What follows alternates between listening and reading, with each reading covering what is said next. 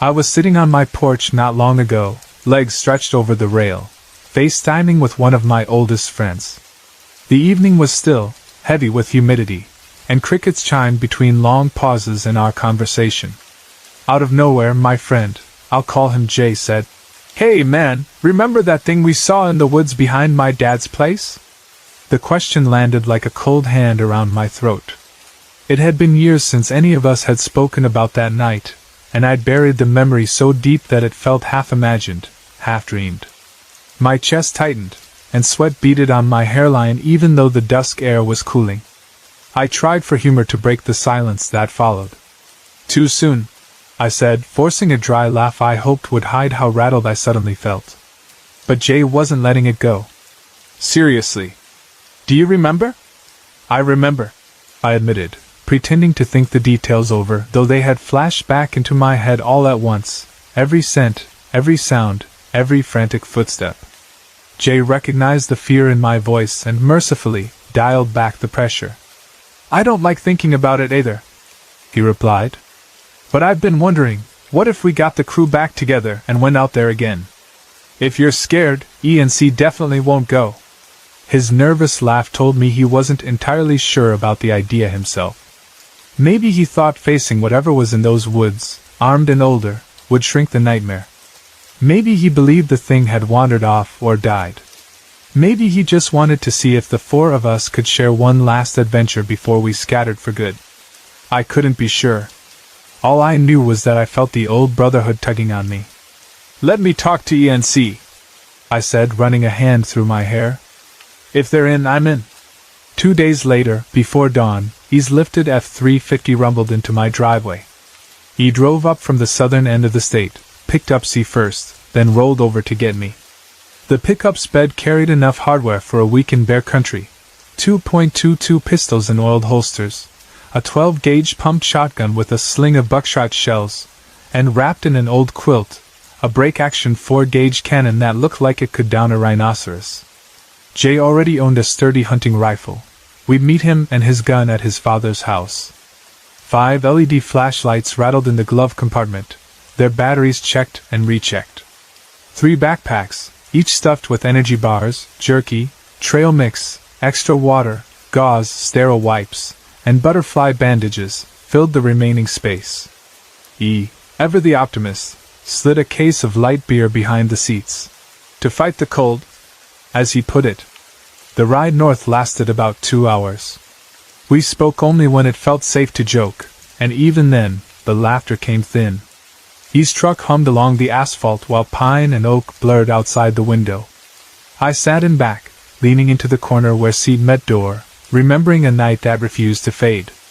Years earlier, back when J, E, C, and I were still teenagers looking for thrills on weekend nights, we had ventured into the acreage Jay's father had purchased, a thick rectangle of woodland that used to belong to a Native American farmer.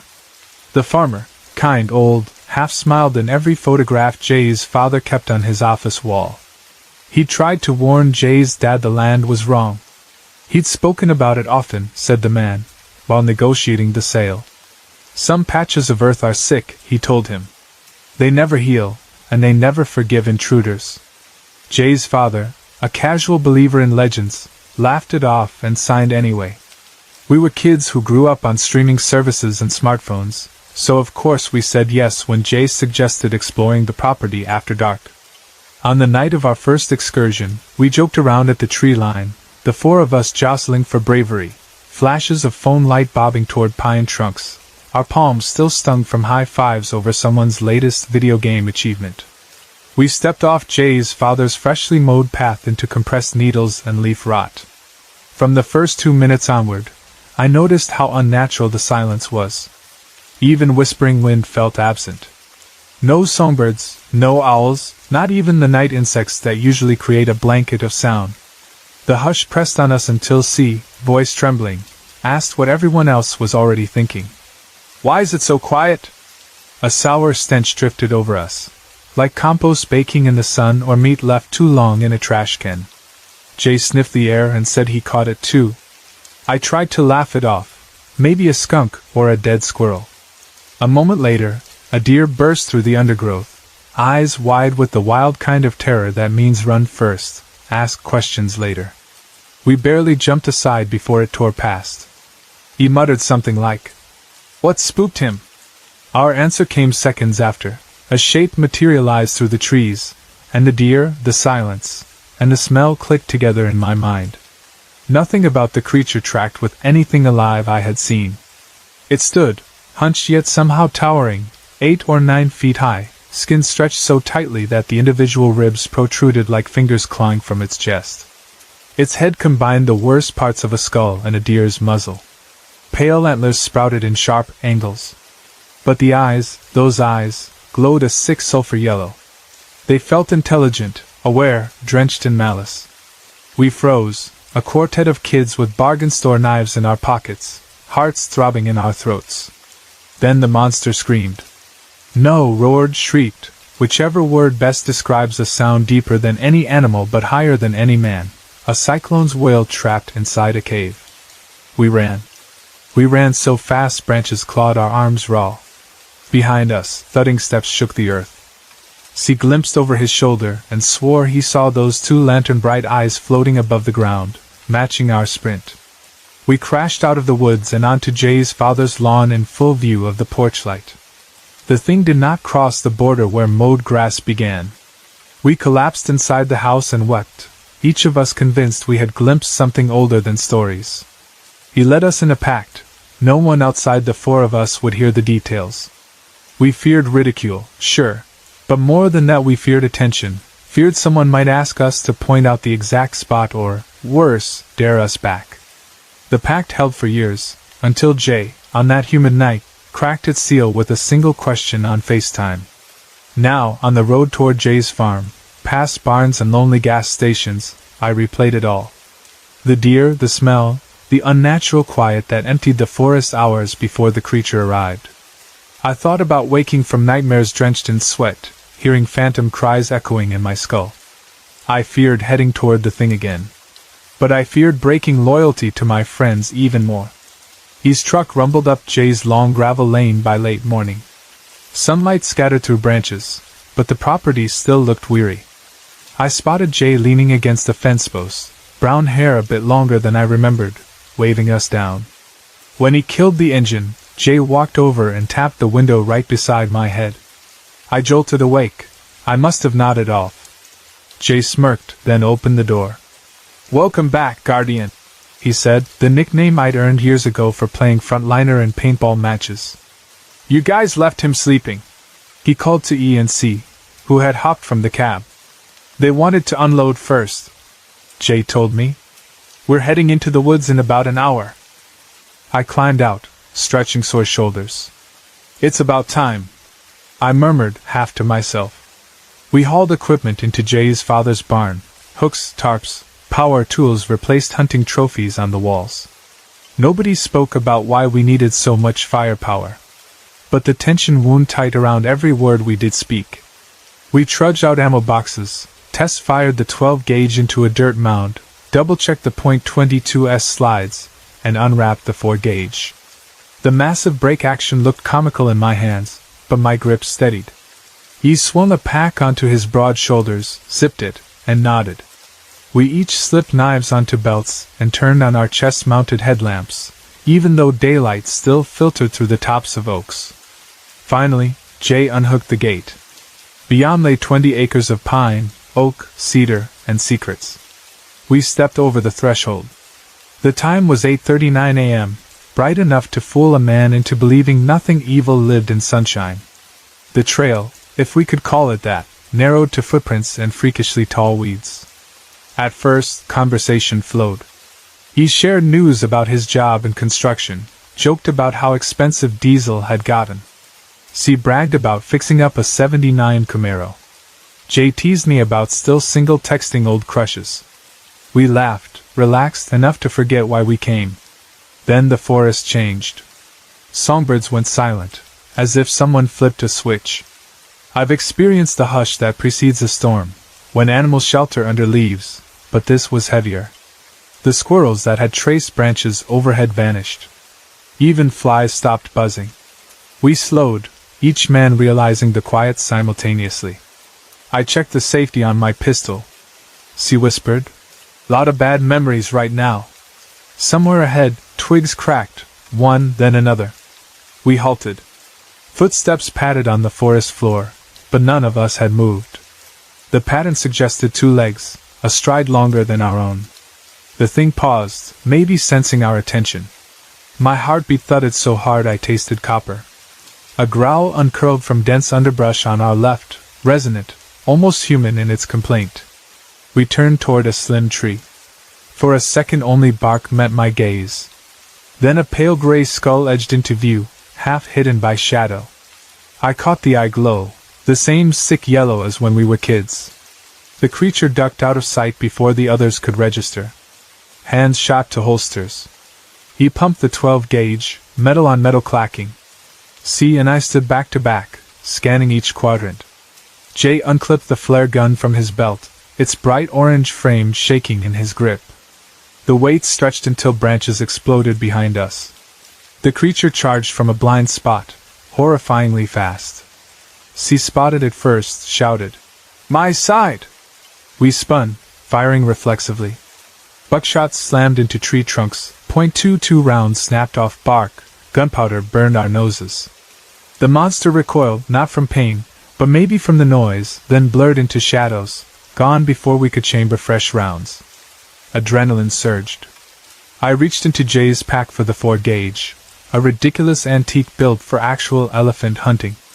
Jay passed me massive slugs the length of my palm. I clicked a shell into the breech, snapped it shut, felt the weapon's weight settle through my arms. We retreated lopsided, everyone facing outward, breath fogging in the cool shade. We needed open space. 100 yards deeper, the brush gave way to a slight clearing around a lightning-blasted cedar. We halted at its center, backs almost touching, barrels aimed at tree line. Time dragged. Then the smell arrived, the same rancid garbage rot from our teenage memory. My stomach clenched. Jay gagged behind me. Leaves rustled. He whispered, "Guardian, right!" I pivoted to my 2 o'clock. The creature stepped into daylight. Evening sun angled through gaps, illuminating its form, clay-gray limbs too long, torso ribbed like a carcass, head crowned with splintered antlers, mouth parted to reveal jagged knives for teeth. It felt wrong, physiologically impossible, yet there it stood. I braced the 4-gauge, released the safety, centered the bead on its chest, and pulled. Detonation cracked the air. Recoil hammered my shoulder and hurled me backward. Pain spiked down my spine as I landed. The blast punched the creature square in the sternum. Kinetic force folded it. It toppled, screeching, the cry a shredded mix of fox shriek and woman's scream, layered, awful. He pumped another 12-gauge round and fired. Jay shot the flare. Red-white magnesium blazed across bark. C emptied a magazine. When smoke cleared, the clearing was empty. No body. No blood. Just churned soil and splintered wood. "We hit it!" Jay insisted, voice cracking. "I saw it drop." I hauled myself upright, wincing. My watch read 1:21 p.m. 5 hours since we started. We listened. Nothing but wind through leaves. The forest felt hollowed out, as if every living thing had retreated miles away. We argued about pursuing the thing. He pointed out we'd lost track of it, chasing a wounded, possibly enraged monster in labyrinthine woods near dusk sounded suicidal. Nobody truly disagreed. We checked each other for injuries. Only bruises from recoil and a shallow scratch on C's cheek where a branch whipped him. Shaken, ears ringing, we trudged back toward Jay's property, guns at ready. At the fence line, we paused, half expecting the creature to cross into open pasture and prove itself unstoppable. But it remained hidden. Inside Jay's house, tension bled away in rushes. Adrenaline collapse left us shaky. We cleaned guns in silence. I pressed an ice pack on my shoulder. He cracked open the beer. Somehow, after an hour, laughter crept back, thin, disbelieving, but human. Cards emerged, chips clattered on the kitchen table, and we lost ourselves in Texas Hold'em, raising and folding under shaky light. The morning after, I woke early and stood on the porch with a steaming mug. Mist hovered over grass. My gaze lingered on the distant tree line. Nothing moved. Yet a hush lingered, the hush from years ago, the hush that means something bigger than birds has claimed the woods. We said our goodbyes by noon. Dust spiraled behind E's truck as he turned onto the road, Jay waving until the vehicle vanished. The monster had vanished too. End of story, I told myself. 2 days ago, March 9th, my phone buzzed. Jay. I answered with a grin that faded as soon as he spoke. The thing's back, he whispered. Screams at night, tapping on windows, breathing through the keyhole. I need you guys here. Bring more firepower. That night I opened my laptop, searching folklore until dawn. Algonquin legends of the Wendigo, an emaciated cannibal spirit with deer antlers and a taste for human fear, surfaced over and over. Navajo tales of skinwalkers echoed the mimicry, the whistles that lure prey into the trees. I cross-referenced odd details, the silence of wildlife, the stench, the glowing eyes, the absence of blood. No single description fit perfectly, yet each one rhymed with our experience. I forwarded articles to Jay. He replied with shaky phone videos of footprints outside his porch, deep, oval, missing heels. Another clip captured faint moans in the distance, rising and twisting until my stomach flipped. He texted, "Rose at dawn, pointed rifle, nothing there." I closed my browser at sunrise, hands trembling on the keyboard. I could tell myself legends aren't real. I could pretend logic explains everything if you dig hard enough. But at the edge of that forest, something still walks. It waits beyond the line where grass meets shadow, biding time until friends dare trespass again. Jay wants us back. He wants closure or vengeance or survival, I can't say which. Part of me wants it too, if only to end the nightmares. But every instinct screams that we were fortunate to leave alive once, and that some debts come due if you return. For now, I keep my phone within reach, heart racing each time it lights up. I replay the creature's screech behind closed eyelids. I arrange boxes of ammunition under my bed. And I listen, late at night on my porch, wondering whether the hush will settle here one day, warning me that the woods beyond all fences belong to something far older than any of us, a thing that remembers the taste of fear and follows it home. I grew up in a tiny corner of northeastern Pennsylvania, the kind of place where everybody knows everybody and most folks still wave when they pass on a back road. We have one stoplight, 2 bars, 3 churches, and an endless stretch of rolling ridges and creek-bottom farmland that fades into hardwood forests.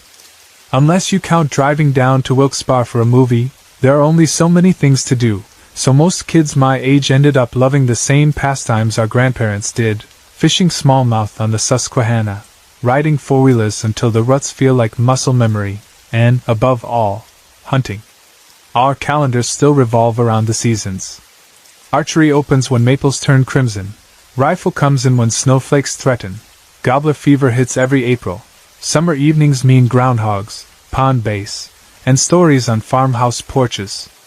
White-tailed deer sit on top of the food chain of local obsession, with black bear, turkey, and a fast-growing population of eastern coyotes taking the runner-up spots. I got my first license before I was tall enough to see over the dashboard, and by now I can judge a deer's rack, a turkey's beard, and a coyote track in an instant. My closest friends are cut from the same cloth. See, the buddy whose family owns a small farm outside town, knows those fields and fence rows the way a sailor knows tide and wind. On the neighboring ridge lives B, who keeps his grandfather's lever gun above the mantel and can call a longbeard within bow range with nothing but slate and grit. The 3 of us have spent half our lives together, season after season, dawn after dawn, learning that land the slow way, one frosty morning, one muddy boot, one shot at a time. During late July of last year, right on the hinge between turkey planting season and early archery scouting, the 3 of us hatched a plan that felt more like an excuse to hang out than a serious hunt. C had just bought a fancy electronic predator call, one built to mimic everything from a rabbit in distress to a coyote pup yipping for its mother. We figured we'd slip out after sunset, set the call in one of C's hayfields, and see whether any coyotes were hanging around the farm eating barn cats or fawns. If nothing else, we'd burn off boredom and drag ourselves away from the same garage poker game we'd played for weeks. The property sits in a little pocket of low ground, almost a flat plateau shaped like an open palm. C's two-story farmhouse stands near the center, flanked by an equipment shed on one side and a weedy lane that dips downhill toward an old collapsed coal mine on the other. You can see ghosts of anthracite history everywhere around us, timbers rotting in brambles, cracked stone culverts, severed rail beds. Back at the turn of the 20th century, a narrow-gauge track connected that mine to a breaker down in the valley.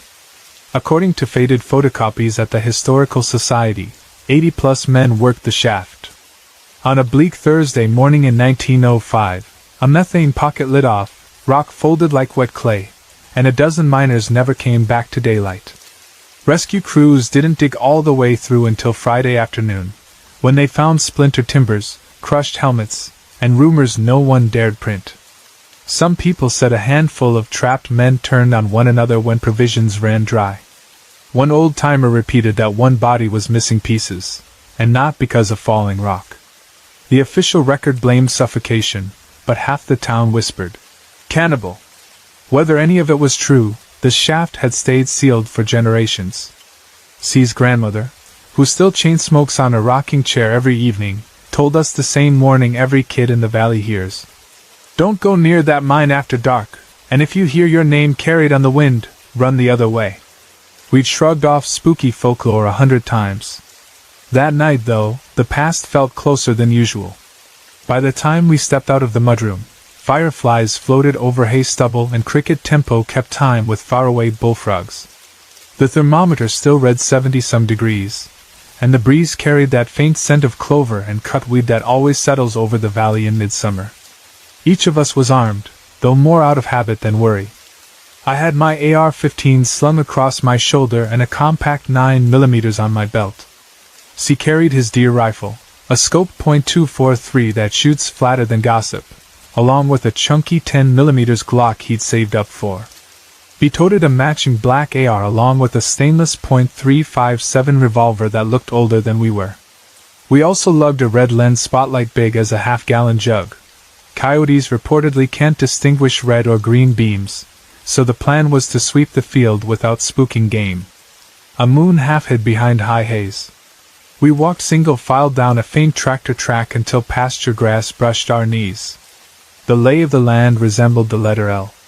Our vantage point, sitting chairs just inside the 90-degree corner, granted us an open 120-yard cross-shot to one side, a full 1,200-yard stretch of cut hay to the other, and dense timber looming behind.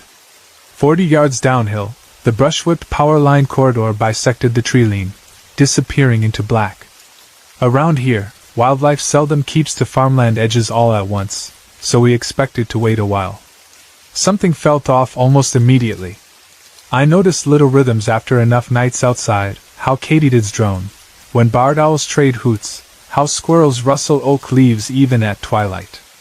Yet from the moment our chairs sank into grass, the place felt devoid of the usual chorus.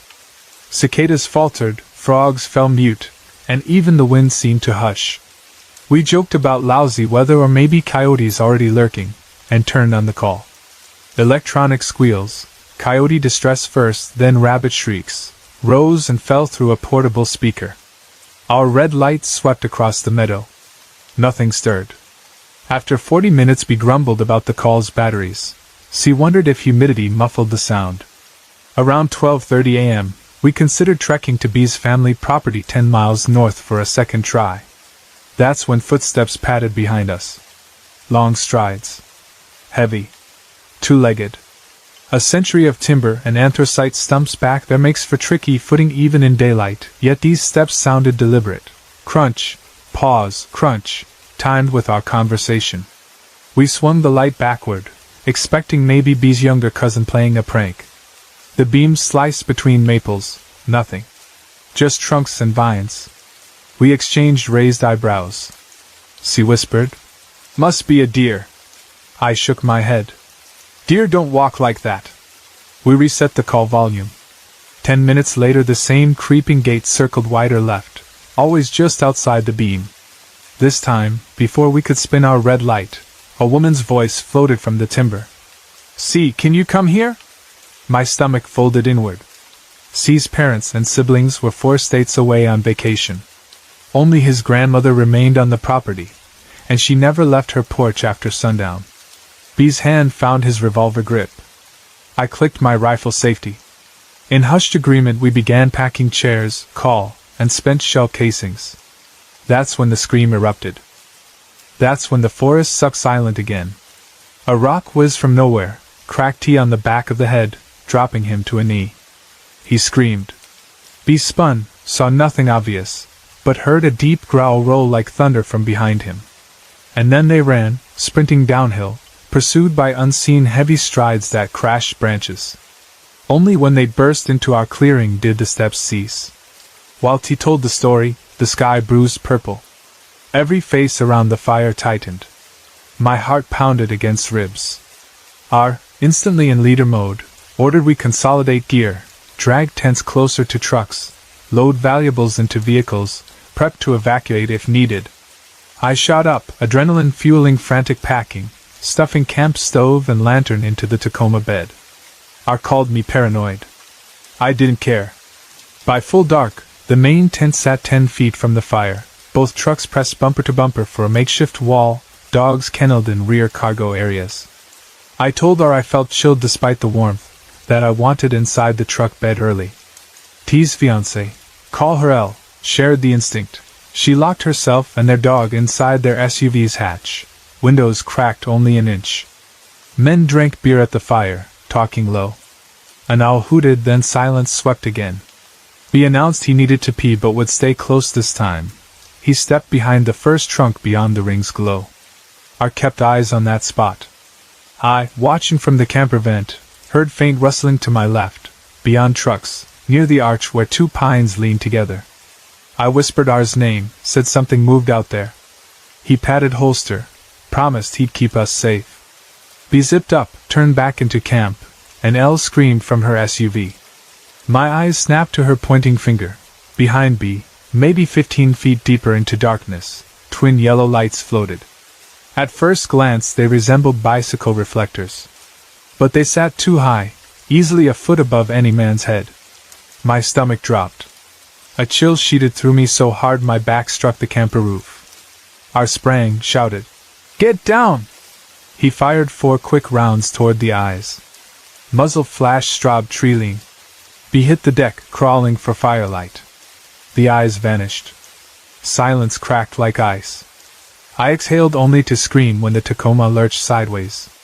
Something smashed its shoulder or body into the driver's side panel.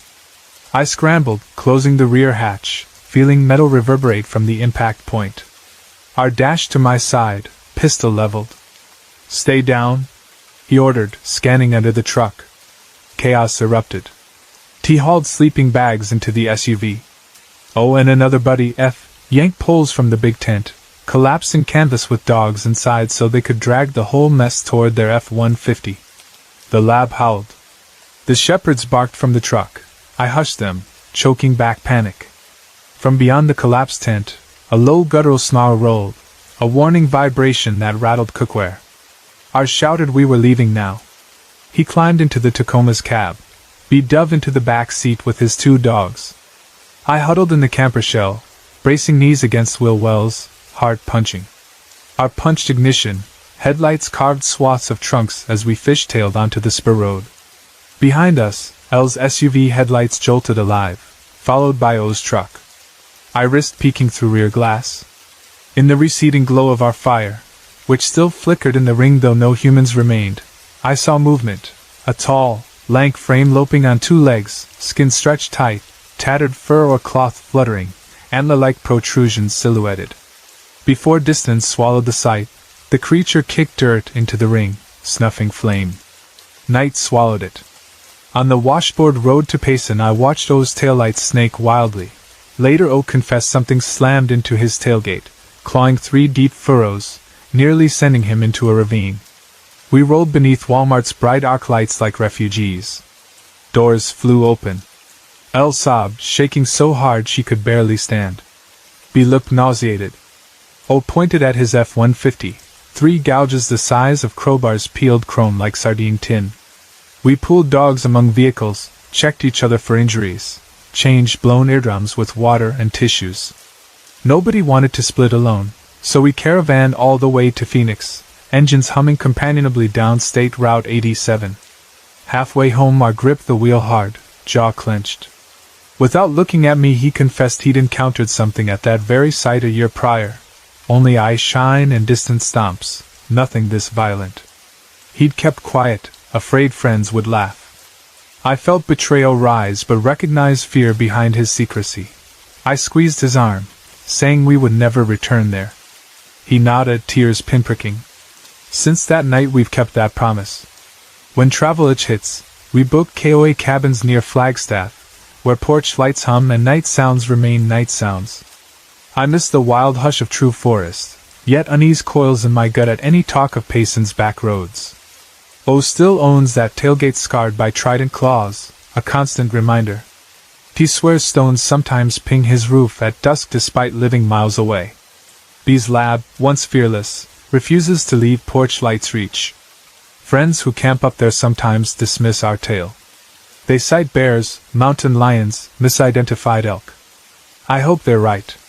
But in private moments, poring over Navajo legends of skinwalkers, Algonquin warnings about Wendigo, modern accounts of strange mimicry, I recall those towering eyes, the way the forest itself seemed to hold its breath, and I know that somewhere among those limestone ridges and ponderosa shadows, a thing lingers.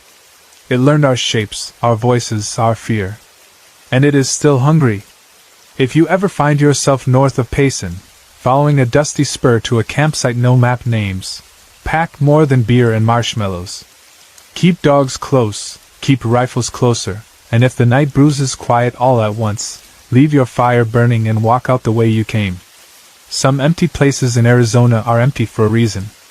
Imagine a train whistle welded to a cougar's roar, spliced with a smoke detector's pitch. High enough to shred eardrums, low enough to vibrate marrow. The cry sprayed from the power line strip like an air raid siren, echoing across farmland into distant hills. I felt every hair on my neck stand as if electrocuted. Like veteran hunters we'd shared stands next to bugling elk, startled bobcats, even one angry sow bear. Nothing, no animal or machine, I've encountered approaches that scream. Adrenaline shoved us into overdrive. While B covered the timber edge with his AR, C and I jogged to grab the electronic call we'd left 15 yards out in field center. Even with night vision reticle, scanning woods while running risked tripping, so I slowed for one heartbeat, and saw eyes staring back. They hovered a yard above ground. Color, sick amber yellow, almost glowing. Pupils sharp vertical slits. Something primal seized me. I hissed at C. Move! We yanked the call, sprinted back, and hustled toward the farmhouse door. The beams swept across our flanks, tree shadows skittered, but eyes vanished. Inside, we locked every bolt, flipped on kitchen fluorescents, and checked the windows. Our phones still had reception, so we spent 90 minutes Googling every wildlife vocalization in Appalachia. Red fox vixen scream, fisher cat shriek, barn owl screech, even mountain lion caterwaul. Each sample mismatched our memory. What we'd heard carried resonance, almost language inside distortion, and lasted longer than lung capacity should allow. By 3 a.m. nerves dulled enough for bed. C crashed on a downstairs couch. B threw himself on a recliner. I lay upstairs staring at the ceiling, rifle propped near nightstand. I drifted to half sleep until thirst drove me down for water. Ice cubes rattled in a glass. I leaned against the sink's cool porcelain and gazed across moon-washed yard. At first I thought the porch light reflected off dew. Then those amber orbs materialized, closer than before, hovering between trunk and fuel oil tank 15 steps from the kitchen window. No muzzle, no fur, just eyes burning malevolent. Every limb turned to lead. Glass halfway to my lips froze midair. I couldn't lift the rifle leaning 5 feet away. It felt like the creature willed paralysis through the pain. After what seemed an hour but proved 5 minutes, the eyes blinked out. sound rushed back. I slammed the glass into sink, bounded upstairs, locked myself inside guest room, and didn't blink until dawn pulled under the curtains. For weeks afterward motion lights tripped randomly. No raccoon tracks, no cat prints. We'd sit around late August fire pits when sensor flood lamps burst on. Across the dark lawn, at the edge where woods begin, faint dual embers flickered. One night C and I both saw them. We doused the fire pit, retreated indoors. C muttered, "What the hell was that?" I confessed seeing those eyes the first night. We resolved to ignore, to hope winter drove whatever it was away. Cold months passed uneventfully, fields blanketed under silence and snow. Now spring edges forward. Trees bud. Coyotes whelp pups. And fear returns that high summer will bring the eyes again. I still don't know what hunts those woods. Some nights I scroll folklore, Eastern Wendigo myths, Algonquin cannibal spirits, skinwalker tales, none quite fit yet all echo. Every account mentions unnatural imitation, soul-freezing dread, a hunger that never ends. I only know the dread part is real, a chill deeper than marrow, triggered by one glimpse of yellow eyes hanging in darkness like lanterns from hell. The days are lengthening. The call of the woods normally stirs excitement for turkey season, trail cam checks, archery practice. This year, excitement is tangled with terror. I still slip into the hills, still skin for deer sign, but some evenings a hush falls too sudden, and a rotten sweet odor rides the air, and I find myself gripping the rifle tighter, ears strained for footsteps that match my own. When dusk paints the sky over C's farm and shadows stack under the trees, I head home early, lock my door before night takes full hold, and stare at the fields beyond my porch, praying that whatever waits back there decides to stay in legend, because if it comes again, I fear legend will become something far worse than true.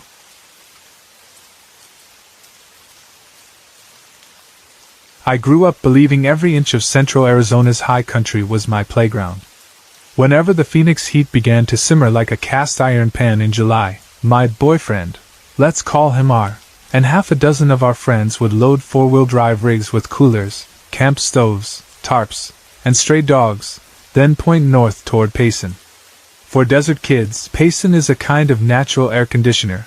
Drive 2 hours, watch the saguaros give way to juniper, watch the thermometer drop 20 degrees, and suddenly the burnt asphalt and unbroken sunshine of the valley feel a world away. We stuck to a routine. The men carried tents and axes.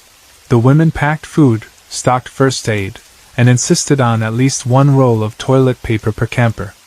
The dogs, everything from a 60-pound shepherd mix to an elderly dachshund rescue, buried noses in cedar duff and acted as four-legged alarms any time a rabbit sneezed.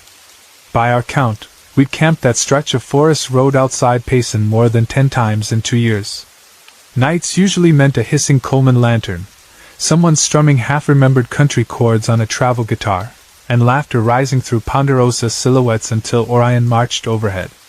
Sure, black bears passed through the Mazatzals, and sometimes you'll wake to scat in the dirt road, but we respected their domain and they respected ours.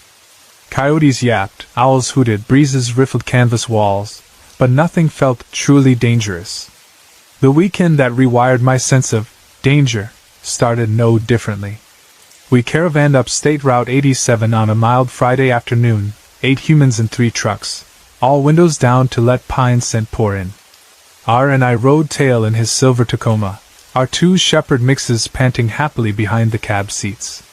In the lead, O piloted a lifted F-150 loaded with camp chairs and a sloppy stack of firewood. B followed in a battered Jeep Cherokee, a yellow Labrador hanging its head out the passenger window. Our usual site sat at the end of a rutted spur road, flat enough for tents, open enough for stargazing, but walled in on 3 sides by thick ponderosa stands. After half an hour spent pitching the main 8-person tent, staking tarps, and running yellow nylon leash cords between pine trunks, we settled around a growing fire while dusk cooled the air. R and I inflated an old queen-size mattress in the back of the Tacoma, covered it with a flannel sheet, and propped the camper windows to coax any hint of breeze. Everything smelled of smoke and tortillas sizzling in cast iron. The lab whined for scraps, the shepherd stood alert at the tree line watching chipmunks tease, and life was exactly as it should be. Then the younger shepherd, she's a lanky black and tan who never fears anything, started whining in earnest. I thought maybe her leash had snagged again, so I left the folding table where I'd been chopping onions and walked to the pine where we'd anchored her. Sure enough, the cord was wrapped awkwardly around a stump. I knelt, unhitched the carabiner, and hauled her back toward camp. The dog would not stop staring at one particular pocket of darkness between ponderosa trunks, growling low in her throat. I rubbed her ears, told her she was fine, and clipped her leash so she could lie nearer the fire. The sun slid behind Mogollon Rim Plateau. One by one the guys cracked beers, and I found myself yawning, soothed by that primal mix of heat, smoke, and the comforting hush of forest nightlife clicking on. I told her I'd claimed the truck bed early. "Take the girls," he said, meaning both shepherds. He squeezed my hand, promising to shut down the fire when embers fell. Inside the camper shell, the world muffled. Crickets chirped, aluminum bottles clinked, men's laughter rose and fell. I drifted into half-sleep. Later, no idea how much later, the tapping started. At first it ticked like wind-tossed twigs skittering across fiberglass. I opened my eyes. The younger dog stood at the tailgate, muscles bunched, teeth bared. Faint moonlight slipped through the side vents. I saw her hackles raised. Again, tap-tap, then a scuff as though something brushed corrugated metal. My first thought was raccoon. But raccoons bring noise, skittering feet, quarrelsome chitters, whereas this rhythm felt intentional, measured. I cracked the rear window an inch, the dogs pressed against me, a cool gust swirled smoke scent. Beyond the truck, the fire ring cast a soft amber glow on a cluster of camp chairs. The men were silhouettes. One of them, B, I later learned, stood behind the big tent relieving himself against the trunk. The others were mid-conversation when a stick snapped in the woods left of their circle. Silence fell. 6 heads, 4 men, 2 dogs, pivoted. R grabbed the pistol he always wears in a chest holster when camping. Someone else flicked on a 500-lumen LED that sliced between trees. Nothing reflected. No eye shine, no shape, only motes of dust swirling inside the beam. They scanned, waited, then lowered guns and resumed whatever story had preceded the snap. Almost immediately the lab shot to its feet, barking manic. Its owner wrestled the leash, muttering. Night sounds died. The forest fell into that eerie vacuum hunters know too well, the moment all insects, birds, and mammals decide collectively to mute themselves, as though an apex predator strides near. The guys glanced at each other. They herded the dogs into the big tent, sipped the flap, stoked the fire higher. R and one buddy made a perimeter sweep, flashlights bobbing through pine trunks. They found nothing. Eventually my boyfriend climbed into the Tacoma, whispered that everything seemed calm, and curled beside me. In the far tent, the others settled, though the lab huffed restlessly. I remember thinking, it's probably a bobcat or a hungry bear, nothing more. Sleep overcame worry. Morning sun warmed condensation on the camper glass. I crawled out, stretching, surprised by how normal the campsite felt. Someone brewed camp coffee. Bacon hissed on a griddle. Over mugs, one buddy asked casually, "Anybody hear weird sounds last night?" The rest of us shook heads no, except the lab's owner, who frowned like he wanted to protest but let it drop. We chalked the previous evening up to wildlife and nerves. Daytime passed lazy. Some of us threw a frisbee for dogs, others napped in hammocks. By mid-afternoon, 2 of the guys, B and T, announced they'd hike a game trail up the ridge to check for deer sign. They took 1 dog for company, each carrying a sidearm. I sharpened a hatchet. I stacked tinder. Not once did we anticipate the shape of terror they'd carry back. Near dusk, footfalls thundered through brush. B emerged first, collapsed to knees, retched bile. T stumbled out pale as cedar ash, eyes wide. Dogs bristled, ears pinned. We dragged the hikers to campfire light, forced water into their shaking hands. T found his voice first. He and B had climbed maybe a mile, following faint deer tracks, when B stepped off trail to relieve himself. T turned his back, studying a squirrel's nest overhead, yet no squirrels. Rustling leaves above drew his gaze, but branches sat still in calm air. He called to B, asking whether he'd kicked leaves. B answered irritated no. T waited uneasy. Then he glimpsed a shadow between trees, huge, upright, half concealed behind a trunk perhaps 200 feet downhill. He hissed for B not to turn, but B laughed off pranks. I never used to be nervous about forests at night. I grew up on the edge of a small town where street lamps stopped 2 blocks from my parents' house, so darkness and trees felt normal. But last year, on the 4th of July, something happened that rearranged my sense of normal forever. Whenever I replay the night in my head, the little details come back one by one. The smell of hot asphalt, the fizz of cheap fireworks, the rasp of dry grass under my sneakers. But what I remember most clearly is the moment the laughter stopped, and everything we thought we understood about the woods broke into pieces. The plan was simple: spend the holiday together, buy more fireworks than we needed, hike a block down from Kat's subdivision to the narrow belt of forest that separates her neighborhood from an industrial drainage ditch, and set off the loud stuff after dark. We were 19, old enough to buy most of the fireworks, young enough to think the rules barely applied, and we had nothing to do the next morning. Kat always had the easiest place for a late-night hangout because her mom worked the night shift at the hospital, leaving the house empty except for Kat's grandmother, who fell asleep to the TV by 8. That meant no grown-ups peering through blinds if we lit sparklers in the driveway, and no one calling the sheriff if the police scanner mentioned illegal ordnance in the suburb. After lunch, Rian drove over in her rust-colored hatchback with the trunk crammed full of Roman candles, Saturn batteries, a plastic grocery bag bristling with torpedoes, and one of those party buckets filled with whistlers, smoke bombs, bottle rockets, and punks. I rode shotgun in Kat's car, so the 3 of us together looked like a caravan of trouble. The temp was kissing 95 already, the kind of heat that makes the horizon wobble. Great weather for the public pool or air-conditioned movie theaters, but awful for standing in line at the pop-up fireworks tent. We spent an hour wandering between plywood counters marked "Buy 1, get 2," while a teenager in a neon vest yelled catalog numbers to his buddy at the register. Every time Rian spotted a bigger mortar, she wanted to add it. Every time I checked the prices, my stomach tightened. Kat handled the cash, peeling bills from a wad her grandmother gave her that morning. Hush money, basically, so she would buy her own snacks and leave Grandma's decaf alone. By the time we left with 2 heavy boxes, the sun hung lower, but the temperature had barely dropped. Melted tar smelled like burned sugar. Gnats aimed for our bottled sodas. We hauled everything back to Kat's living room and spread out the loot on the carpet in front of a rotating fan. Kat's cat, Mr. Noodles, watched the fuses twitch and then retreated to the hallway with his tail puffed. For maybe an hour we sorted, argued about the launch order, and separated the noisemakers from the color shells. Rian kept threading extra punk sticks into her hair like chopsticks. She thought it looked cool.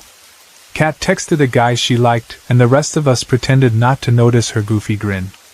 I took pictures of every new arrangement on my phone because it felt important to remember how perfect the plan looked before any trouble started.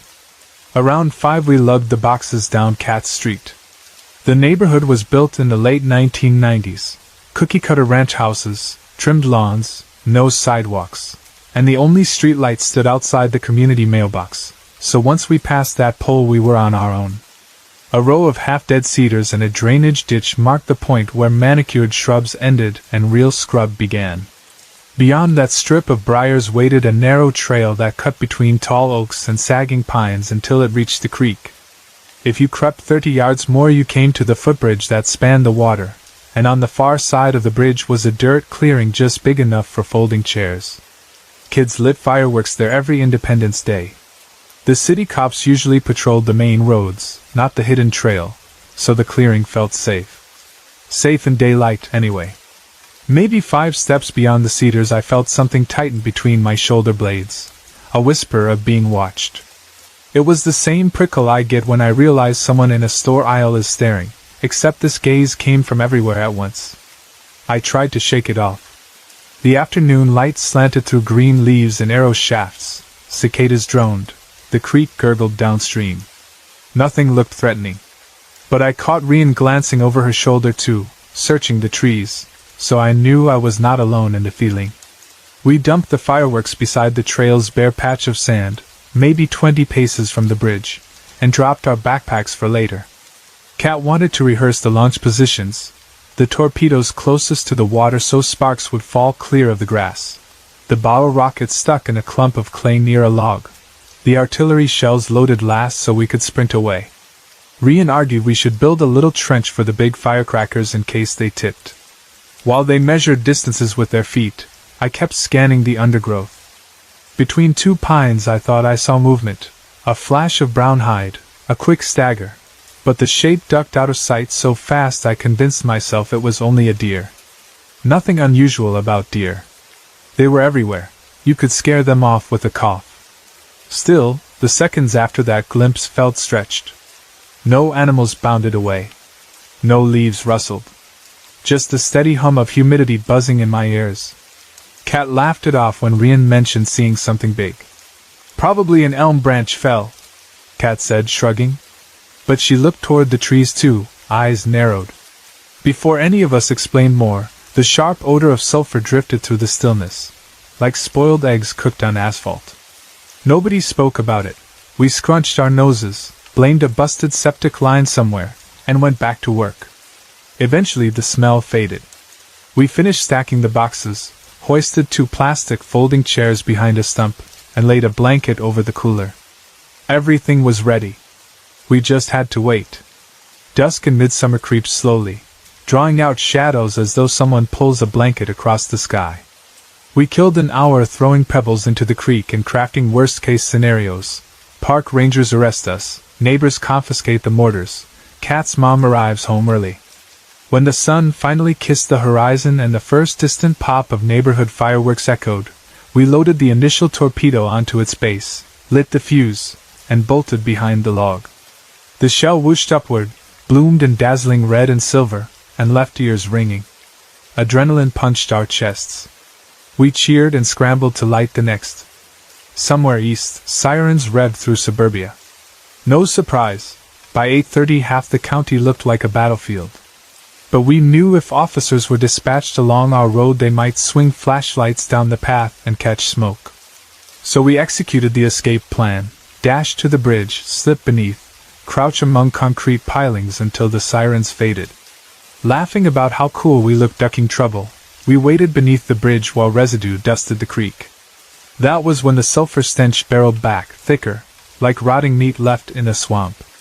All three of us gagged. Sweat prickled my scalp even in the night air. Kat tried a joke. Maybe it's a Wendigo stopping by to say hi, or the rake choosing its next victim. But her voice quivered.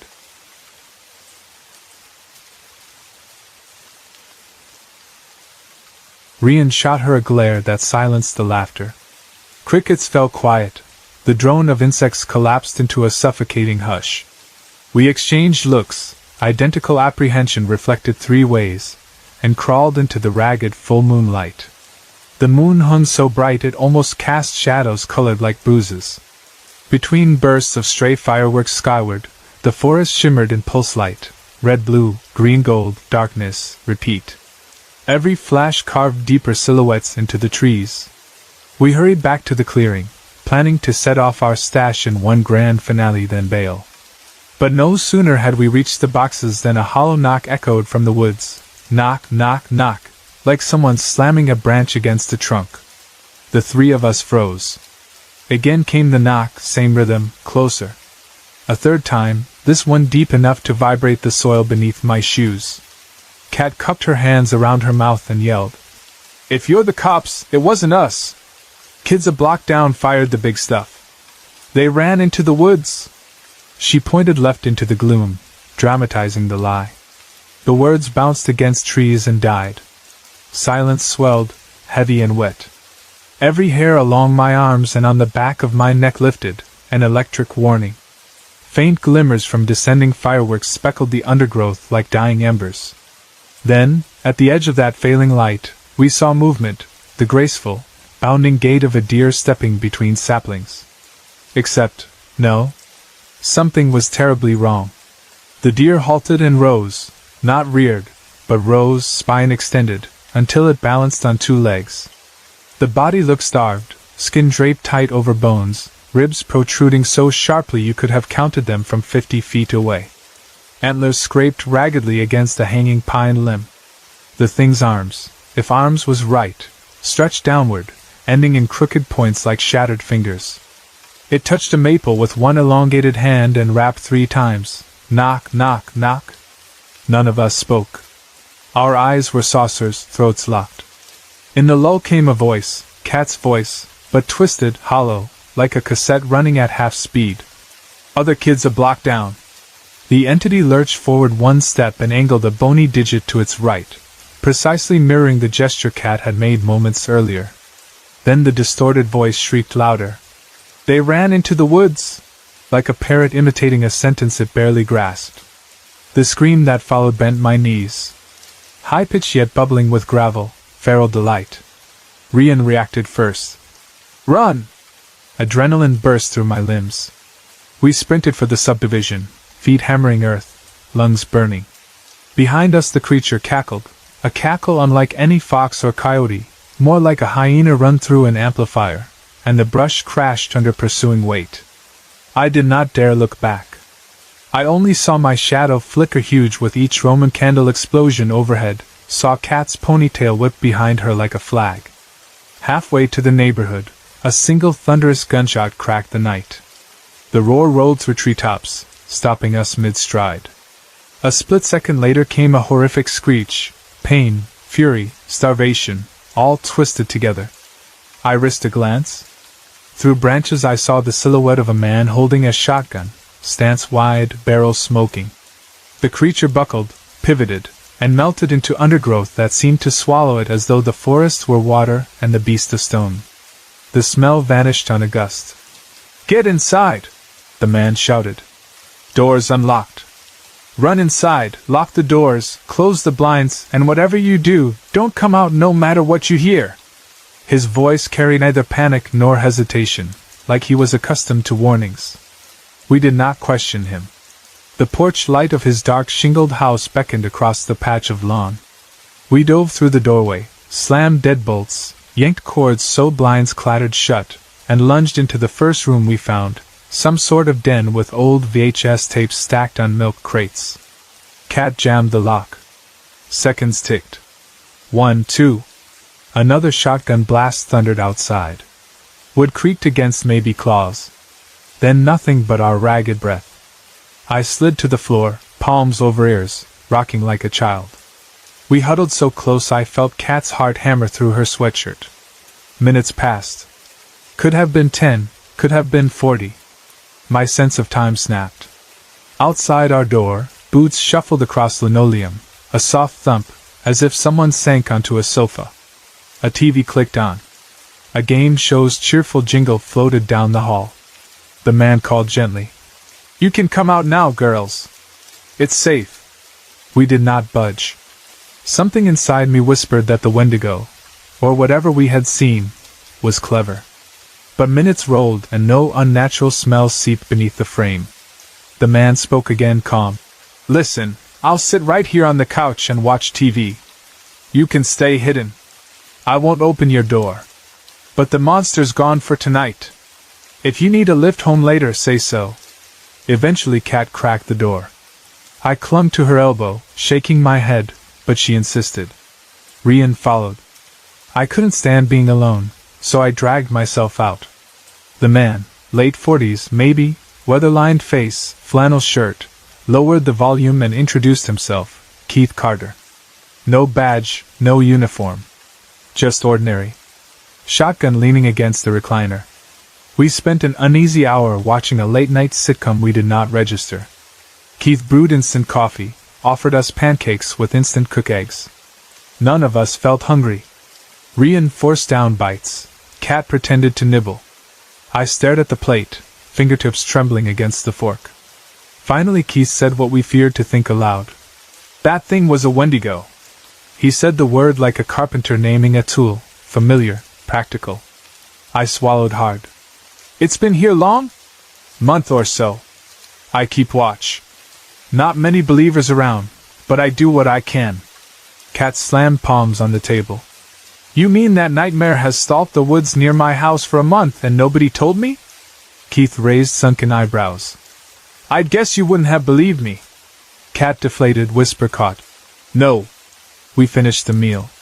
Dawn smeared pale orange over the curtains. Rian asked for a ride. Keith agreed. On Cat's front walk he watched us file inside, then reverse down the street, shotgun still cradled in his passenger seat like another person. We never spoke again about that night. Cat left for college in California within 2 months. Rian moved to Boston for design school. I returned to London to live with an aunt and study archives. But sometimes, when I catch the scent of sulfur from a distant match strike or hear woodpeckers hammer trees, my pulse jumps. Even in London's crowded streets I avoid parks after sunset. The memory crawls from hiding, the skeletal deer on 2 legs, the stolen voice repeating Cat's words, the laugh that sounded like it delighted in our terror. Wendigo, dweller of starvation legends, had found suburbia's edge, and though Keith's gun chased it off, legends rarely die. Each of us changed small habits. Rian ditched night jogging. Cat installed motion sensor floodlights around whatever apartment she rents. I keep silver bells by my bedroom door after reading they can repel certain spirits. None of us learned exactly what Keith did with the carcass or whether the creature survived. Cat's mother still works nights. Cat never told her what prowled those blocks. Sometimes we group text memories. Anyone here knocks lately? Nope, staying in tonight. Always half joking, yet beneath lies the unspoken oath, we know it was real. It happened a year ago, but I still hear the echo of Keith's calm warning while thunder fireworks crack far away. Stay inside, lock the door, close the blinds. Sorry to interrupt. If you're enjoying the story, let me know in the comments and tell me where you're watching from. Don't forget to like and subscribe for more.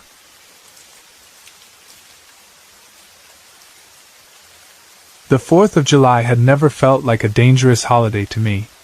Growing up, the date meant backyard barbecues, sparklers that fizzed out into the warm darkness, and the lingering smell of cheap gunpowder on my clothes when I finally staggered into bed.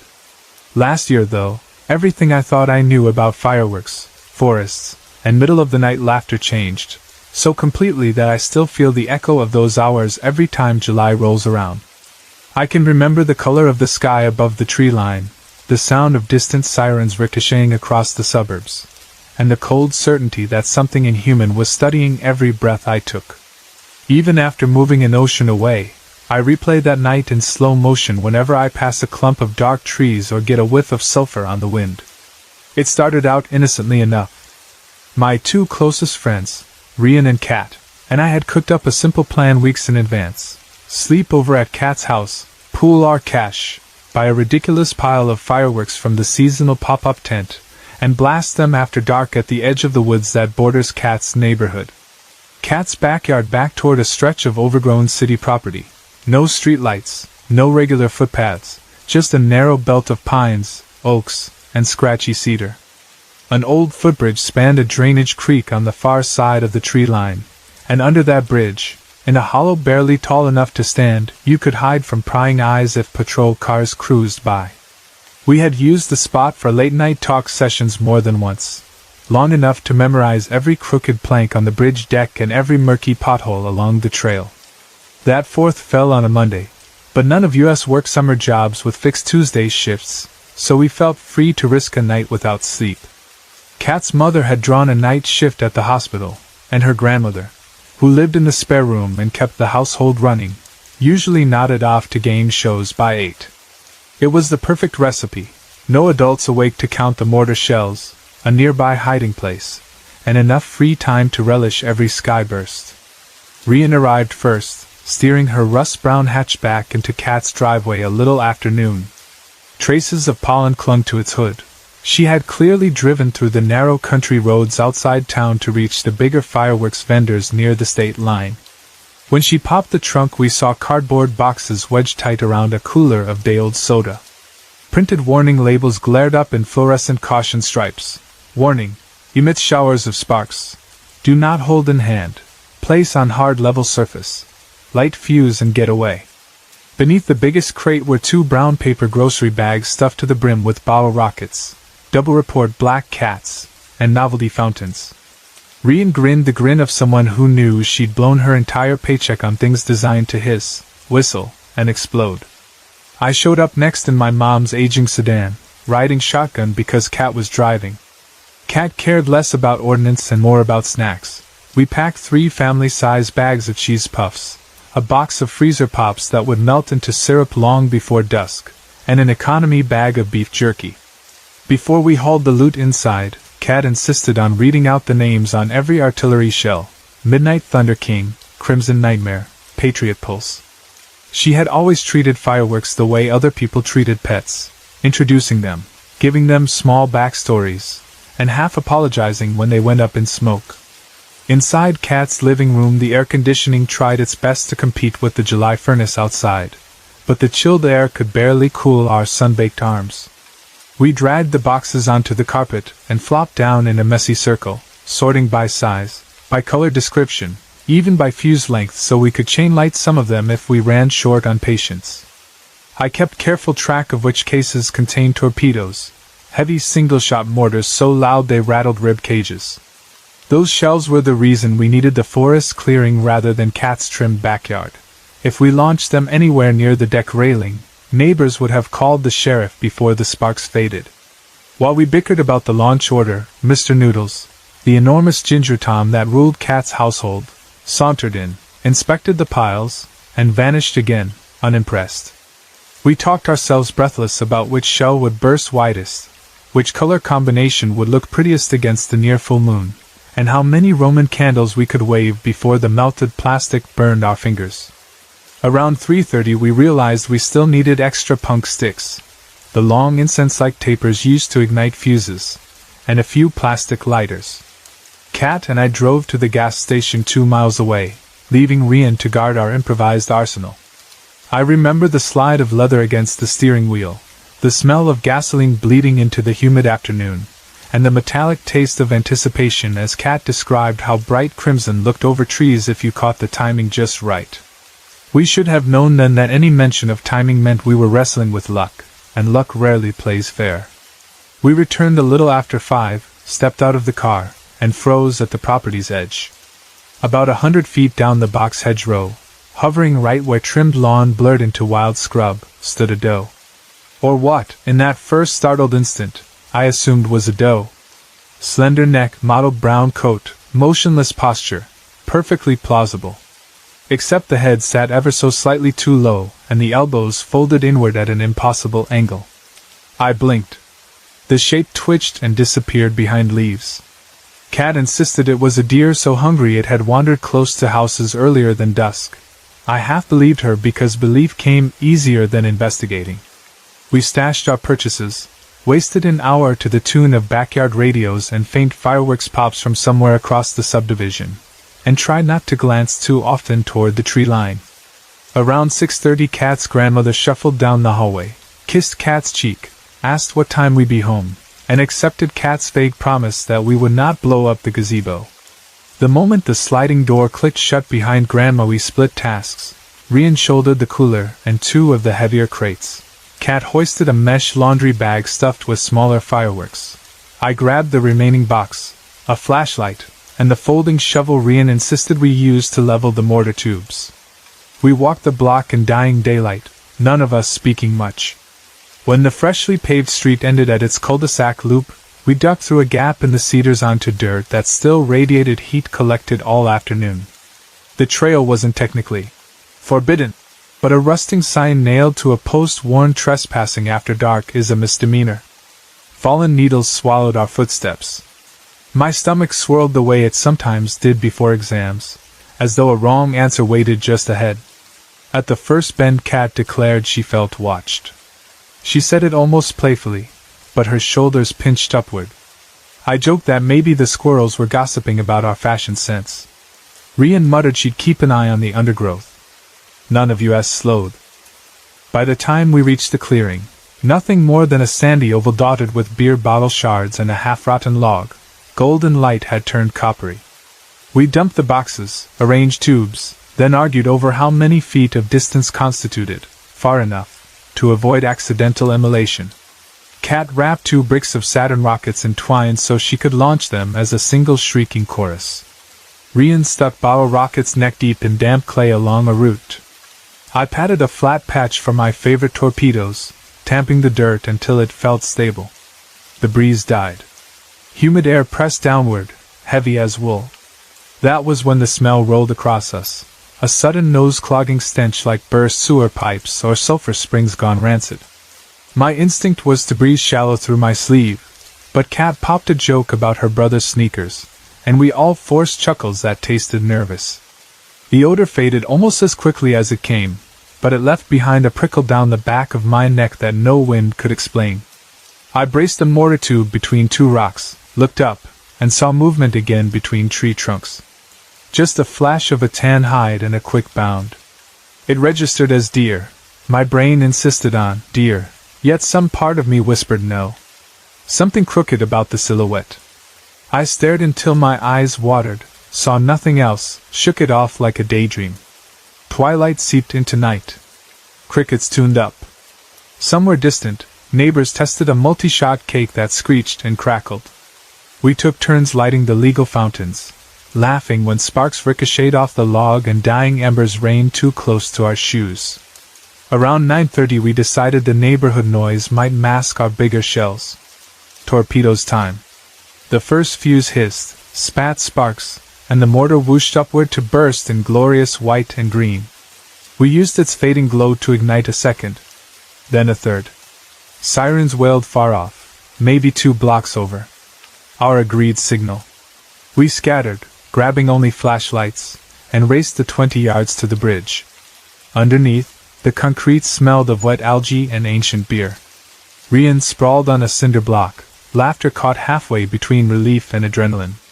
Cat paced, mumbling a countdown of how long sirens usually linger. I don't know precisely when the sulfur stench returned. One moment I was adjusting my phone's brightness, the next a humid gust invaded, sticky with rot. All 3 of us covered our noses. Crickets halted mid-chirp. The silence throbbed. Cat tried another joke. Maybe the Wendigo just wanted to greet us, or the rake was browsing victims. Her voice cracked. Rian and I exchanged a look that said this is not funny anymore. Far off, fireworks boomed. Their flashes sent trembling copper reflections across the creek water. Sirens receded. We crawled back into moonlight, reached the clearing, and set to finishing our show. But as soon as we kneeled beside the boxes, a hollow knocking echoed through the trees, 3 knocks, deliberate, as though a club struck a thick trunk. We froze.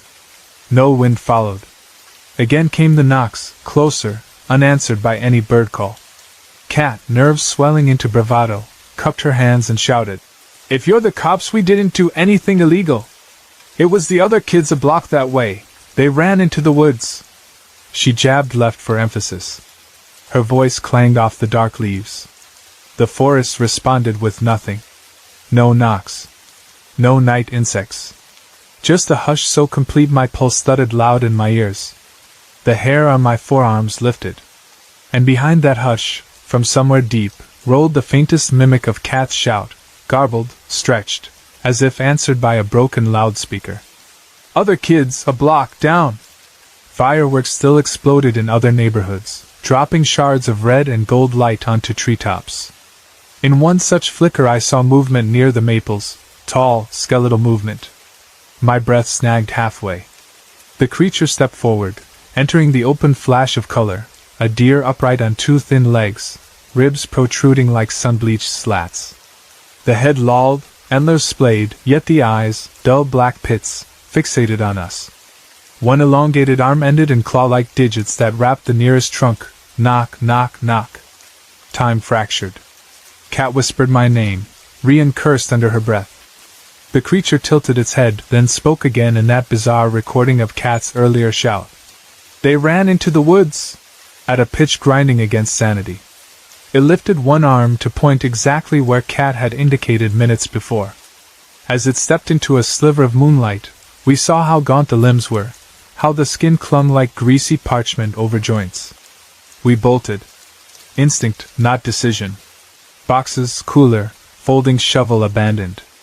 The creature lunged, emitting a laugh, a wet, chattering cackle more hyena than human. Twigs snapped as it gave chase. I sprinted blindly, heart jackhammering. Cat's ponytail bobbed ahead. Rian's breath rasped behind. I forced my legs faster despite roots clawing the path. Every second I feared a claw would close around my shoulder blades. A shotgun blast erupted, thunder in the hallway of trees. The forest lit white for a flash. A guttural screech followed, ripped from a throat not designed for screaming. I risked a glance and saw a silhouette of a man, broad-shouldered, shotgun leveled, between trunks. The creature staggered, then melted sideways into brush, vanishing like a shadow. "Get inside!" the man bellowed. "The door's unlocked. Run inside, lock the doors, close the blinds, and whatever you do, don't come out no matter what you hear." His voice lacked panic. It was grim directive. We tore across mown grass onto a dim front porch, wrenched the door, slammed it, shoved deadbolts home, tugged every blind. The house smelled of old coffee and cedar sawdust. We collapsed into a narrow side room lined with VHS stacks, turned the lock, and sank against the wall. My knees vibrated. Outside, another blast shook window panes. Then a warbling cry, so pained and furious it knifed straight through drywall. The sulfur odor seeped through frames, then receded. Silence settled, not ordinary silence, but brittle, breathless. Keys rattled in the front door, slow, metallic. The knob turned. Cat pressed both hands against my arm. The door opened, shut. A deadbolt clicked. Boots scuffed hardwood. A voice called in measured calm. "You can come out now, girls. It's safe." None of us moved. "I understand if you don't believe me," the voice continued. "I'll wait on the couch." I turned the TV on. A television came alive out there, volume low, canned laughter followed by a jingle. At some point Cat whispered she needed to see. Rian clenched her wrist, but eventually Cat twisted the lock and peeked. I clung to her sweatshirt because the idea of being alone even behind walls terrified me. We stepped into a living room where a middle-aged man sat tapping ash from a pipe, shotgun balanced across his knees. Balding temples, eyes that looked like they hadn't slept properly in years. "I'm Keith Carter," he said in a voice that implied introductions were a sad afterthought to more urgent matters. "Sorry about the scare. Nothing human should be in those woods at night. Especially not on the 4th, noise attracts it." We milled uncertainly. Keith gestured toward the sofa's far end. "Sit if you want. Pancake batter's in the kitchen if you're hungry later." Cat and Rian perched on edge cushions. I remained standing, back against the hallway doorframe, one hand clutching my phone as if signal bars could protect me. We listened to the laugh track on TV and the distant pop of others' fireworks for maybe 10 minutes before any of us trusted our vocal cords. Cat asked what the creature was. Keith did not hedge. "Wendigo," he said. "Been nosing around about a month. I keep watch. Fireworks rile it up." Cat's forehead creased. "It's been here a month. And nobody told the kids who live 2 doors away. If I'd said monster, you'd have laughed," Keith replied. Rian did laugh, nerves or disbelief, but Cat fell silent, staring at her shoes. Hunger eventually pried me from paralysis.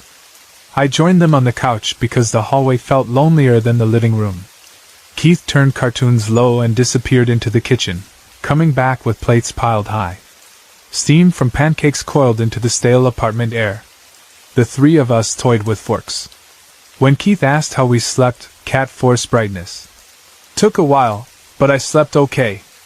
Rian nodded, mouth too full to answer. I simply stared at maple syrup pooling around a sausage patty until Keith softly repeated the question. "I didn't sleep," I muttered, voice barely audible. He leaned closer. I said it again louder, then clammed up, embarrassed at how childish it sounded. Keith did not tease. He tapped his fork on china. "After what you saw, I wouldn't sleep either." My pulse roared, part fear, part relief that someone believed the vision. Words tumbled out. "I think that thing was a Wendigo. Is that right?" Keith's nod confirmed what I wished he might deny. Cat's appetite vanished. So that creature has been out there for weeks? Month, maybe 5 weeks, Keith conceded. Kat's voice climbed an octave. And we nearly became its dessert because no one said a word. Rian chuckled again, though her eyes no longer followed a joke. Keith smiled sadly. Teenagers sneaking fireworks rarely take warnings from old men with shotguns. That truth settled heavy in the room. Breakfast limped to a finish. Our plates sat half-eaten. Around 10 a.m. Keith offered us a ride. We accepted. As he pulled to the curb outside Kat's tidy ranch, he offered final advice through the window. Stay inside after dusk. Floodlights help, but the only sure trick is daylight. That thing look for easier prey. He glanced at the woods, 50 paces from Kat's back fence, then drove off. We hustled inside. Kat's grandma, back from errands, never asked why we returned in a stranger's truck. She served us sweet iced tea and assumed our exhaustion came from fireworks alone. We didn't correct her. We didn't mention the boxes abandoned in the clearing. We didn't speak of 4 scrawny limbs or antlers scraping bark, or a stolen voice repeating Kat's shout. Within months we scattered, Kat to a community college near Los Angeles, Rian to an art program in Boston, me across the Atlantic to London for university. The 3 of us keep a group chat alive mostly with memes, yet every so often one of us types something like, "Heard knocks outside my new flat. Made me think of that night." Responses come quick, a nervous joke, a skull emoji, a reminder to keep curtains closed. I have researched Wendigo lore in library basements, stories of cannibal spirits born from hunger and cold, but nothing matches the thin, upright deer I saw knocking wood to wood, echoing our phrases like a feral mockery. Perhaps folklore shifts shape with geography. Perhaps some horrors evolve in silence among cul-de-sacs until they fit new hunting grounds. I never walk near wooded parks after sunset now. Street lamps are my comfort, crowds are my talisman. Yet the smell of spent fireworks still lifts memories I wish remained buried. I taste sulfur, and I am back beneath that footbridge, heart thunderous, waiting for a knock that could never be merely wood on bark. I imagine Keith Carter still sitting on his sagging couch, shotgun across his lap, listening for telltale knocks. I wonder whether the Wendigo slipped across the city that night, sniffing for another backyard where laughter masks fear. If you ever feel eyes on your back while you strike a match in the dark, if the night air suddenly reeks of rot, remember there are things older than warning signs and more patient than any law. Remember 3 friends who thought jokes would keep the monsters away. Remember to lock your doors and close your blinds, because sometimes the thing outside already knows your voice and might repeat it just to hear you run.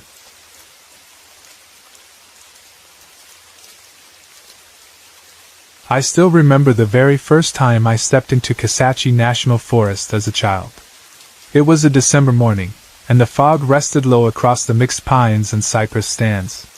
My father and uncle walked several yards ahead, shotguns cradled in the crooks of their arms, while I lagged behind, mesmerized by every crunch of frost beneath my boots and every half-hidden squirrel spiraling up a trunk at the edge of my vision.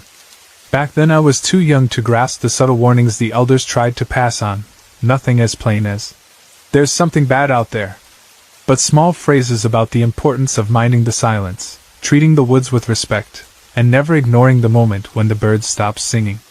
Children interpret those cautions as folklore, the verbal scenery that frames a southern upbringing, yet age teaches a different lesson.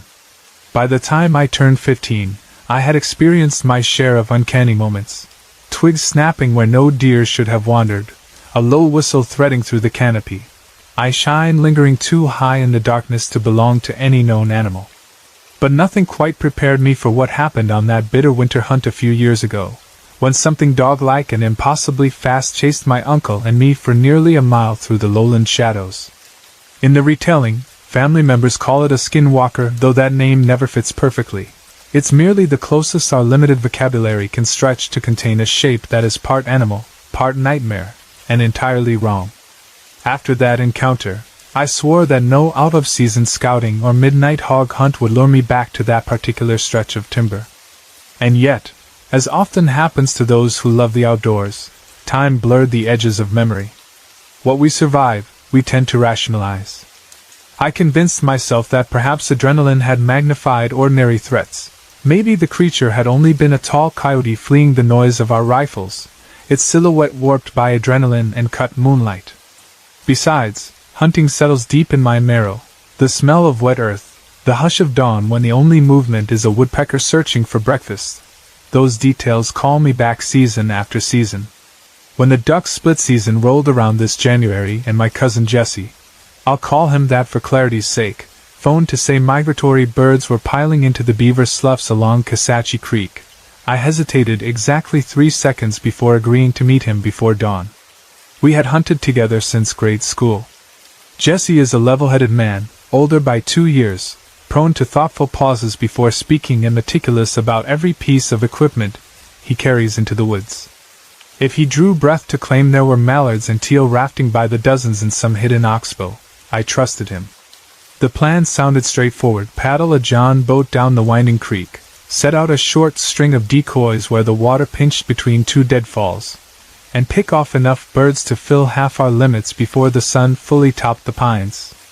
If we shot wisely and kept the splashing to a minimum, we could walk the bank afterward and jump shoot wood ducks from flooded bunbush pockets they favor late in the morning.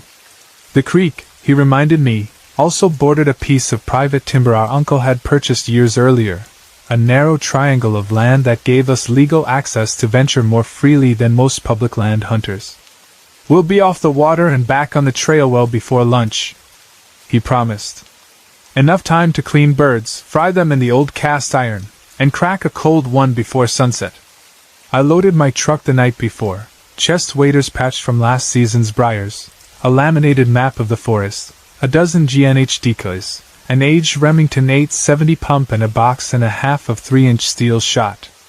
Buck, my German shepherd, whined beside the tailgate. He grew restless whenever I pulled out the gear. He knew the difference between grocery runs and hunting trips, and he associated camo duffels with off-leash freedom along creeks.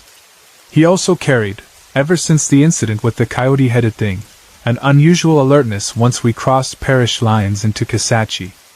Ordinarily he padded confident and quiet wherever I roamed, but in that forest he turned into a sentinel, head high, hackles lifted, nose working overtime. The memory of his sudden bark on the morning of my previous encounter still echoed. Yet leaving him behind felt worse than bringing him along. He'd saved me once, if you could call dragging me up a ravine at a dead sprint. Saving! And his presence steadied my nerves. So I clipped his collar to his travel lead and hummed some blues riff to drown the unease curling in my gut. We rendezvoused with Jesse at the Forest Service gate 2 hours before sunrise.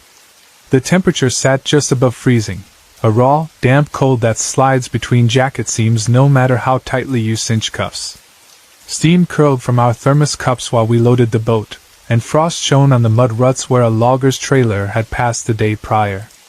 Buck circled the gravel, nose down. Once or twice he paused to stare beyond the truck beams as though catching a scent too faint for my dull senses. Jesse swung the spotlight wide, exposing nothing but walls of slash pine and the occasional flicker of raccoon eyes. "Probably a hog rooting," he muttered. "Come dawn the smell will blow clear." The pre-dawn paddle proved almost serene, quiet water slipping beneath aluminum, tepid ripples tapping the hull, light from a headlamp painting ghost swirls on cypress knees. We beached the John boat at the chosen bend and tucked ourselves into a natural blind where hurricane-felled limbs formed an X-shaped tangle. At legal shooting time, a trio of Drake woodies glided right down the creek channel, easy doubles for each of us. We retrieved with a short wade and a long stick in lieu of a proper retriever, then settled again and waited. By 8:30 we had 5 birds apiece, a respectable haul given fading migration numbers this late in the season. The highlight arrived when a lone bluewing, confused by winter warmth farther south, came swinging over the treetops and banked into our decoys like a dart. Jesse, ever the sportsman, let me take that shot, and I folded it clean, the bird landing belly up only yards away. After such success it felt greedy to stay on the water, so we stashed the boat under a willow clump, slung our 870s across our backs, and trudged upstream along the sandy inside shoal. The footing alternated between soppy leaves and patches of coarse gravel, their crunchy chatter too loud for my taste, But the idea was not stealth. Jump shooting requires brisk travel, surprising ducks before they can flush. Buck trotted a few yards ahead, weaving between sweetgum saplings. Around every third bend he looked back, ears pricked, waiting for our cue. We made easy conversation, updates on Jesse's newborn daughter, speculation on LSU's next quarterback, jokes about my worn-out waders that smelled like brackish swamp. The gun barrels gleamed gray in the late morning haze. Then the creek took a sharper turn left, and the trees closed in, forming a tunnel of shade so dense we removed our sunglasses. Buck halted suddenly, scenting. Every hair along his spine stood stiff. He issued a single throaty bark so deep it vibrated the air. Jesse and I froze. 50 yards ahead, where the creek narrowed, water sloshed, just a gentle swirl, but distinct enough that both of us eased safeties off, expecting a wood duck drake to rocket skyward. What clambered out of the water was not a duck. The animal broke the surface thrashing, paddling with frantic strokes, silver droplets cascading from mottled gray fur. At first I thought beaver, then saw the muzzle, narrow and pointed, the black-tipped ears, the bushy tail streaming behind. A coyote, unusual at midday, but not impossible. Yet something about its posture jarred the senses. Not a silent, cautious crossing but a panicked attempt to outrun fear. The coyote's eyes found us. It whined, a pitiful, broken shriek, and hauled itself onto the opposite bank, shaking water from its coat. Then, without pause, it bolted directly toward us, tail tucked tight, no aggression in its motion, only desperation. In 20 years of hunting I have seen coyotes approach decoys out of curiosity or circle carcasses for a free meal. I have never seen one run to humans for safety. Buck growled low, not quite threatening, more a warning that he sensed something unnatural. At 15 yards the animal veered right, disappearing into a tangle of peppervine. Jesse lowered his shotgun, confusion etched across his face. Bobcat must have had him cornered, he offered, voice half-hearted, as if testing the idea out loud. Coyotes and bobcats indeed feud when their territories overlap. Tracks sometimes tell stories of quick, brutal ambushes, but one seldom forces a full-grown coyote to abandon every scrap of caution. I nodded anyway, wanting his explanation to be right. We continued upstream. A couple hundred yards farther, the creek widened into a lazy oxbow marking the boundary of our uncle's private parcel. Legal shooting stops there.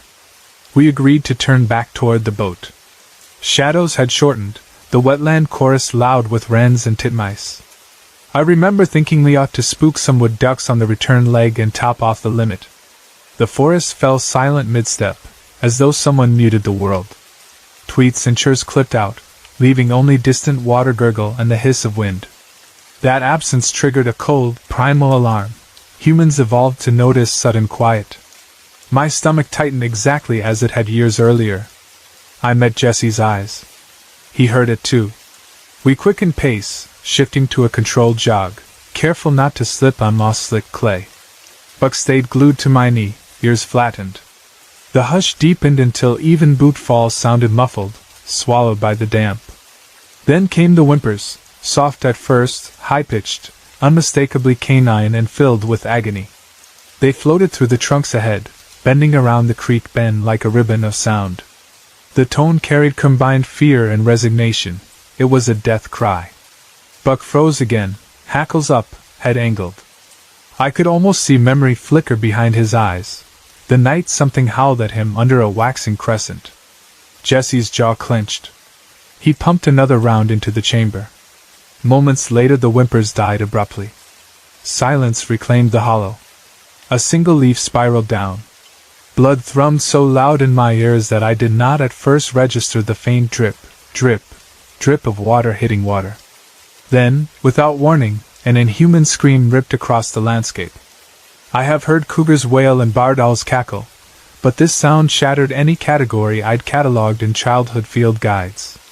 It started as a woman's shriek, pure panic, then rose into a bull elk's bugle, timbre metallic, almost electronic, deeper than any throat should shape. It vibrated through rib cages and rattled the frozen dew on bare limbs. Buck dropped belly low, tail between legs. The sound repeated, echoing off cedar boughs, seeming to circle us. We ducked behind a downed oak, safeties off, barrels steady but hearts hammering. Footsteps sloshed. Something heavy waded in the creek. The water churned as though a man were trudging thigh-deep, yet each splash spanned a distance wider than a human stride. Bills of ducks burst from under a logjam downstream, wings beating frantic retreat. I thought of the hollow cypress snag I remembered seeing on our walk out, a skeleton tree standing mid-flow, trunk bored open by decades of rot, large enough to swallow a grown man if he stooped. Those footsteps angled toward that very tree. We held our breath as a figure emerged around the bend. Sunlight slanted through winter canopy, outlining a silhouette that still haunts my dreams. 7, maybe 8 feet tall. Limbs too long, elbows crooked the wrong way. The chest narrow but sinewed like a starving athlete. And atop the shoulders, not a normal deer head but an elongated, skeletal mask crowned by the rack of a mature white-tailed buck. The tines clawed at low branches. Where eyes should dwell, I only saw recesses, as though the face hollow sucked light instead of reflecting it. In its grasp hung the coyote, limp, entrails dangling, blood dark against the creature's grayish skin.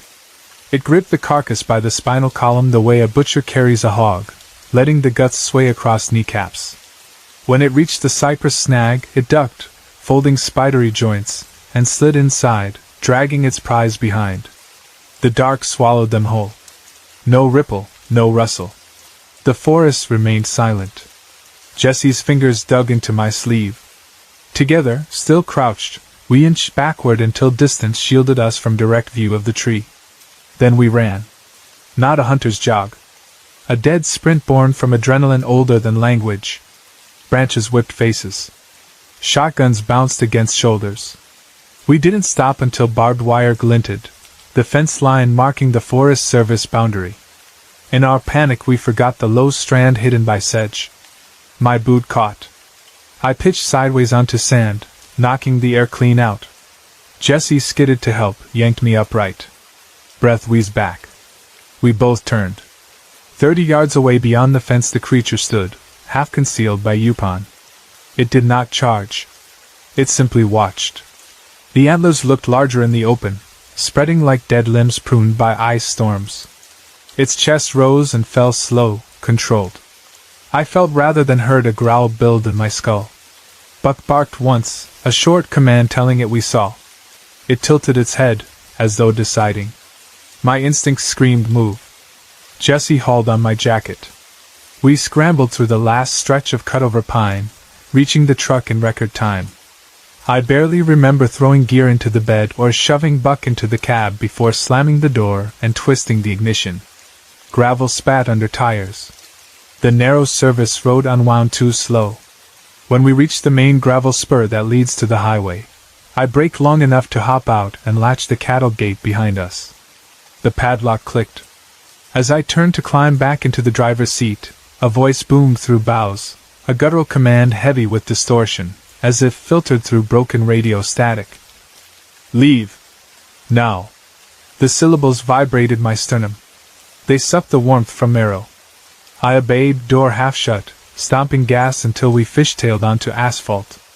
I didn't ease off until the green highway sign for Alexandria flashed by. Only then did I notice hands trembling on the steering wheel and Buck pressed flat across the rear seat, body shaking. We made the other space of my driveway before nerves collapsed. Jessie climbed out, leaned against the fender, and stared at nothing for a solid minute.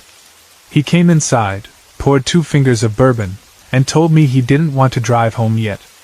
We sat at the kitchen table while Buck lay between us, refusing sleep. Word by word the story spilled. I described the earlier skinwalker chase, the silence that preceded terror.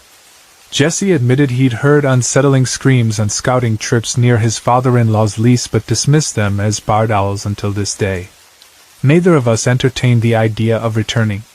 A week later my uncle listed his triangle parcel for sale. Hard to keep poachers out, he claimed when other relatives questioned the sudden decision. I read between lines. Hunters joke about hearing ghost elks bugle before dawn. Rarely does one pack up thousands of dollars of land assets over a wildlife nuisance. He never joined our conversation, but I suspect we glimpsed the same shape in different years.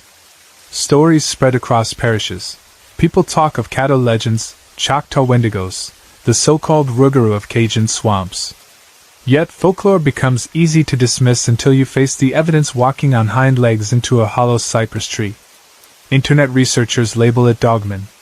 Skeptics insist it's misidentified black bears, though no Ursus americanus I've met stands erect with knuckled hands and speaks English.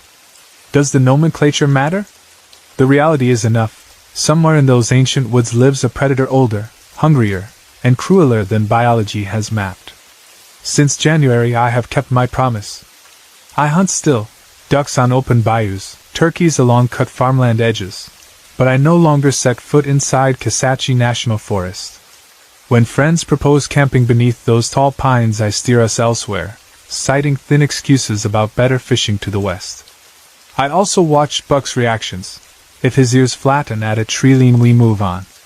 The cabin walls of human logic cannot hold back whatever stalks that creek. The scream replays on sleepless nights, merging woman and elk, sorrow and rage. I doubt the coyote was its first victim. I fear it won't be its last. For anyone drawn to that region by the promise of solitude and game, take this not as campfire embellishment but as a traveler's warning from someone who once adored every acre of the forest. When the birds stop singing and the air grows thick with dread, leave, quietly, quickly, without looking back. If you hear footsteps pacing water where no person should stand, do not investigate. And should a voice, deep, cracked, impossible, shape words in a place where nothing human can hide, heed it. The woods of Kisatchie hold wonders beyond measure, but they also house something that butchers without mercy and wears the antlers of its prey like a trophy. Respect that boundary, or the forest will carve your memory into horror the way it carved mine.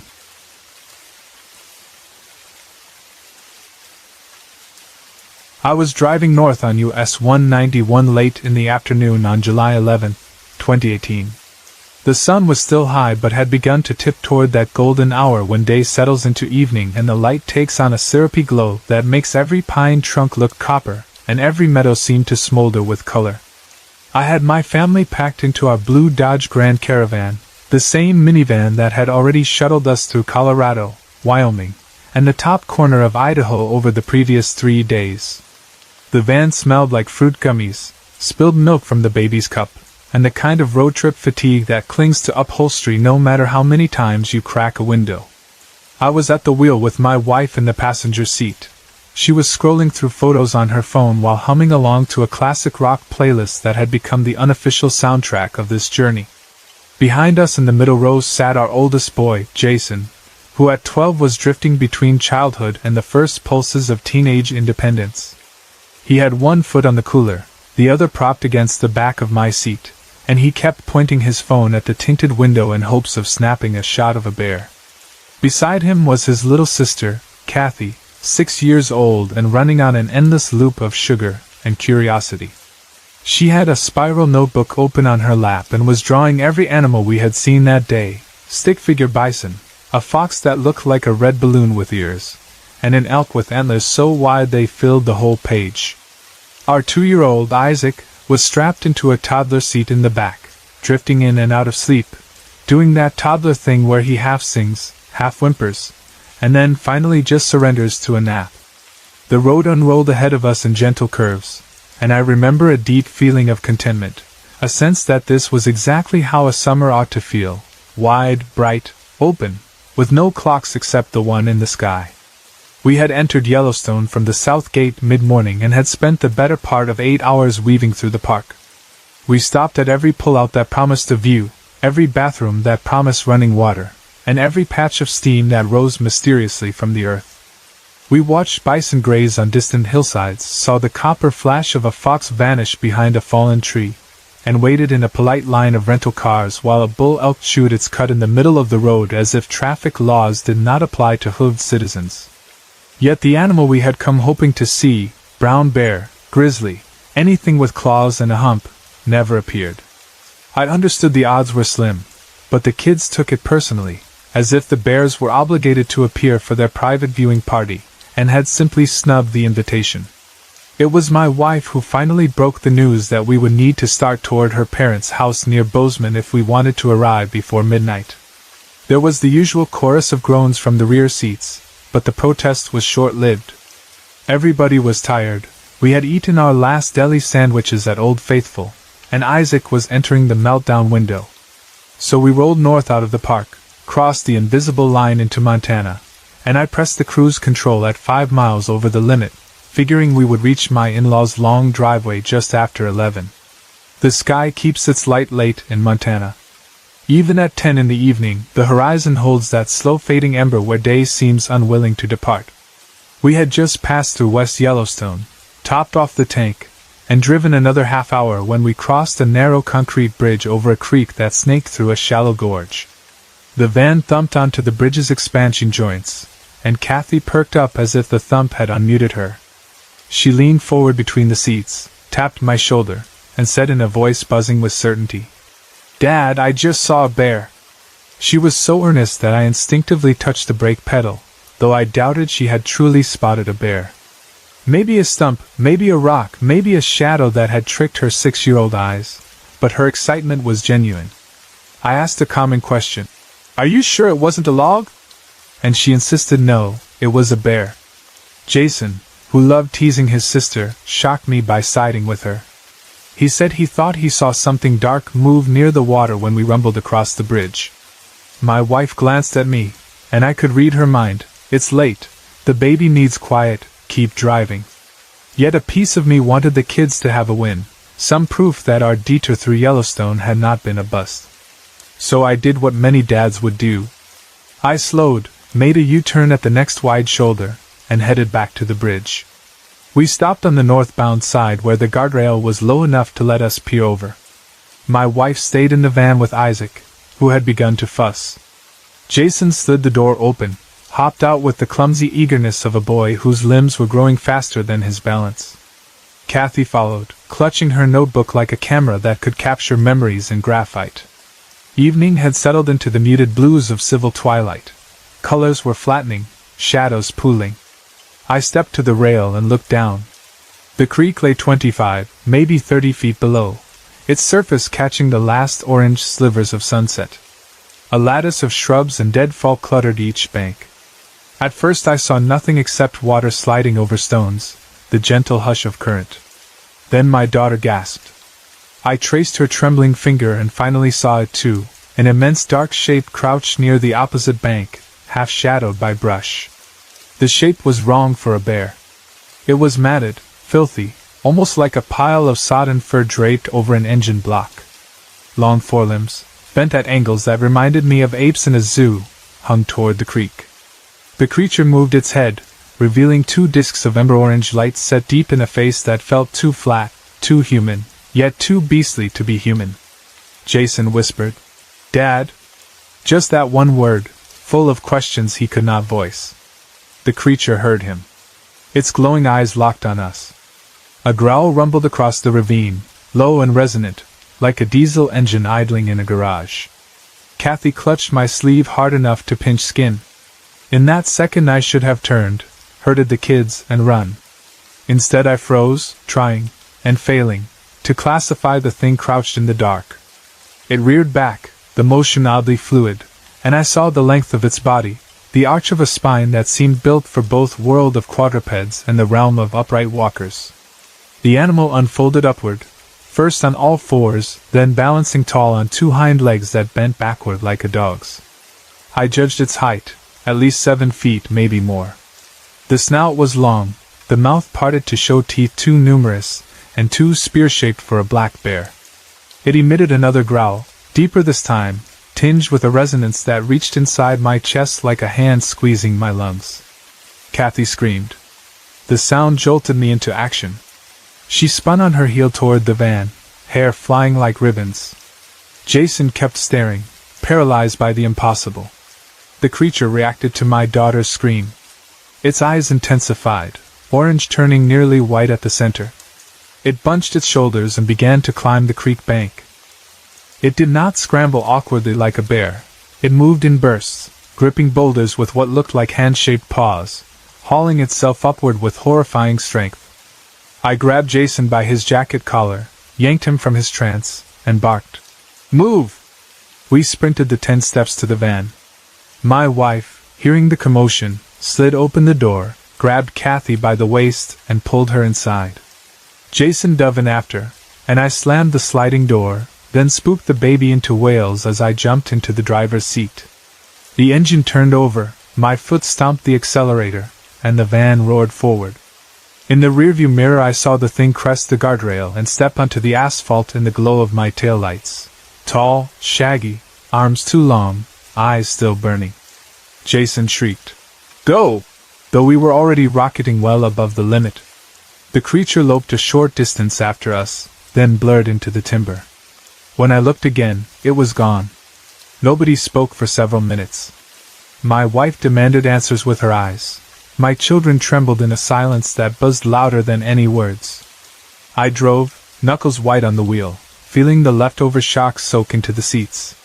When the first gas station lights appeared on the horizon I pulled in, mumbled a lie about needing coffee, and stumbled to the restroom where I discovered I had soiled my pants at some point between the guardrail and the acceleration lane. I stuffed my ruined boxers into the trash, cleaned myself, splashed water on my face, and stared in the mirror at a version of myself who no longer believed the world was wholly mapped. Outside at the pump island, Jason stood under a canopy light, arms folded, staring at distant darkness. The boy tried to form a sentence.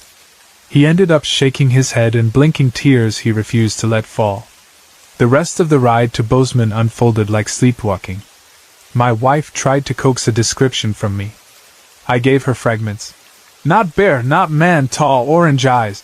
And she fell quiet, stroking Isaac's hair while he finally chilled back to sleep. Jason sat rigid beside his sister, who clutched her notebook with both hands as if it were a life jacket.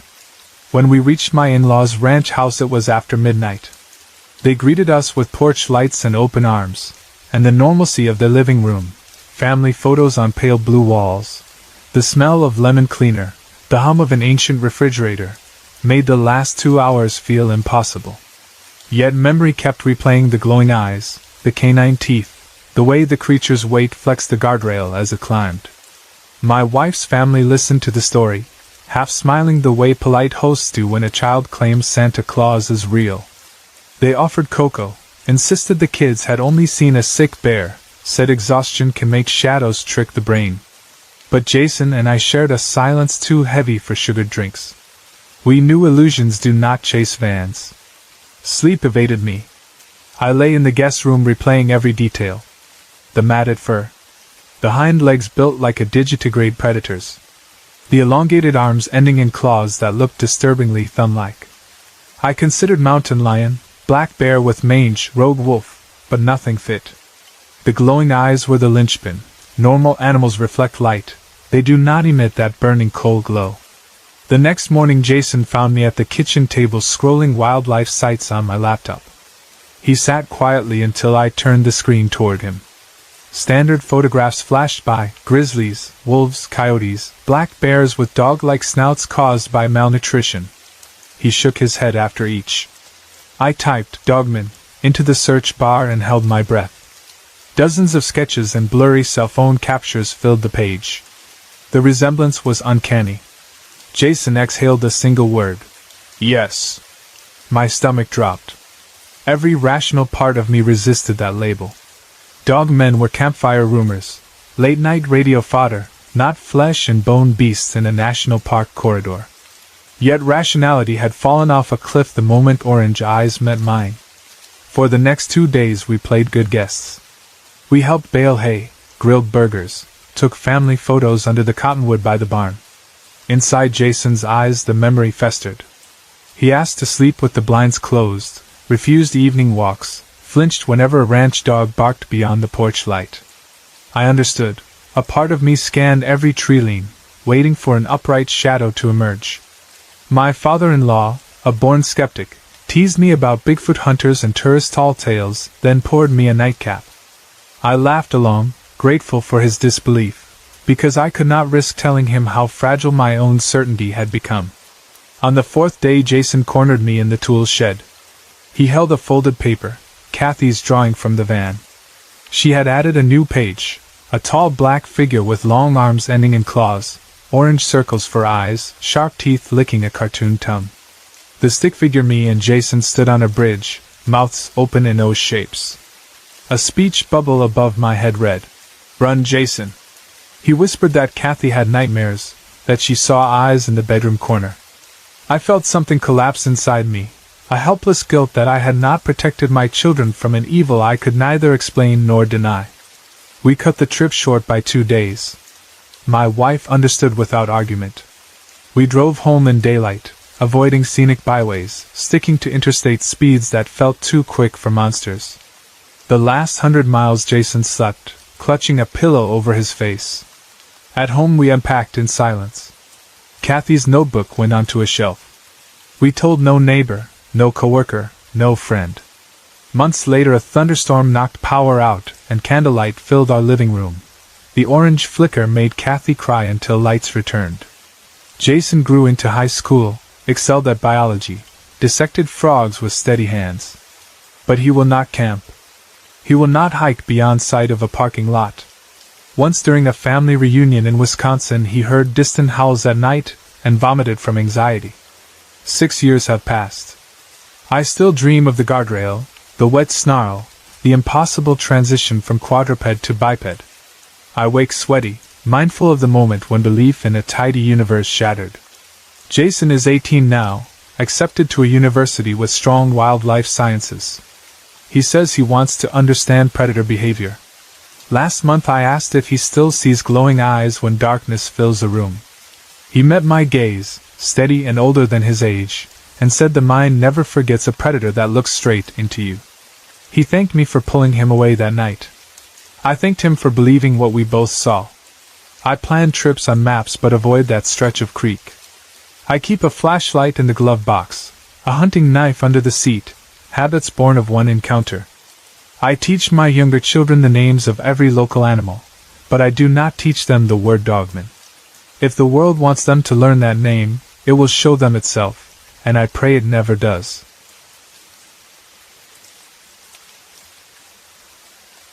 I grew up in a family that never seemed to stay in one place for very long. My father's work dragged us from one province to another, from one small coastal settlement to a farm town and then back to the sea again, the way the tide keeps pushing sand up onto the beach and pulling it away the moment you decide to build a sandcastle.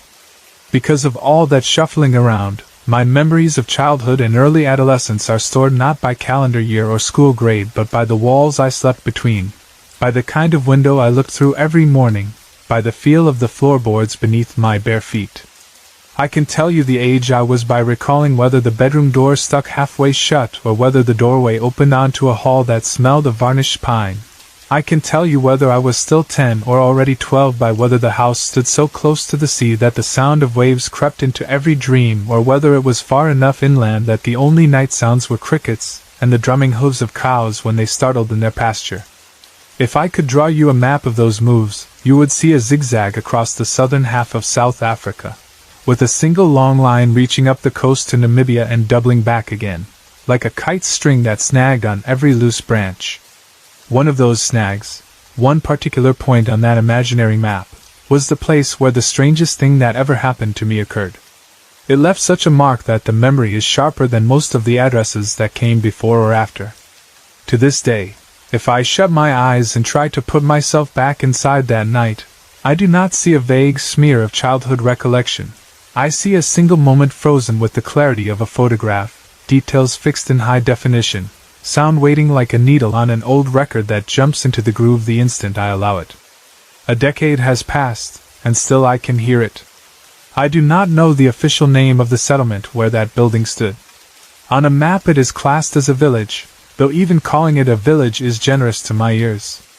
It sat at the mouth of a broad bay on the Indian Ocean, too far down the coast for most foreign tourists but popular with families from the Eastern Cape who drove south for school holidays to fish in the lagoon, buy frozen ice pops at the petrol station, and let the children run half wild on the wide municipal beach.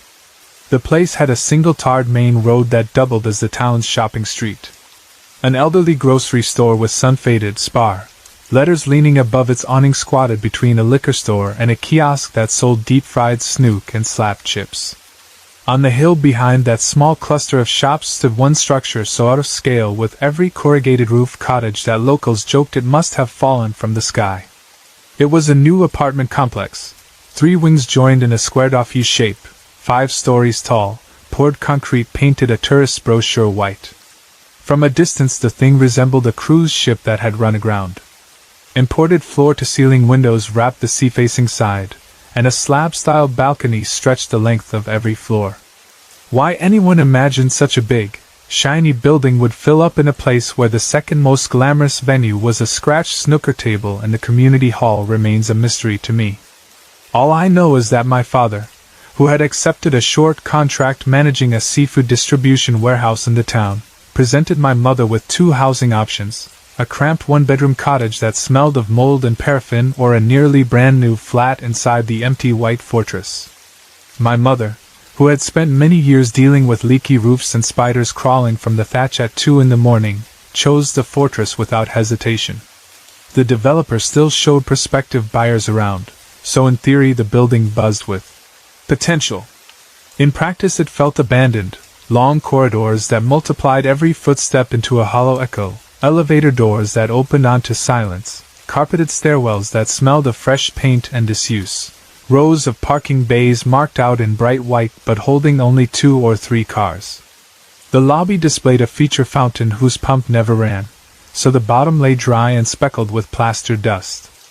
A single receptionist occupied the front desk during daylight hours and lived, with her teenage son, in a staff suite tucked beside the loading bay. Only 2 other families had moved in permanently. One was a woman in her late 30s who rented a bachelor flat on the top floor for herself and a series of much older step-cousins who visited sporadically. The other family, a father and 5 daughters, occupied the unit directly above ours. Rumors said the man was hiding from police after some business scandal north of Durban. The daughters seldom spoke, moving through the halls in a straight line, braid tails swinging, each a copy and paste of the one ahead. When they passed, no one said hello. They drifted away like a school of fish that sensed a predator. Because the place was largely empty, our voices bounced off concrete and glass at every hour. I could lie in bed and hear my parents chatting in the kitchen down the hall even with all the doors closed. At first that emptiness felt luxurious. Space and privacy, no landlord banging on walls because I kicked a ball inside. But over time the echo became something else. Silence in a busy house means peace. Silence in a building that should hold hundreds of people becomes its own kind of noise. My bedroom sat along the inside of the U-shaped courtyard, so instead of facing out onto the sea or the road, my window looked across a gap at an identical window in the opposite wing. The architect had pictured a leafy atrium below, but none of the landscaping promised in the brochure had materialized, so the ground floor atrium stood unfinished, full of red soil and rebar. Above that bare pit, each inward-facing bedroom window stared at the next wing like eyes that never blink. Natural sunlight found its way to every other side of the building, but these inward rooms remained in perpetual twilight. My mother tried to cheer the place with a lemon-yellow duvet and a lava lamp from a flea market, but nothing changed the basic fact that my room felt like night even at midday. I spent that winter experimenting with how late I could sleep on Saturdays before the apartment's darkness felt less like a novelty, and more like something pressing against me. I kept the curtains open hoping some indirect glow might filter across the courtyard, yet the fluorescent bulbs that lit the hallways were the only consistent source of illumination. Those cold white lights never switched off, and sometimes at 3 in the morning I would sit at my desk, stare through my window, and watch dust flakes swirling under the hall's ceiling fixtures. If another resident happened to walk past, their silhouette would glide from left to right across my field of vision like a slide projected onto a screen inches from my face. One afternoon in early July I came home from school with a torn exercise book and a sinking feeling inside my stomach because I had failed a maths test. My father was in Johannesburg for meetings that week. My mother handled everything alone, shopping, cooking, coaxing my younger brother through his homework, and my own guilt colored the air every time she looked at me. The building's gloom felt heavier that day. I locked myself in my bedroom, opened my maths book, stared at the red cross marks marching down the margin, and wondered if I would ever understand algebra. I could hear the receptionist's teenage son kicking a soccer ball against a faraway wall somewhere in the atrium below. Thud, pause, thud. That metronome beat carried through concrete. It made my pulse fall into its tempo. I tried completing extra problems to prove to myself I was not as dim as the test suggested, but the numbers swam. When the sun set, and outside it must have been glorious, that giant orange disk sinking into the sea, I clicked my bedside lamp and fell into a paperback adventure novel until my mother called supper. We ate chicken stew with tinned green beans, trading the usual small talk, my brother bragging about a spelling award, my mother reminding us to rinse plates. Then she sent us to brush our teeth and climb into bed. My brother's room shared a thin inner wall with mine. Behind that wall I heard him testing how loud he could hum the Darth Vader theme before she told him to hush. After lights out the hum resumed in softer octave, a private rebellion. I lay there in my dark bedroom, the lava lamp throwing slow blobs of crimson across the ceiling. For a while nothing was wrong. I was thinking about the maths test, replaying the moment the teacher placed the paper on my desk, wondering if she had looked disappointed or merely bored. At some point I drifted near sleep. And then came the noise. Trying to explain that noise with words is like using a crayon to reproduce a thunderstorm. Volume is part of it, the sheer, overwhelming loudness, but not the whole story. I have heard gunshots crack through an alley. I have stood next to lion enclosures when the male roars at feeding time. Those sounds are startling, violent, impossible to ignore, yet they do not penetrate you the way this thing did. The noise that slammed into me on that July night felt as if someone punctured the atmosphere and let in raw wind from another dimension. It carried both pitch and physical force, rattling chest bones, vibrating the mattress springs. I did not hear it so much as it filled every space inside me, like my bloodstream had turned into sound waves. Imagine a human scream, anguish, maybe terror, maybe furious pain. Remove the normal limits of human lungs. Add a depth that belongs to colossal animals, elephants, whales. Then fold into that sound an uncanny sadness, a wail so soaked in grief that you almost taste salt behind your teeth. It lasted maybe 3 seconds, but each fraction of a second dragged long enough for my mind to tick through layers of disbelief. At first I thought someone had been stabbed right outside my window. Before that thought completed, I realized no human throat could produce that resonance. I half imagined a jet engine failing overhead. But jet engines do not weep mid-note, and the cry outside my window wept. It rose in tone, plateaued in heartbreak, then dropped off like a stone into silence. Silence returned so abruptly that my ears rang with the phantom echo. My body lay rigid beneath the blanket. I wanted to sit up, yet no nerve obeyed. The thought of turning my head toward the window revolted me. Whatever had made that noise stood, or crouched, within meters on the other side of the glass. For the first time in my life I experienced true paralysis of fear, muscles under command from a deeper authority than conscious will, holding still because to move might invite notice. Memory becomes slippery here. I recall whispering, "Mom!" It came out as a croak. I tried again louder, maybe 3 times before the door burst open and she strode across the carpet. A rectangle of hallway light stretched around her silhouette like a life raft. She did not ask what was wrong. Her face showed she knew. She grabbed my wrist, hauled me upright, and pulled me into her bedroom at the far end of the hall. My little brother slept on, oblivious, though his window shared the same inner courtyard as mine. Later, when I marveled that the scream had not woken him, he shrugged and said the air conditioner had been humming right beside his bed. A hum, no matter how loud, cannot mask a sound that heavy. How he slept remains as baffling as every other part of that night. My mother pushed me onto the floor between her bed and the wardrobe where no window reached. She sat on the edge of the mattress fully clothed, staring at the door, as if expecting it to rattle. Neither of us spoke. In the corridor the overhead lights hummed peacefully. Eventually the adrenaline tide receded enough for thoughts to rearrange themselves into words. She whispered, "Did you see it?" I shook my head. She had not looked either. Whatever intuition guided her maternal reflex told her some sights would scar worse than the not knowing. We listened. Nothing. The building's vast emptiness swallowed any stray noise before it reached us. An hour might have oozed by. It is hard to gauge time when each second flutters like a wounded bird. The baby blue digits on my mother's digital alarm clock clicked from 2:57 to 3 o'clock. Anxiety warped those 3 minutes into a small eternity. My mind pictured the echoey halls outside, pictured the half-lit atrium under my window, pictured a shape. No, not pictured but sensed, the way you sense someone standing behind you in a game of blind man's bluff. I tried to recall how that shape might look. Tall? Wolfish? Human but not? The sound alone suggested size, depth of chest. Yet size alone cannot instill such immediate primal terror. Plenty of huge animals roar without summoning dread that feels ancient. This sound had contained intelligence. Something screamed not because it was in pain but because it knew we were there and wanted us to know it knew. At some point we must have dozed, because I remember jerk waking to dawn light seeping through the crack under the bedroom door. My mother's head was slumped forward, chin on chest. She startled awake the same instant I did, as if our bodies were connected by tripwire. We crept to my brother's room. He lay tangled in covers, breathing shallow but steady. The apartment itself looked unchanged, yet everything felt dislocated. Colors too bright, silence too thick.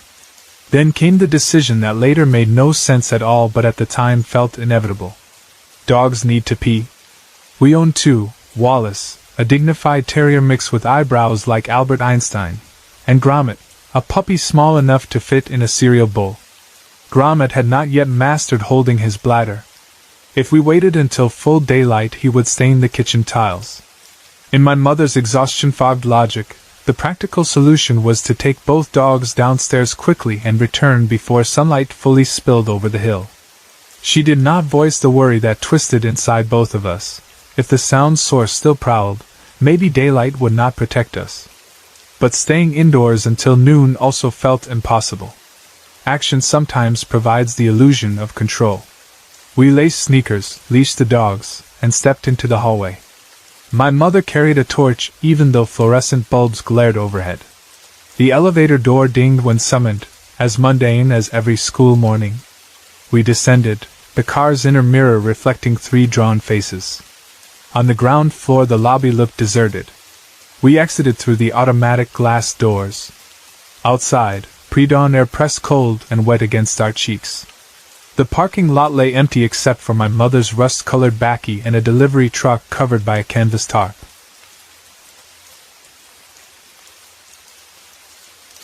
Beyond the asphalt, wild bush encroached right up to the building's perimeter fence, coarse shrubs, milkwood trees twisted by coastal wind, clumps of dry fynbos. A narrow sand path circled the structure before dissolving into scrub. We kept to that path, letting Wallace lead while Gromit pranced at heel. The dog's tags jangled unnaturally loud. Each step crunched, each crunch made my breath hitch. Halfway around the building a flock of guinea fowl exploded from under a bush, wings a frantic whir. The dogs barked, my heart thundered, my mother hissed for calm. The birds vanished into gray sky. On another morning I might have laughed at the mutual fright. This morning the release of tension lasted a single second before dread flowed back.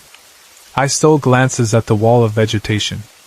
I imagined amber eyes peering through gaps, tracking us. I imagined a heavy shape crouched, muscles coiled, suffocating its next cry so we would not run until too late. We made it to the service entrance. My mother unlocked the door with trembling hands. Inside the corridor warmth greeted us like a blanket pulled over shivering shoulders. She locked the bolt behind us, and exhaled a breath she might have held since stepping outside. We climbed 4 flights of stairs instead of trusting the elevator's vulnerable pause. Back in the apartment we ditched shoes, peeled off jackets, and sank onto the sofa without hemming the moment with conversation. Silence sometimes acts like tape across a cracked glass. Talking too soon would let the fracture spread. The rest of the sunrise unveiled no further screams. By 7 my brother padded into the lounge asking for cereal. grommet not a slipper. The normal rhythms of morning played out, but the memory of that nocturnal howl pulsed beneath every clink of spoon. When my father phoned after breakfast to say his meetings had finished early, and he would drive home that evening, my mother told him matter-of-factly, "The kids had a rough night, we all slept in the lounge." She mentioned no sound. Perhaps she wanted to describe it face to face where she could read his reaction. I spent the day in a weird limbo state, half believing we had dreamed the noise together, half convinced the courtyard window still harbored something in daylight that only our eyes could not register. Evening rolled around and my father arrived, suitcase wheeled through the lobby. Over dinner my mother recounted the scream. She imitated the pitch as best she could. My father, fork paused midair, frowned. "You mean the pup yowled?" She shook her head sharply, insulted by the dismissal. I explained how my mattress shook. My brother, though he had slept peacefully, backed me up, saying he trusted our description. My father remained unconvinced, pointing out echoes magnify ordinary noises, that the atrium creates out acoustics, that new buildings groan at night. He even teased that my nightmares had infected Mom. When I insisted no dog on earth could produce that volume or depth, he raised an eyebrow. I left the table furious. The following week a property manager showed our family another unit, sea-facing, more light, same rent, thinking perhaps we would upgrade. We entered that vacant apartment, and instantly froze. In the second bedroom a dark stain as broad as a dining room table spread across pale carpet. It had been scrubbed but not removed, the fibers clumped stiff with residue. My mother muttered it looked like someone had spilled a drum of red poster paint, though paint rarely soaked straight through underlay. The manager stumbled through a story about a prior tenant's pet who had an accident. But nobody believed that. We declined the unit. That maroon shadow lingered in my mind long after the tour. Something terrible had happened within these walls. In early spring, Dad's contract ended and we moved again, a farmhouse inland where jackal cries replaced ocean surf. On the day we loaded the moving truck, I walked through the hollow halls of the White Fortress one last time. In daylight the courtyard looked banal. Sunlight finally reached angles the winter solstice had denied, painting my old bedroom window bright. Yet some corridors still felt wrong, as if stale air remembered shock. By then rumors circulated among locals that homeless drifters used the unfinished ground floor at night, that they built fires in the oblong carpeted room intended for conferences, that sometimes fights broke out. People blamed the echoing shrieks on drunken brawls. But I had heard bar fights. They sound messy, overlapping, full of broken glass and swearing. What I heard that night contained one voice only, immensely powerful, singularly anguished. Years passed. We moved 3 more times. I finished high school, took weekend trips to the Drakensberg, learned to drive. Sometimes, out of nowhere, that scream would burst into my memory so vividly that I had to sit down, palms sweating. When friends told ghost stories around a campfire, I remained silent. Their tales of midnight footsteps or flickering lights felt quaint compared to a howl so giant it shook organs. On my 19th birthday my father poured brandy for us both, Afrikaner tradition for a newly legal adult, and we talked about family moves. I asked if he recalled Mom's description of the scream. He smiled apologetically, admitting he had teased because the alternative demanded he accept something beyond explanation. He asked if I still thought it was supernatural. I told him honestly, I do not know. I googled for years. Wildlife of coastal South Africa, domestic dog howls recorded under bridges, even audio of lions with throat infections. Nothing matched. Some nights I lay awake remembering how the sound had no clear direction, how it seemed inside my skull yet outside at the same time. Was it paranormal? Corporeal? A person in mortal agony? A creature prowling? I cannot swear one way or another.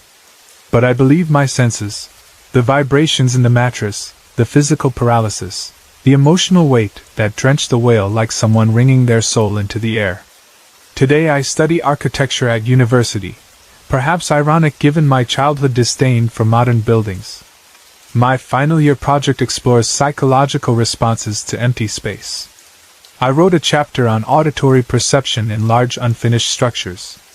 When I describe how acoustics can magnify certain frequencies until they feel alive, my classmates nod, unaware the research sprang from a single night of terrified listening.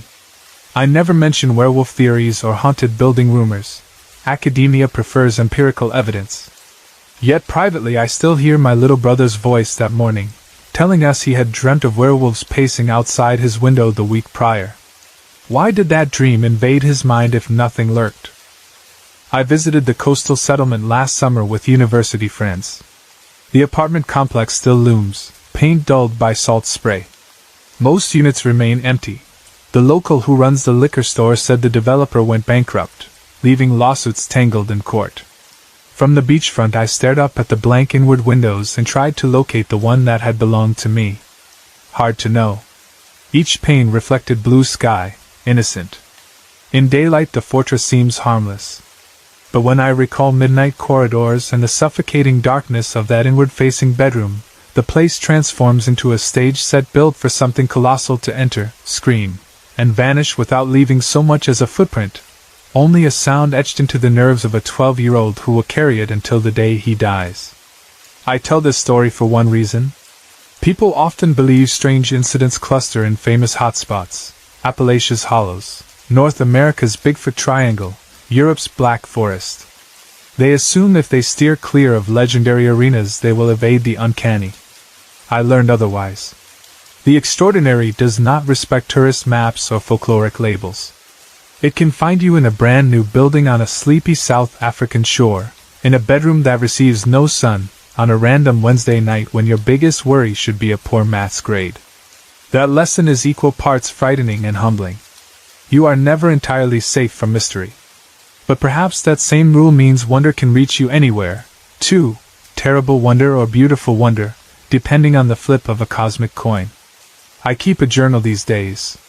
Sometimes I write about ordinary hours, coffee steam curling above a mug, laughter echoing off lecture hall walls. Other times I write about the scream, how it rose, peaked, and fell like a wave, how it seemed to carry centuries of sorrow. I do not know whether the building was haunted by a tormented spirit, whether a cryptid roams coastal feinboss under the cover of night, or whether some other, rarer explanation waits beyond the horizon of what science currently measures. I accept uncertainty. What matters to me now is listening carefully. If the world ever tries to speak again, through echo, wind, throat, or something stranger, I hope I will be braver than the child who froze. I hope I will step to the window and look, even if what I see unravels the tidy fabric of what I thought was real. Until that test comes, I share what I heard so listeners know that remote places do not hold a monopoly on the unknown. Keep your senses open no matter where you live. Unlocked mysteries slip through the narrowest cracks, even the crack beneath a hallway door in a concrete fortress by the sea. Sorry to interrupt. If you're enjoying the story, let me know in the comments and tell me where you're watching from. Don't forget to like and subscribe for more.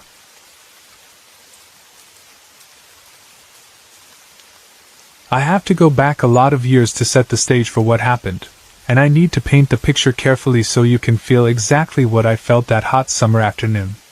It was August of 2009, one of those weeks when every morning the sun blasts down before you have time to finish your first coffee, and every evening the air still clings to your skin long after dark. I was living in the little slice of Appalachia that everyone around here calls Nipa, northeast Pennsylvania. But if you drive 20 minutes in the right direction you could almost convince yourself you were somewhere in West Virginia. Hills roll into hills, tree crowns overlap like a green sea, and the mountain hollows swallow sound in a way that makes you realize how tiny you really are. Old chemical smells from abandoned coal operations drift on the breeze if the wind shifts the wrong way. But most of us who grew up here hardly notice. It is the scent of home. That year I was 24 and working a job at a steel fabrication plant that sat in the valley north of Stroudsburg. It was not glamorous labor, but in 2009 you held on to whatever work put food on the table. Most days I sweated through a 12-hour shift on the shop floor, wore earplugs because the grinders screamed in metal tones that bit the soul, and practiced the art of letting my brain drift while my hands did the same repetitive task. When the whistle finally blew, I always felt half deaf and half numb, but there was a kind of comfort in that because it meant I could tune out life's bigger problems for a while. That particular Friday started like every other, pre-dawn alarm ringing, quick rinse in a cramped bathroom still fogged from my roommate's earlier shower, coffee from a tin that was more sawdust than grounds, and a long drive down the 2-lane to clock in before sunrise. By the time afternoon rolled around, and those August afternoons seemed to slow time itself, I was counting the seconds left on the shift board. The moment my number came up, I shut off the welding torch, carried the stench of burnt steel to the locker, scrubbed my face under a faucet that only ran scalding or ice, and punched my card with a satisfying clack. My body sagged, but a strange energy curled in my spine, the way you feel after finishing a heavy workout, weak in the muscles yet alert in the mind.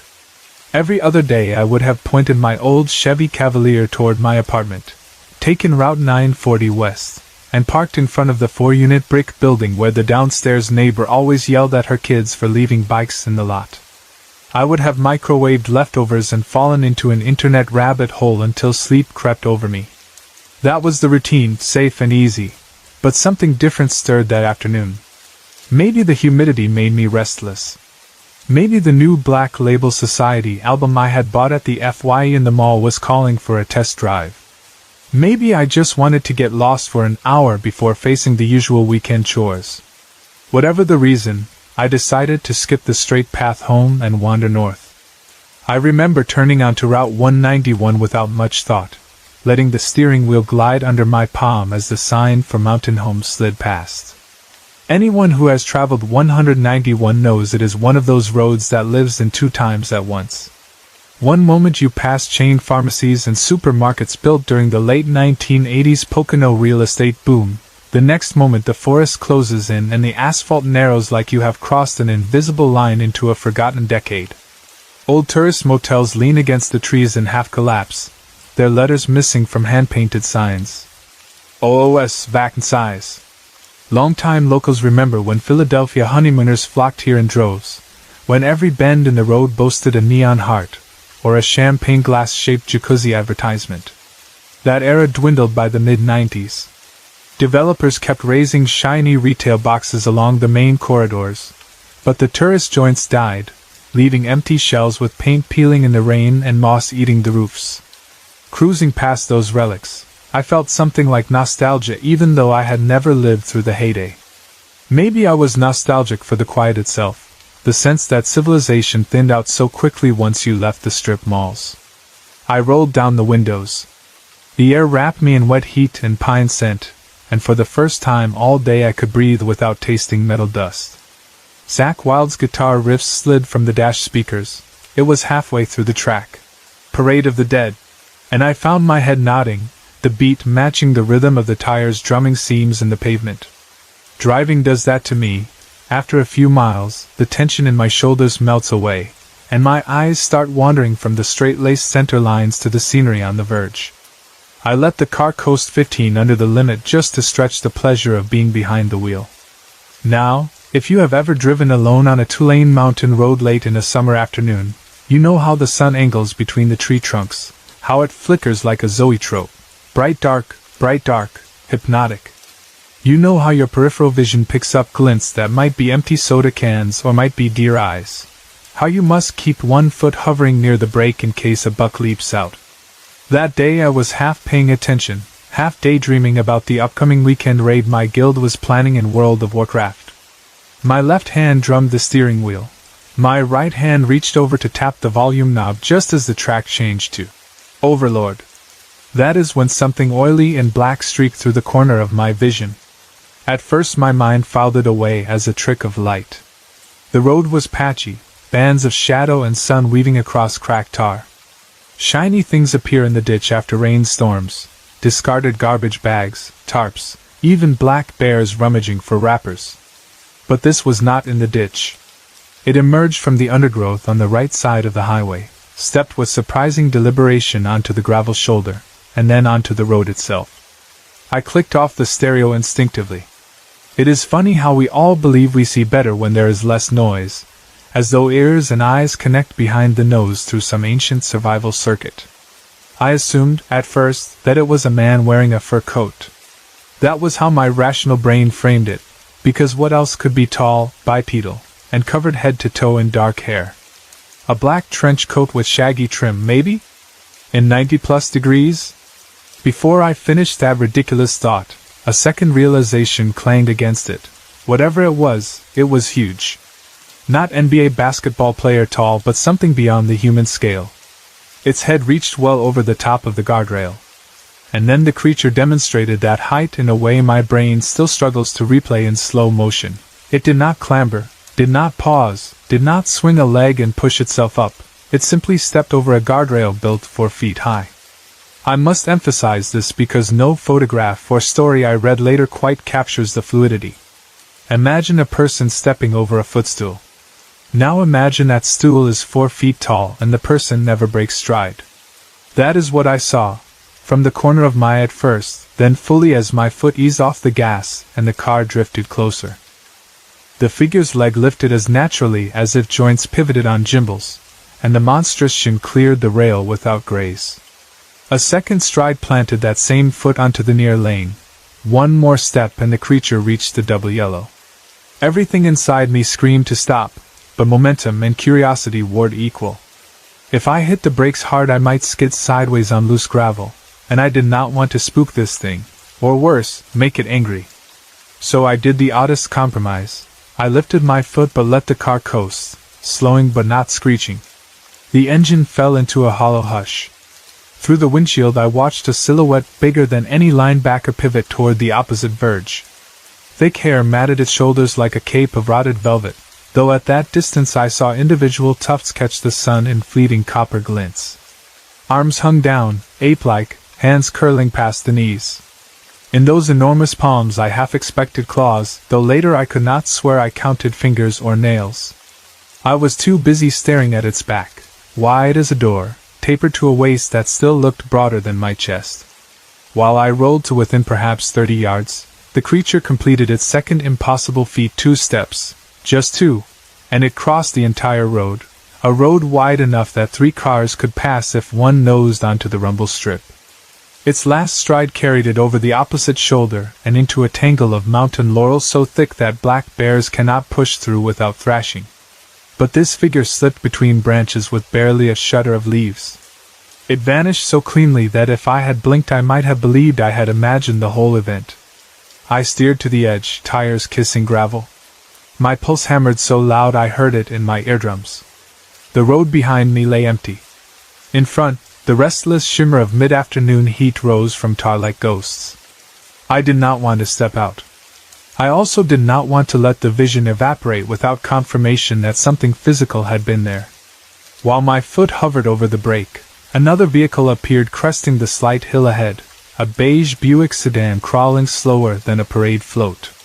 When the driver saw my car idling half off the lane, he tapped his own brakes. We rolled window to window. He must have been 65, maybe older, hair thinning to a translucent cap, skin darkened by age and sun. His wife sat beside him clutching her purse the way churchgoers cradle hymnals. Both pairs of eyes looked bugged out, mirror images of my own expression. The old man's knuckles clenched the wheel, while his wrinkled thumb mashed the power switch to roll down glass. "What the hell was that?" he asked, voice thin, half-whisper, as though afraid the woods might overhear. That question broke my frozen state. I swallowed, realized my tongue stuck to the roof of my mouth, peeled it free, and answered in the calmest tone I could muster. "I think we both know what we saw," I said. "Best leave it alone. Count ourselves lucky." "Lucky," I said, though the word felt absurd. Lucky to glimpse something so impossible that the world tilted sideways? Lucky to be sharing a mountain lane with a creature that could crush my ribcage like a beer can? Yet a part of me meant it.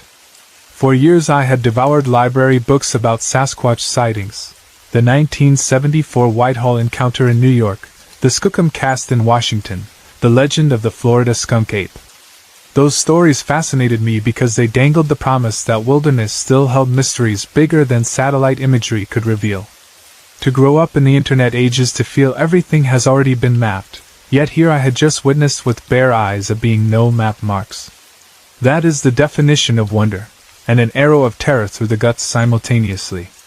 The old man in the Buick nodded at my answer, as though he too balanced dread and awe. He said nothing else.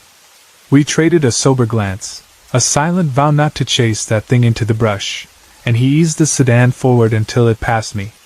Then the lane fell still again. My cavalier idled. I stared across the road where the creature had disappeared. The laurel branches did not sway. Not a single bird twittered. In fact, as my senses recovered from shock, I noticed how profoundly quiet the corridor of trees had become. The usual cicada buzz and sparrow chirp had switched off like someone threw a breaker. That hush made my skin crawl more than the sight itself, because silence in the forest usually signals a predator.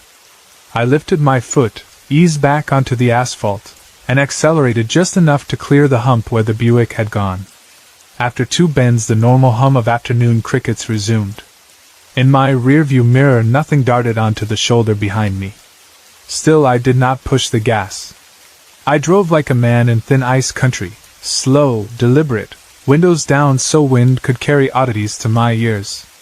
Black Label Society remained paused. I found no desire to hit play.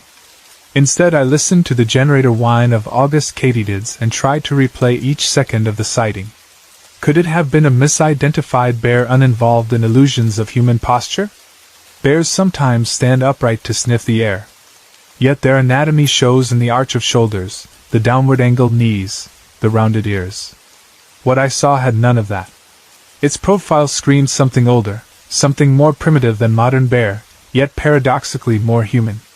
No muzzle, at least not protruding like a dog's. Hair length looked uniform across limbs and torso, not shag concentrated at shoulders like a black bear's mane. And those legs, digitigrade, like a dog's hindquarters bent the wrong way for a person. Impossible to replicate if you wore a costume. I had spent enough nights at haunted hayrides to know the limits of theatrical fursuits. No stilt rig could replicate how muscles rolled under that pelt.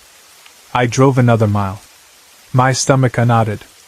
Adrenaline seeped from my bloodstream, replaced by aftershock exhaustion. A sign for Cresco blurred past. The thought of an air-conditioned brewery and a plate of wings materialized, but I did not feel like food. I just wanted to reach safe space, my apartment, 4 walls, a deadbolt that symbolized security even if it would not slow a creature capable of stepping over guardrails. The rational brain wins by clinging to ordinary rituals. A modern strip mall replaced the forest. I merged onto the commercial bypass. Chain restaurants and Dollar General storefronts walled me from the wild. Only then did I remember the stereo, and reach to kill the blank silence inside the car. Riffs erupted once more. They sounded tinny, powerless compared to the pulse-shaking hush of those woods. I snapped the volume down after 2 bars and left it there, background hum while my memories replayed. When I rolled into my apartment complex 40 minutes later, the sky had shifted toward orange and clouds collected like bruises on the horizon. Pulling my key from the ignition, I stared at my shaking hand and realized the event had pulled threads loose inside me. My childhood love for unexplained creatures always carried a playful side. Reading about Bigfoot when you are 10 is thrilling precisely because there is distance, a buffer of storytelling. To stand in daylight and watch legend take 2 steps across a road changes everything. The world is bigger and more frightening than you thought. A part of me wanted to call every friend, shout that I had proof. Another part insisted I never mention it. People laugh. Pat you on the shoulder, say you misread a shadow. I sat in the driver's seat until sweat glued my work shirt to the vinyl. That night I did tell someone, my best friend Kurt, who phoned to coordinate our WoW Guild's Saturday raid. He listened without interrupting, then offered a low whistle. "You're sure you didn't nod off?" he asked gently. I told him the details, the guardrail step, the Buick driver's corroboration. Kurt believed in weird things too, but distance between belief on a screen and belief from your buddy's trembling voice is vast. He swore he believed me, still I heard reservation across the cell tower. I did not press. The experience belonged to me whether others held it true. Weeks passed. Coffee room gossip at the mill never hinted that anyone else had seen the creature, though some nights I searched local message boards for keywords. Pennsylvania Bigfoot, Pocono's strange sighting, Route 191 ape. Threads surfaced. Hunters claimed they heard branch knocks in Monroe County. Dog walkers reported howls near Promised Land State Park. But nothing matched my crossing. Some posts mentioned abandoned resort properties as feeding grounds where dumpsters overflow with leftovers. Maybe the thing I saw followed that assurance of food, wandered too near a highway bend, slipped across moments before or after other drivers passed. Maybe dozens of witnesses existed but each kept quiet. I kept replaying one detail that chilled me every time, the way the creature slipped into dense foliage without stirring a branch. Bears crash. Deer leap and kick briar.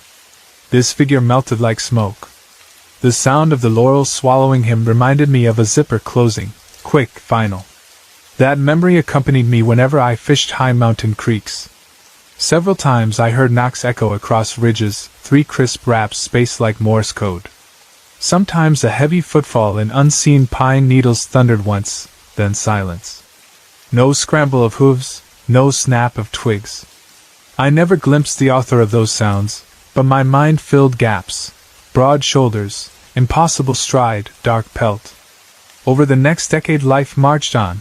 Better job offers, relationship ups and downs, a daughter born on the cusp of spring, mortgages and interest rates and kitchen remodels. Those realities crowded out late-night cryptid video binges. Yet whenever I drove Route 191, no matter the season, I slowed near that stretch. It looks like all the other 100 forest stretches between Mountain Home and Cresco, yet I recognized the tilt of the guardrail where it happened.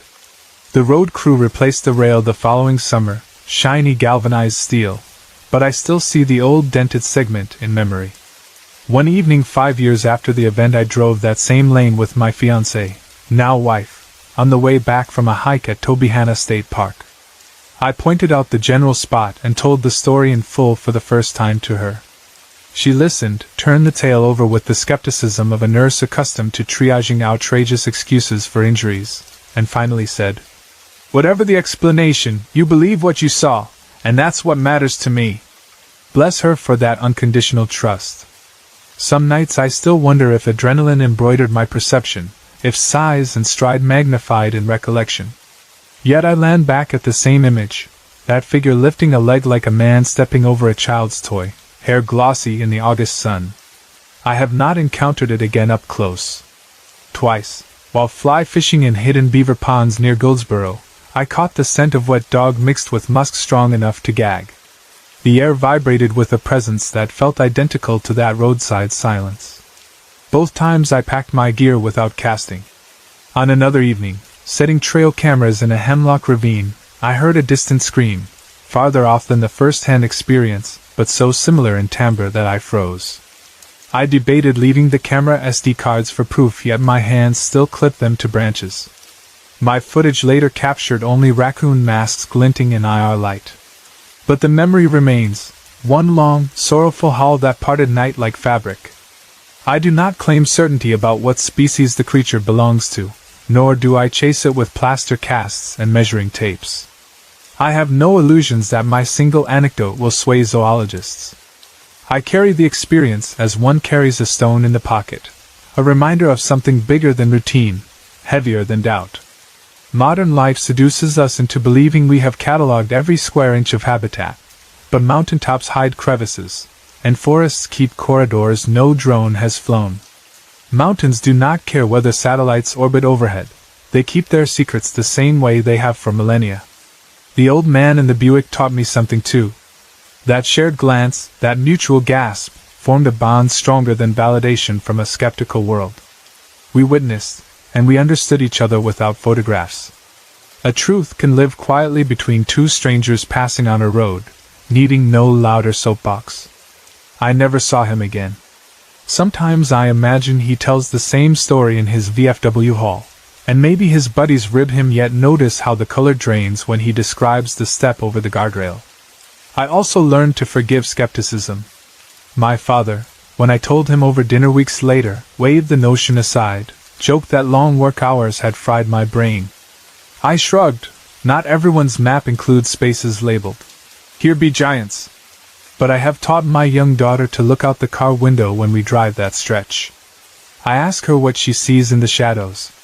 She laughs, says, "Maybe Bigfoot," as if the possibility fills her with delight rather than fear. Children keep imagination alive without drawing borders around reality. If you, reader, ever find yourself meandering the Poconos, windows down, wrestling with some new riff on the stereo, remember that quiet can speak. Keep one hand ready to flick off the volume, eyes roaming the verge beyond the guardrail. It may be a black garbage bag fluttering, or a bear rising on hind legs, or nothing at all. But if something steps where no ordinary creature can, 2 strides across asphalt, vanishing into jutting laurel like a ghost returning home, then count yourself lucky. Lucky to learn the world still stores wonders in green folds. Lucky to live in an age that allows mystery. Lucky to glimpse a legend who owes you no explanation, only the quickening of your pulse, the widening of your sense of what might be true.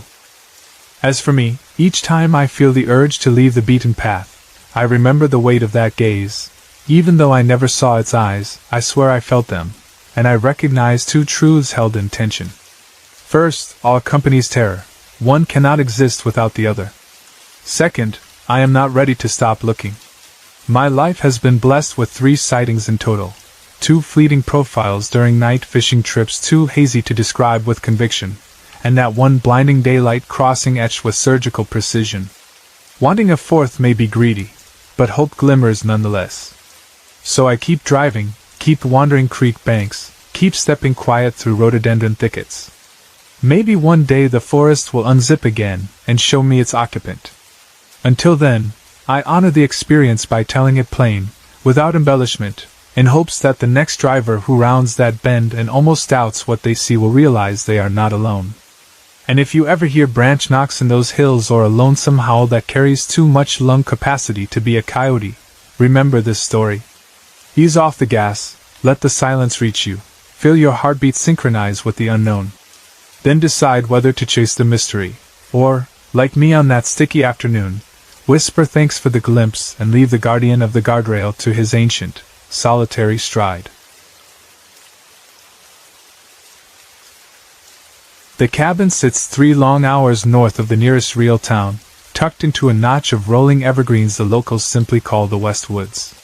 It is more than a house and less than a homestead, for stout log walls, a peaked roof of cedar shakes gone silver with weather, sun-bleached antlers over the door, and a wide porch that creaks like tired bones when you walk it after dark. My grandparents bought the place when my mother was still in grade school, back when the timber companies were pulling the last usable trees from the edge of the national forest. They kept the cabin partly for hunting and partly for the way silence settles over that ridge once the dirt road curves out of sight. When I was small they drove me up every autumn, just as the maples began turning the color of rusted pennies. I learned to skip stones on the beaver pond. I learned how frost smells before dawn. More than once I woke to my grandfather sipping coffee by the wood stove, whispering that a bear had wandered across the clearing in the moonlight. The place shaped my idea of what wild truly means, not merely absence of roads, but a personality in the shadows, something that listens if you talk too loudly. I turned 19 this summer. Everything changed, freshly free of high school obligations, a thin half-grown adult drifting between freshman year of college and the uncertain weight of whatever came next. 2 of my closest friends, Rain and Max, shared that strange pause in life. Rain aiming for an engineering degree she secretly doubted, Max spending gap year shifts at a bike shop while composing indie songs on battered acoustic guitars. We all loved trails, deep creek swims, late-night fires that leave hair smelling of smoke for days. So when our winter break arrived we built a plan. If my grandparents would lend the cabin, we would haul sleeping bags, food, and my dog up the mountain and disappear for a handful of days. No parents hovering, no alarms except wind-rattling shutters. I called my grandparents first. They sounded pleased. We still considered the place a gift rather than a burden. The only instructions were straightforward: clamp the flue if we lit the stove, sweep the porch before we locked up, and for heaven's sake keep Buck leashed after dusk because coyotes grew bold that season. Buck was reason enough to drive the faded SUV instead of borrowing Mom's compact sedan. He weighed nearly 90 pounds, a broad-shouldered German shepherd with the amber eyes of an old soul. I found him as a pup tangled in barbed wire near my parents' cattle field, unnamed and wary, ribs showing, yet already stubborn enough to snarl at any shadow that moved too quickly. My father threatened to post flyers looking for the owner. I spent 2 weeks bargaining chores and allowance until the dog became mine. Buck grew into his name, plucked from Jack London's Call of the Wild, exuding that same mix of loyalty and feral dignity. He once cornered a full-grown coyote behind our hay shed and walked away with nothing more than a shallow tear in his ear. I trusted his instincts on backcountry hikes better than most GPS apps. If Buck's hackles rose, I listened. We left for the cabin the Monday after Christmas. Rian rode shotgun, feet propped on duffel bags of winter gear. Max commandeered the middle seat, twirling drumsticks on his thigh to whatever played on the radio. Buck claimed the rear cargo space, nose pressed to glass, ears flicking at every passing truck. Snow lay in thin crusty strips along the highway's shoulders and melted into damp gravel where sun hit. As we climbed into higher elevations, white patches thickened beneath scrubby pines. By the time we turned onto the final logging spur, a single lane carved through lichen-covered firs, snow-coated each shadowed rut. I slid the SUV once, cursing under my breath until traction bit again. Rian laughed and insisted we were living in a cliched coming-of-age film. Max stuck his head between the seats to suggest we had a jump scare for the second act. I told them real life had plenty of surprises without us forcing any. The cabin greeted us exactly as I remembered. Woodpile tarped beneath icicles, smoke chimney silent, porch rails still scratched where Grandpa's deer rack fell during a storm. The feeling of being watched that often drifts around abandoned buildings never touched the clearing. If anything, the place looked lonely, relieved to have company. We carried groceries inside: bread, sausage links, cocoa packets, 6-pack of root beer, Rian's questionable energy bars, then stacked split logs in the stove and coaxed the skinny fire to life. Twilight folded over the ridge while we unpacked. By the time we zipped coats to explore, stars pricked the sky. The first 3 nights passed the way winter cabin trips usually pass. We snowshoed hastily improvised trails, threw sticks for Buck until our gloves soaked through, hung socks near the stove, and gossiped about nothing. Buck slept nose to door, grumbling whenever deer shuffled through underbrush beyond the yard. Around midnight of the second night I woke to claws tapping across the planks to nudge my sleeping bag. Buck wanted reassurance, muzzle cold against my cheek. I scratched between his ears and registered attention in the way he sighed. Maybe coyotes again, I thought, promising to walk the perimeter at dawn. By sunlight he paced corners of the porch, sniffing boards, fur prickled but silent. I saw no tracks except rabbit prints bounding beneath the blackberry thickets. The fourth evening, clouds opened into milky moonlight. We decided barbecue tasted superior to whatever pan-fried sausage we had scheduled. Max volunteered as grill chief. He perfected char lines on beef patties the previous semester while house-sitting for an aunt. We dug a cleared spot beside the porch steps where my grandfather kept an old kettle grill, brushed snow off the lid, and fed charcoal until flames licked grate wires bright red. Rian and I leaned against the porch post swapping classroom horror tales, laughter pluming white. Buck trotted circles around us, occasionally plunging snout into powder to sniff something only he could smell. Just after the first hiss of grease hit coals, Buck halted mid-step. The fur on his shoulders stood bristled, ears pinned forward. His tail dropped low. A growl rumbled out, not the playful grumble when he tugged rope toys, but a raw vibration. Rian paused mid-sentence. Max looked up from the spatula. All 3 of us followed Buck's stare across the open stretch toward the timber's edge. Dust painted most trunks charcoal gray, but a breach in the canopy let moonlight stripe a short corridor 20 yards from the grill. Something shifted behind those trees. At first glance I assumed it was a deer emerging to graze. The silhouette carried 4 limbs, a narrow torso, a long head. But deer in January wear thick winter coats, varying from tan to gray. This shape red is darker, almost black, and stood taller than a white-tailed doe by at least 2 feet. I blinked and attributed the discrepancy to the shadows. The figure froze as though aware of our attention. When it lifted its head, the stance was wrong, the neck angled slightly forward, muzzle elongated in profile, but the shoulders did not slope down into forelegs like a quadruped. Instead they squared, giving the illusion of a man wearing shaggy fur. My skin tightened. Instinct insisted nothing on 2 legs should also own a snout and dewlap. Buck lunged and barked, deep, rapid, frantic. The figure remained motionless. Light caught its eyes, twin sparks of amber so intense they seemed to cast their own glow. Then the creature huffed a single breath that carried across the clearing like the opening note of an engine revving. The sound wasn't exactly a growl or bark.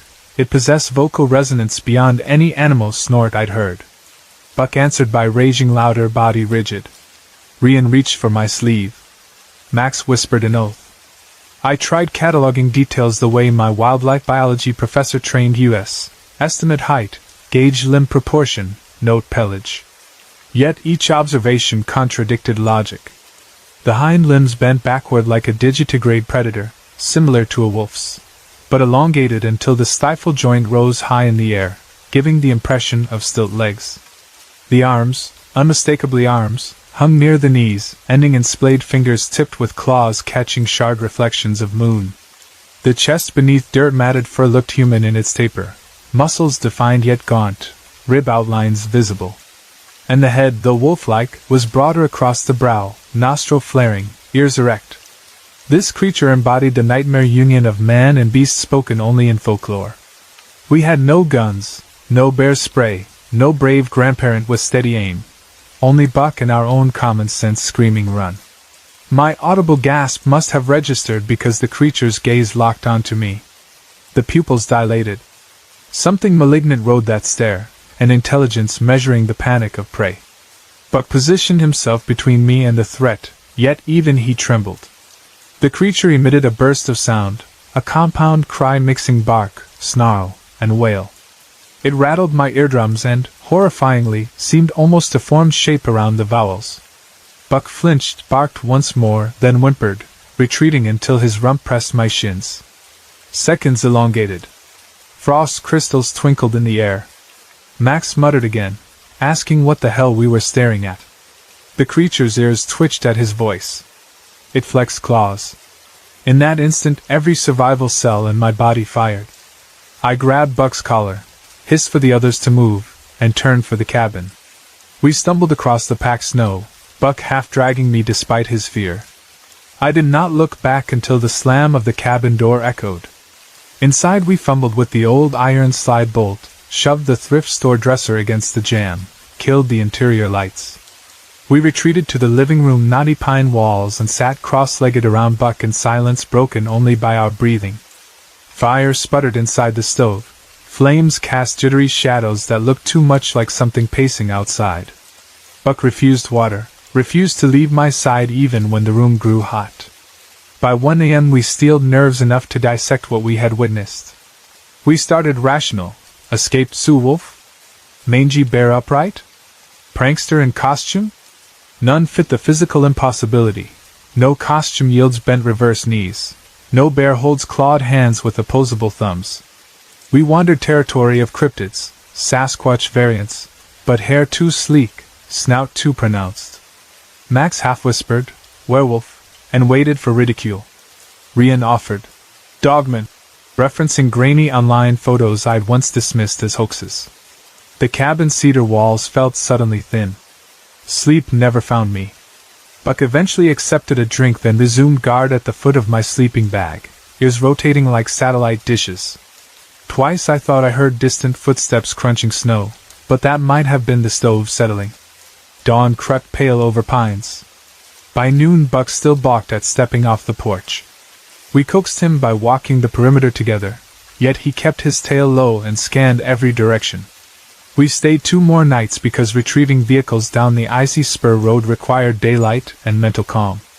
Buck passed those days refusing to let the screen door shut behind me. If I poked beyond the clearing to gather deadfall branches, he whined at the threshold until I returned. The air tasted of tension.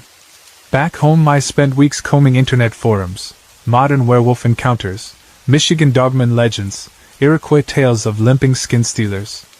Descriptions matched pieces of our vision: backwards bending legs, tall canine head, clawed hands, foul sense of dread. Some stories added details we not witnessed: stench of decay, mimicry of human voices. Yet something clicked that left me more uneasy. Many reports emphasized the creature's effect on domestic animals, how once courageous dogs would shrink after confronting it. I pictured Buck hiding behind my knees, the unfamiliar whimper in his throat, the way he refused to roam my parents' ranch afterward. Whatever challenged him that night convinced him the woods no longer belonged to him. He changed permanently. Walks remained brief, nose skimming wind for hints of predator. At the ranch he avoided the fence line near timber, sleeping indoors rather than beneath stars. My parents teased that age had mellowed him, but I knew better. He'd stared into eyes that did not reflect ordinary hunger, and it marked him. Months later my grandparents asked why the grill was missing. I lied, saying a storm likely toppled it into the ravine. I never confessed we abandoned it mid-meal. They sold the property before the following winter, a decision blamed on upkeep costs. Part of me suspects Grandpa felt the same crackle of wrongness during deer season and chose not to mention it. I've accepted I cannot name what stood at the tree line. Call it dogman, werewolf, wendigo. Each word carries lore heavy as chains, none fully capture the flesh and blood terror of its gaze. What matters is the lesson Buck tried to teach long before we understood. Some corners of forests keep their own rules, and those rules do not include our safety. When my classmates pack sleeping bags for remote campgrounds now, I still join them, but I bring stronger flashlights, spare batteries, and a steady respect for every unexplained rustle. I sit with my back against solid bark, letting silence filter long enough to assure me no heartbeat but my own thrums in the dark. If an owl hoots, fine. If branches crack under weight unknown, I bank the fire brighter and keep conversation soft. And when July flares again with heat and fireworks, I watch the tree line, remembering luminous yellow eyes and a voice that thundered like an order. I hope I never see those eyes a second time.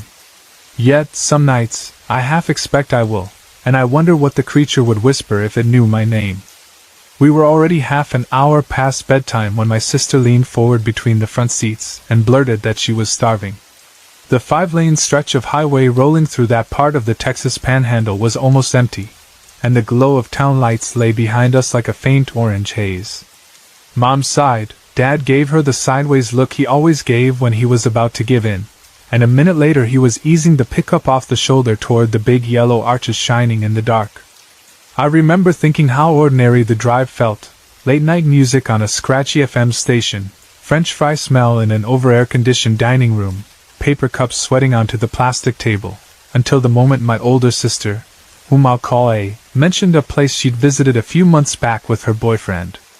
Ghost town, she said, nudging her fries around in the box. No one lives there anymore, not since the 80s, and half the buildings are still standing. My brother R perked up at once. He loved anything that might involve flashlight exploring, junk piles, or trouble. Dad, J to keep the name straight, and Mom, T, were less excited. Told it was nearly 11, told we still had 40 miles to get home, told abandoned property meant nails, snakes, scorpions, maybe drug squatters. They still softened in the end because A kept insisting there was. This old school, she wanted to show us. All the way to the turnoff she teased R about how he'd chicken out first, and R laughed loud enough to wake me in the back seat, where I was slumped with my knee brace propped on a backpack. I'd shredded my meniscus and ACL 4 weeks earlier, last game of football season, and the brace squeaked every time Dad hit a bump. The pain pills had me floating, but I remember staring into the side mirror and catching the flicker of sodium vapor streetlights slipping away, one by one, until nothing but black prairie pressed against the glass. The ghost town road began as cracked asphalt, narrowed to gravel, then lost its gravel edge until it was little more than a pair of ruts cut through sunflower stalks. Barbed wire fences leaned away from us on either side, stanchions warped, rust glittering when Dad's headlights passed. Above, the sky was so clear you felt you could climb into it. No moon yet, just the swath of the Milky Way and a spattering of cold diamonds hanging over a plain that stretched forever. The truck bumped once, twice, and then the old place appeared in the beams, a silent cluster of shapes crouched at the end of the track. At first glance the town looked even smaller than they had claimed. 4 houses, a tin-roofed feed store, and the shell of a school set back behind a broken tennis court. Everything about it whispered of sun-bleached years. Paint peeled in long curls, screen doors hung like loose teeth, power poles leaned with their wires long gone. Yet the school windows, at least the ones directly facing the road, had recently been replaced with new panes that threw back our headlights in hostile white squares. Mounted above the plywood sheet covering the main doors was a motion sensor camera blinking red. Dad saw it, muttered, "Private security," and rolled forward, turning in a slow arc so his plate would stay out of frame. I was half asleep again, knee throbbing despite the meds, but I felt that prickle between the shoulder blades you get when an empty place notices you. Mom said, "Let's not stop here. People are clearly watching the property." R, pressed to the window on the passenger side, answered, "Ah, come on. We'll be quick." Jay's tired baritone ended it. "We look, we leave. Nobody hops a fence. Got it?" The highway silence swallowed the truck once more as he crept down the only cross street, lights sweeping over sagging porches and wrecked cars sunk to their axles.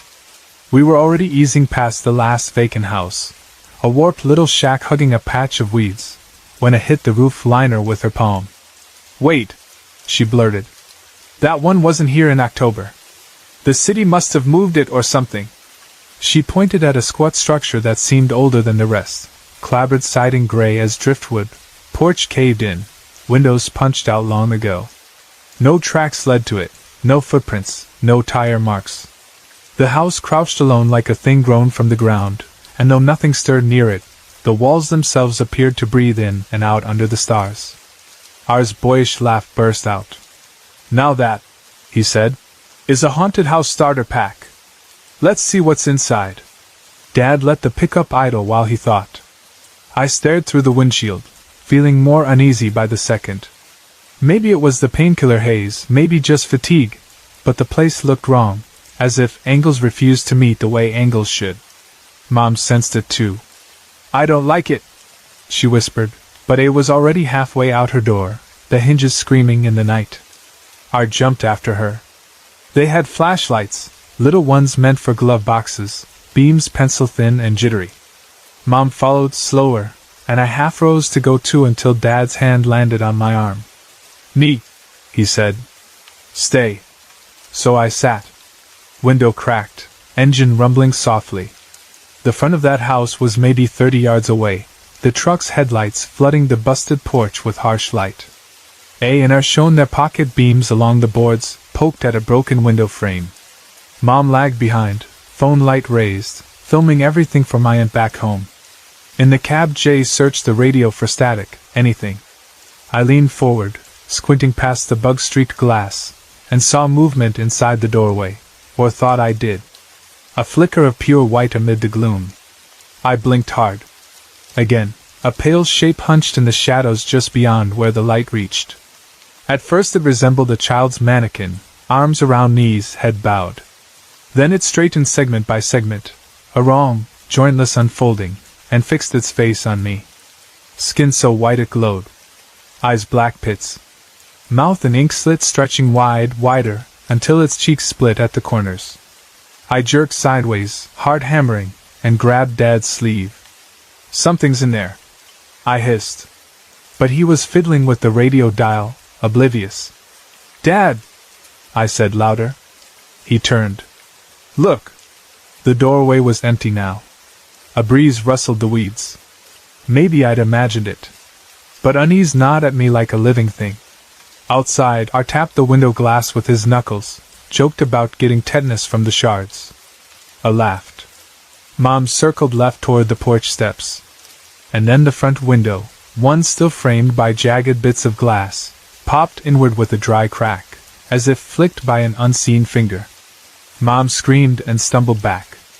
A's flashlight darted, beam catching nothing. R shouted, "What did you do?" Mom only shook her head, white as paper. No one had touched that pane. That was when sound rolled out of the house, a voice, flat and emotionless, repeating words we couldn't quite parse. In the same instant the air in my lungs froze.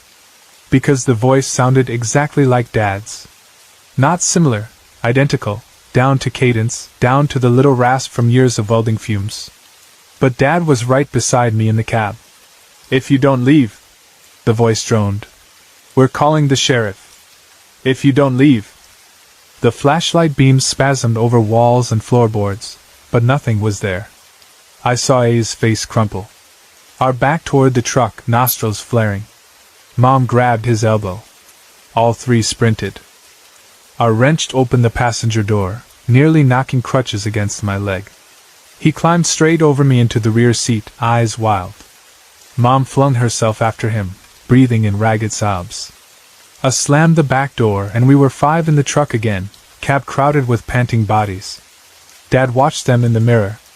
"Enough," he said quietly, and shifted into reverse. What happened next is where time breaks.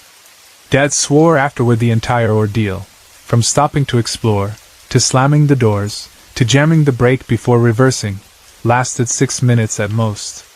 But Mom said they'd walked nearly the length of a football field to reach the house, had poked around 10 or 15 minutes inside the yard, had listened to the voice repeat itself dozens of times before fleeing. 20 minutes, she insisted. I backed her up. A 2.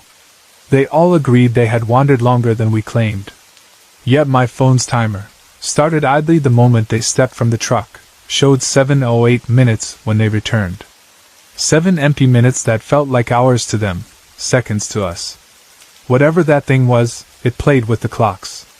Dad crushed the gas. Tires spat gravel, headlights whipping across thorn bushes as the truck turned. Somewhere behind us a door banged open against wood and that same flat voice called, now deepened, almost amused. "Leave now." But it was wrong this time, echoey, layered, like a chorus of mismatched recordings. And laced within was another register, a gurgling growl, something hungry. We roared down the ruts, cabin rattling, A crying, Mom muttering prayers.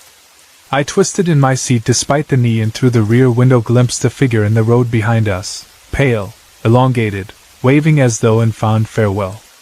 In the red glow of taillights its smile opened across the width of its jaw. No one spoke until the dirt lane ended at pavement, and Dad forced himself to slow. McDonald's bag slid on the floorboard, lids rattled in cup holders, Katy Perry still warbled from the speakers like some sick soundtrack to a nightmare. Mom clicked the radio off with trembling fingers. We listened to the tires hiss. Then A said in a whisper that sounded loud in all that hush, "What did we hear, Jay?" Dad kept his eyes forward. "Not going to discuss it till morning." Silence swallowed us again. Back at home, 1 a.m. now, house dark. Mom refused to enter until Dad walked through every room switching on lights. R shut himself in the downstairs bathroom, vomiting. I got stuck staring at her reflection in the microwave door, as though trying to decide whether she was real. And I, too doped up to cry, sat at the dining table feeling the grin of that doorway creature stretching across my brain. Sleep never came for any of us. At dawn Dad brewed coffee nobody drank. We sat bleary-eyed in kitchen light, while Mom replayed phone video frame by frame. Mostly it showed her feet crunching weeds, glimpses of porch rail, A's flashlight beam, black voids. But one 3-second segment, filmed just before she screamed, caught the shredded window frame, and in the far corner, a white blur rising against the wall. Freeze the clip, crank brightness, squint. A bleached face, jaws unhinged. Behind it, nothing but black. By noon Dad announced we would never speak of the ghost town again. We lied to cousins, neighbors, about where we had driven. My knee healed. I moved to California. I left for college in Boston. Mom tries to forget, but if we pass a deserted ranch house at dusk she stiffens. Sometimes I wake hearing that monotone voice drifting down the hallway, repeating words it stole from us, promising to call the sheriff. Sometimes I think the thing followed each of us in its own way, folding itself into our memories. But I know this much, whatever waited in that shack was not a ghost, nor a harmless legend. It wanted us to come closer. It wore the sound of our loved ones like a skin. And if we had stepped through that rotten doorway, I believe none of us would have found our way back to the truck. People like to picture the Great Plains as miles of safe emptiness, flat daylight stretching under endless blue. Yet drive those back roads after midnight, and you discover emptiness is merely a mask. Under the moon the land grows teeth. Voices carry that never belonged to anyone alive. So if you ever find yourself lured toward a dark doorway by the sound of a familiar voice, keep walking. Don't look inside. Don't investigate. And above all, do not answer when it calls you by name. Sorry to interrupt. If you're enjoying the story, let me know in the comments and tell me where you're watching from. Don't forget to like and subscribe for more.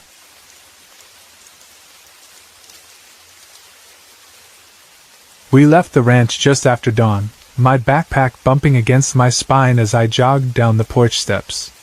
The air smelled of oak leaves and the salty edge of the distant sea, and a weak February sun pushed a cold glare through a ceiling of gray cloud. Mom waved from the kitchen window, and Dad leaned on the fence, watching as the heavy diesel pickup growled along the dirt road toward our gate. Kay, my best friend since kindergarten, hung halfway out the passenger window, her blonde braid flapping like a flag. "Road trip day!" she shouted, as though our parents hadn't heard her announce it 100 times already. Behind her, Cedar's nose and Willow's grizzled muzzle pressed to the glass, dogs fogging the pane with excited panting. I took the porch steps a touch too fast for someone still wearing a bulky meniscus brace under her jeans. Pain zinged up my thigh, but the fizz of nerves and caffeine made it easy to ignore. 5 hours on the coastal highway to Mendocino County, an overnight stay in a barn that belonged to A's fishing buddy, and no parents but A himself. That was all the motivation I needed. In went the last thermos of cocoa. In went the double bag of ranch chips, our secret weakness. In went the paperback ghost story collection I jammed into my hoodie pocket, just in case the Bluetooth speaker died. Dad shut the tailgate, squeezed my shoulder, and said, "Have an adventure, kid, just not the kind that makes the local news." "Promise," I told him, which was only half a lie. The diesel rattled down our narrow lane past rows of bare walnut trees, tires crunching on grit. By the time we turned onto the county highway, my phone already showed 0 bars. No surprise in those hills, so I clicked it dark and leaned back as scenery blurred. Jagged cattle fences rose and fell like scribbles on the ridges. Mossy live oaks hunched beside creeks half lost in fog. Out on the periphery of sight, layers of coastal mountains marched toward the ocean, all colored the same blue-gray as the sky. I drove one-handed, big shoulders relaxed, a battered ball cap pulled low. Now and then he pointed out landmarks. A barn with a painted quilt square over its door, a sandstone outcrop locals called Tomahawk Rock, the bend where he'd once blown a radiator hauling salmon south from Fort Bragg. Kay sat beside me in the back seat, knees tucked under her, a pair of earbuds sharing some pop song I vaguely recognized. Every few miles Cedar whined to remind Kay that she wanted another ear scratch, so Kay obliged, twisting around until her seat belt squealed. Mid-morning we hit the first overlook where the highway kisses the cliff edge.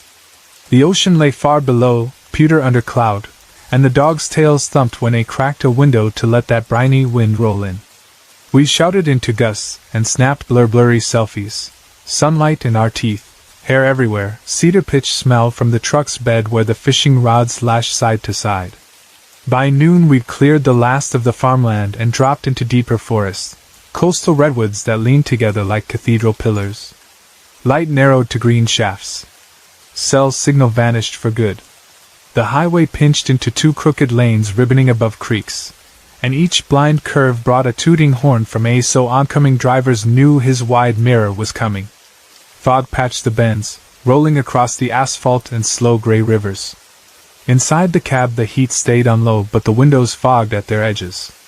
We sipped cocoa gone lukewarm, traded ghost stories, pulled blankets over our knees. The dog settled, Cedar's head on Willow's aging shoulders. I tucked my brace tighter and stared at shapes that slipped between the red trunks, a sense of tall things pacing us, though whenever I stared hard, nothing was there. Sometime after 3 we gassed up at the last town of any size, a scattering of clapboard stores, a mural of fishing dories, 2 rust-eaten pumps that clicked off at $70. Kay and I walked the lot to stretch legs, shoved coins into a vending machine older than we were. I came out with steaming paper cups and cinnamon bear claws, urging us to hurry because afternoon light fades fast in these chasms. We barreled north again, jaws sticky with too sweet icing, radio mixing classic rock with static. Miles later the forest thinned and the road curved inland onto a tabletop terrace. I slowed.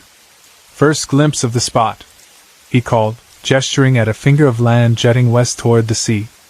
Beyond a cattle gate and a tumble of no trespassing signs, a band of open pasture plunged in 3 terraces to the shoreline.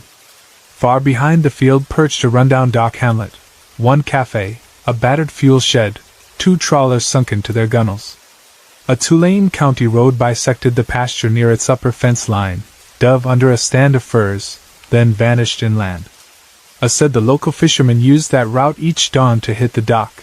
Tourists rarely drove it because GPS didn't even register the turnoff. We reached the fisherman friend's place by 4:30, a rickety house scarred by storms, tilted at the edge of damp meadow. The barn out back looked sturdier, freshly painted battleship gray, roof patched with new shingles. A's friend, a barrel-chested guy called Hobie, waved us in and clapped our shoulders like we'd enlisted in his crew. He uncapped beers for himself and A poured orange soda for us, pointed to a pair of bunks strung with rope nets, our sleeping arrangements. "Dogs in the tack room," he added, and the dogs wagged as though they understood. But daylight was slipping. I finished half his beer, set it aside, and suggested we hike to the cliff top before sunset. Hobie begged off, citing bait prep before pre-dawn tide. So Kay, the dogs, and I started up the slope, grass wet, wind picking up. The view expanded with each step. South lay ragged coastline blinking with far-off lighthouse beams.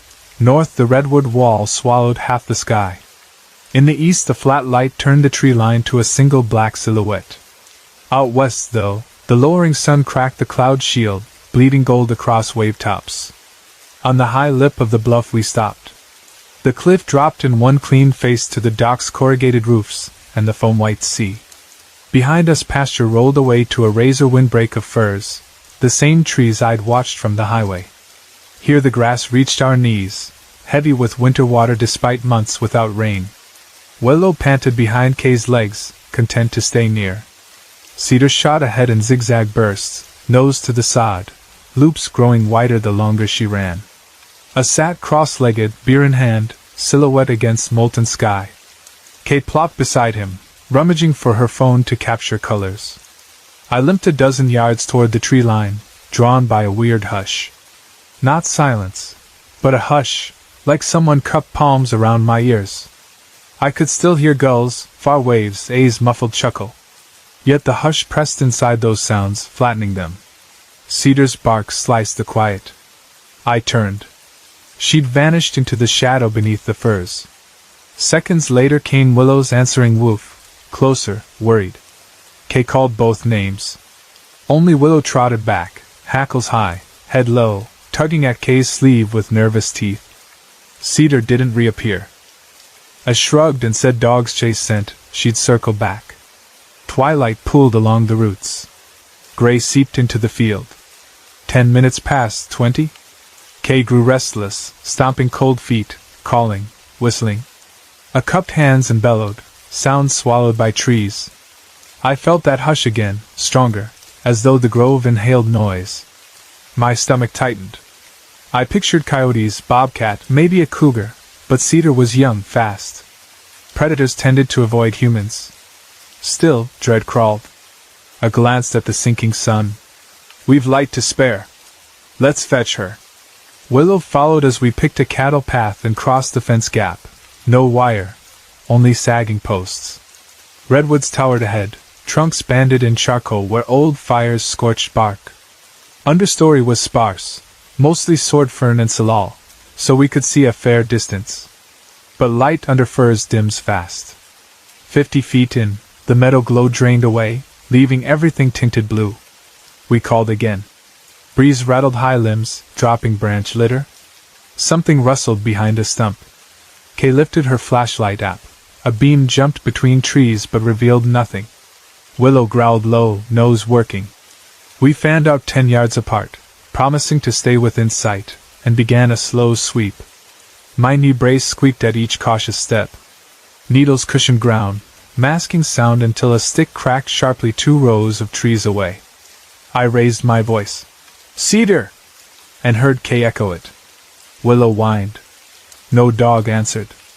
After another 10 minutes I angled back toward the field, heart thumping, ready to suggest we regroup. That's when Cedar burst from behind a log 20 yards off, tail tucked, eyes white-rimmed. She flashed past A, ignoring his command, dodged between Kay and me, and streaked for open pasture. We spun in confusion. Relief flooded too, but we still needed Willow. She stood braced beside Kay, facing the gloom deeper in. I hobbled toward Kay. "Leash her and we'll go," I whispered. Kay nodded, fingers snagging collar ring. Another twig snapped. My light traced the sound.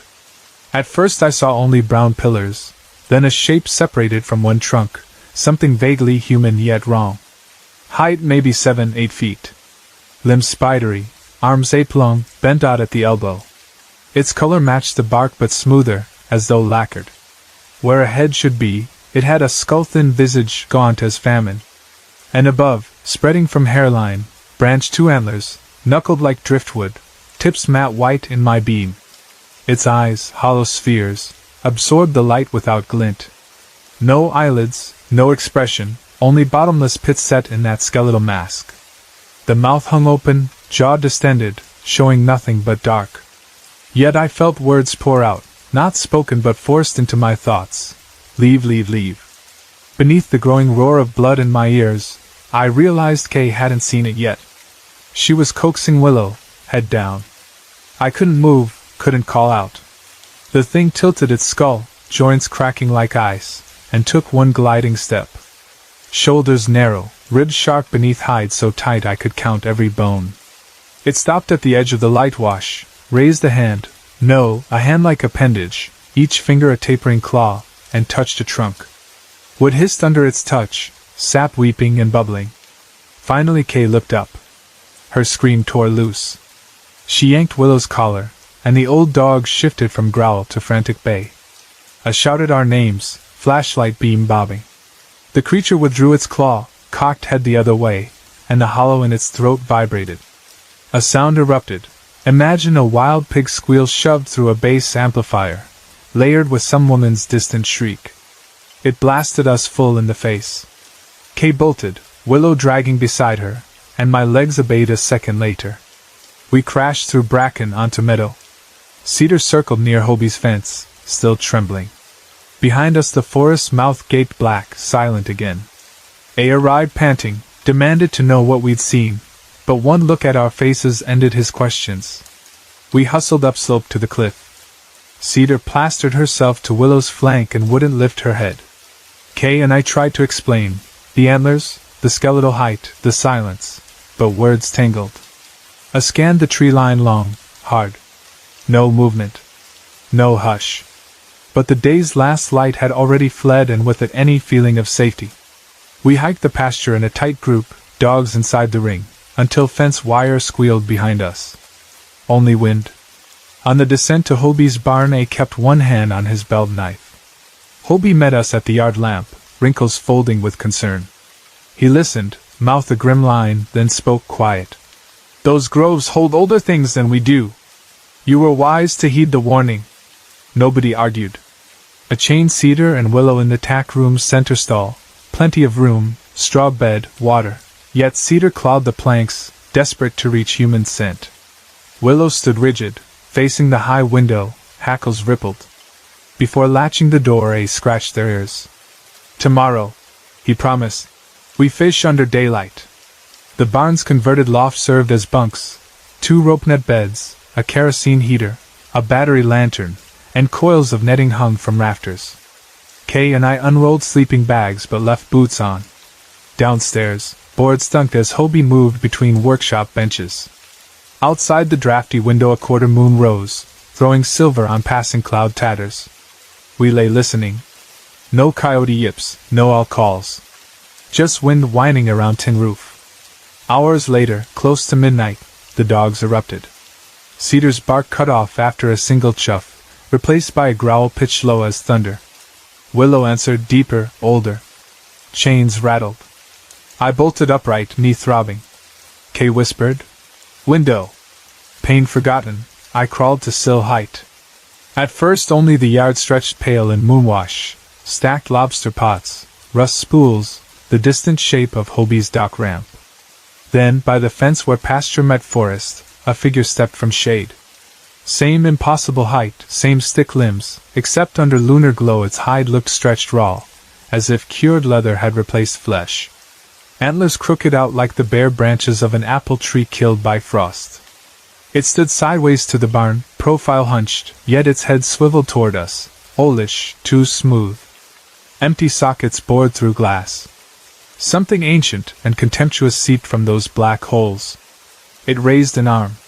In the same instant, wind slammed down the valley like a freight train. Barn walls shuddered. Netting swayed. The kerosene flame guttered. From below, Willow howled, not warning, not challenge, but grief. Cedar's chain scraped as if she'd thrown her weight against it. And in my mind bloomed those words again, heavy as lead, "I gave you a second chance." Kay yanked my coat sleeve. "Back!" she hissed. "Lie flat." We crawled under nets, hearts dervish wild, wrapped sleeping bags over heads the way children battle nightmares. Down below, dogs quieted to tense whimpers. Boards groaned in a long sigh, but no bootsteps followed. Sometime toward dawn fatigue swallowed fear. I drifted through ugly dreams, redwoods bleeding black sap where claws touched, barn windows filling with a deerskull grin.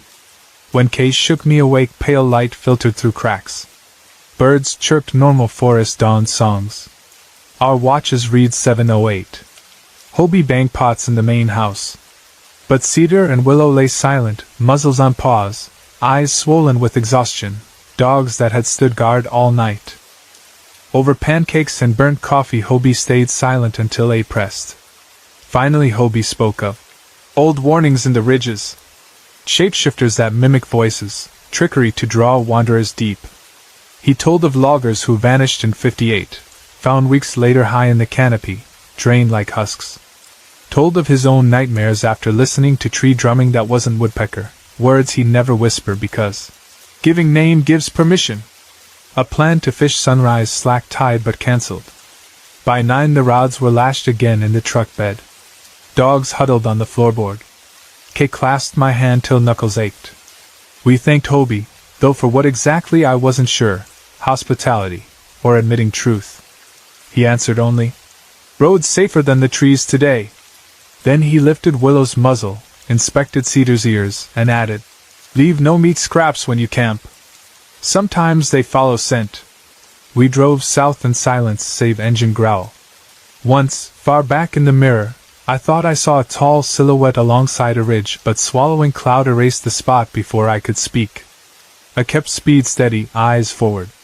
When the signal returned, Kay texted parents, "Safe, heading home." I typed and deleted half a dozen starts, then finally wrote, "Saw something in the woods? We're okay. Tell Dad adventure rating 10 out of 10. And put the phone away." Weeks passed. My knee healed. Cedar refused to leave the ranch yard for months.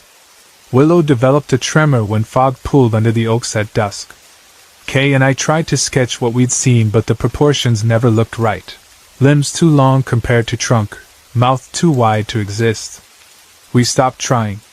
Even now, each time I cross our north pasture at twilight, I pause where fence meets tree line. Wind through the live oaks will hush for a heartbeat, and every hair on my arms lifts. I picture that lacquer-brown figure stepping out, the hush inhaling sound, the voice I never exactly heard filling my skull again. Leave. Leave now. And I keep walking.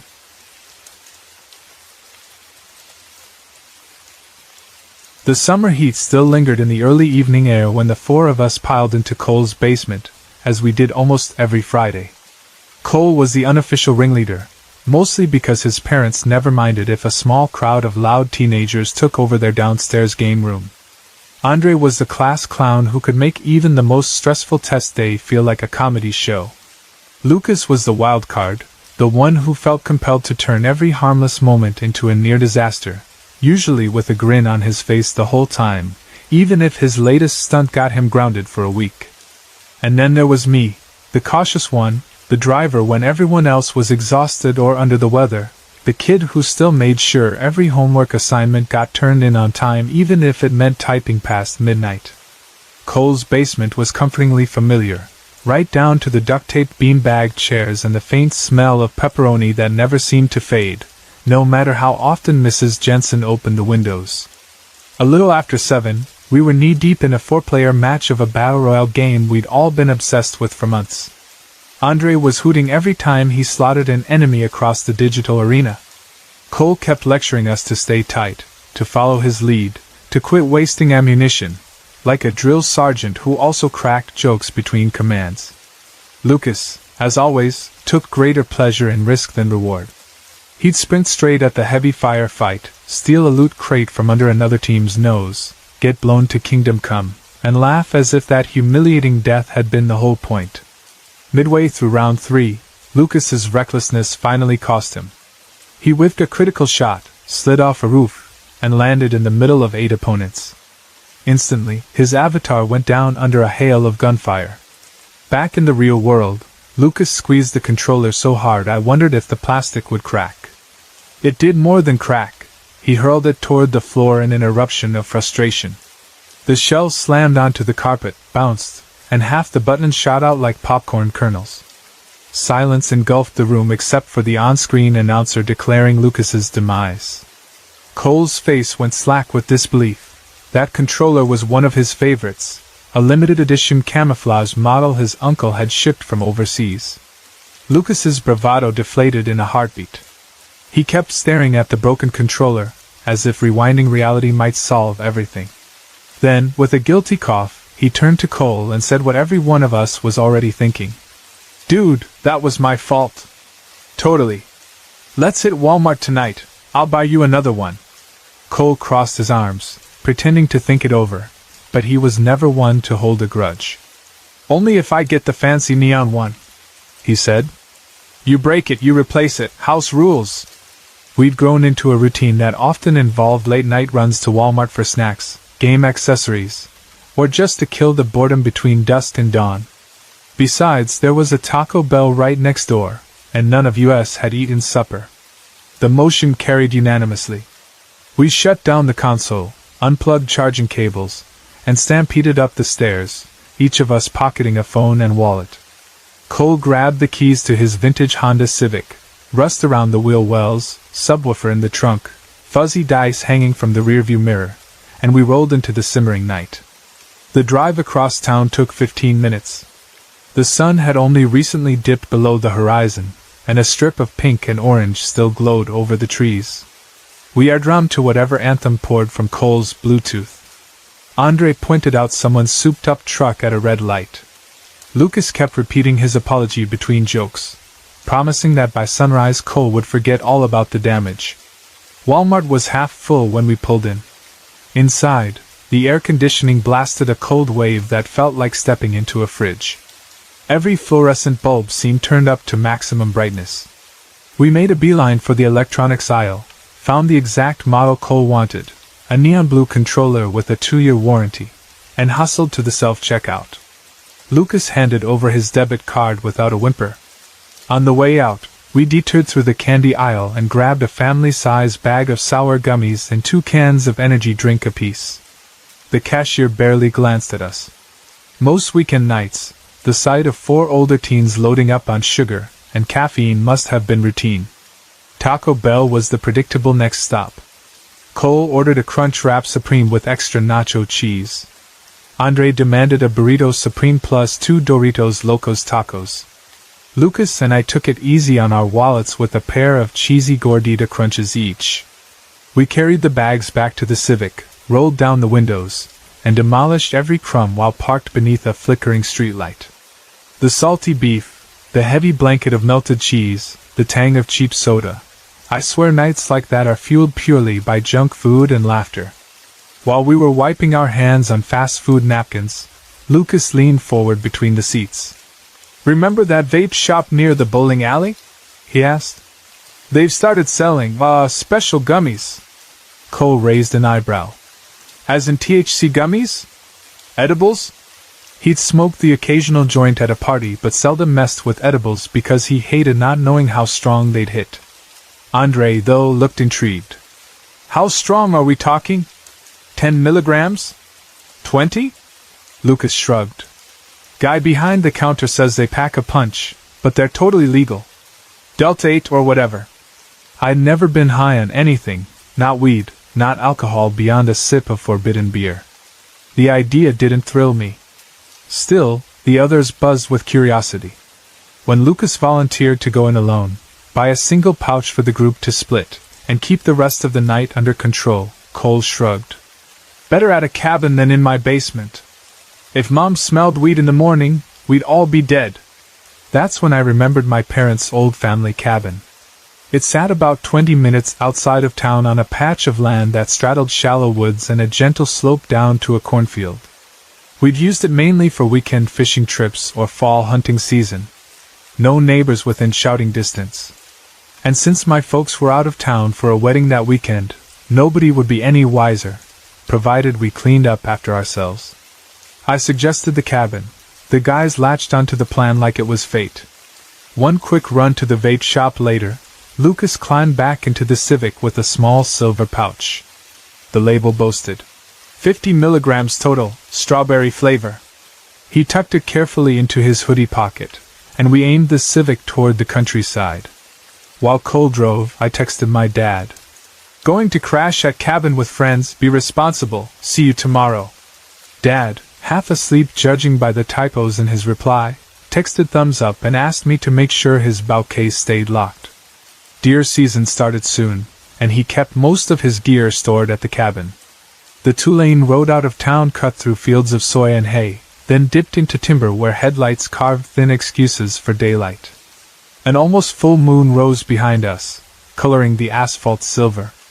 I guided Cole with memory, left at the derelict barn that smelled of creosote, right at the mailbox shaped like a trout, then 2 more miles until the gravel drive that led to our gate. Dust plumed behind us. Crickets sang in the drainage ditches. Somewhere, a lone hawk screeched from a telephone pole. We reached the property a little after 11. I hopped out to unlatch the old iron gate and felt, for the briefest second, as though something unseen watched from beyond the beams of the headlamps. A tingle skittered up my spine, tiny but undeniable. The drive lay deserted, flanked by willows on one side, oaks on the other. Probably a deer or possum hugging the tree-line, I thought, and waved the car through. The cabin itself was hardly a horror movie shack. Fresh paint every few years kept it looking more like a tiny modern cottage. A front door opened straight into a cozy living room where a plaid love seat faced a small TV. Off to the right, twin doors led to the lone full bedroom and a bathroom. On the left, a kitchenette offered enough countertop for scrambling eggs and pouring coffee. Tucked behind, a small bunk room with 4 stacked beds could sleep the entire extended family on a reunion weekend. Outside, a separate wooden shed kept the four-wheelers, extra propane tanks, my dad's backup fishing poles, and, at the moment, Dad's compound bow in its locked hard case. We unpacked the fast food cups, the neon controller, and the silver pouch onto the little kitchen table. Almost immediately I felt that uneasy prickle again, like eyes between branches, but I forced a smile. "Y'all ready for gummy country?" Cole laughed. Andre pretended to conduct an orchestra with his Taco Bell straw. Lucas ceremoniously ripped open the pack, revealing 4 rose-colored squares dusted in sugar.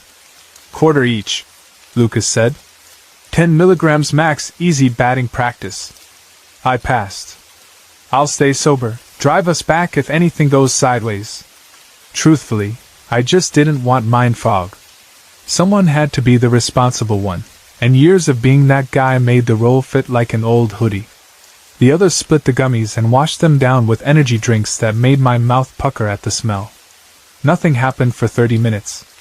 We drifted into small talk, music on the speaker, Cole fiddling with his new controller gripped in invisible gameplay. The cabin felt warm and safe.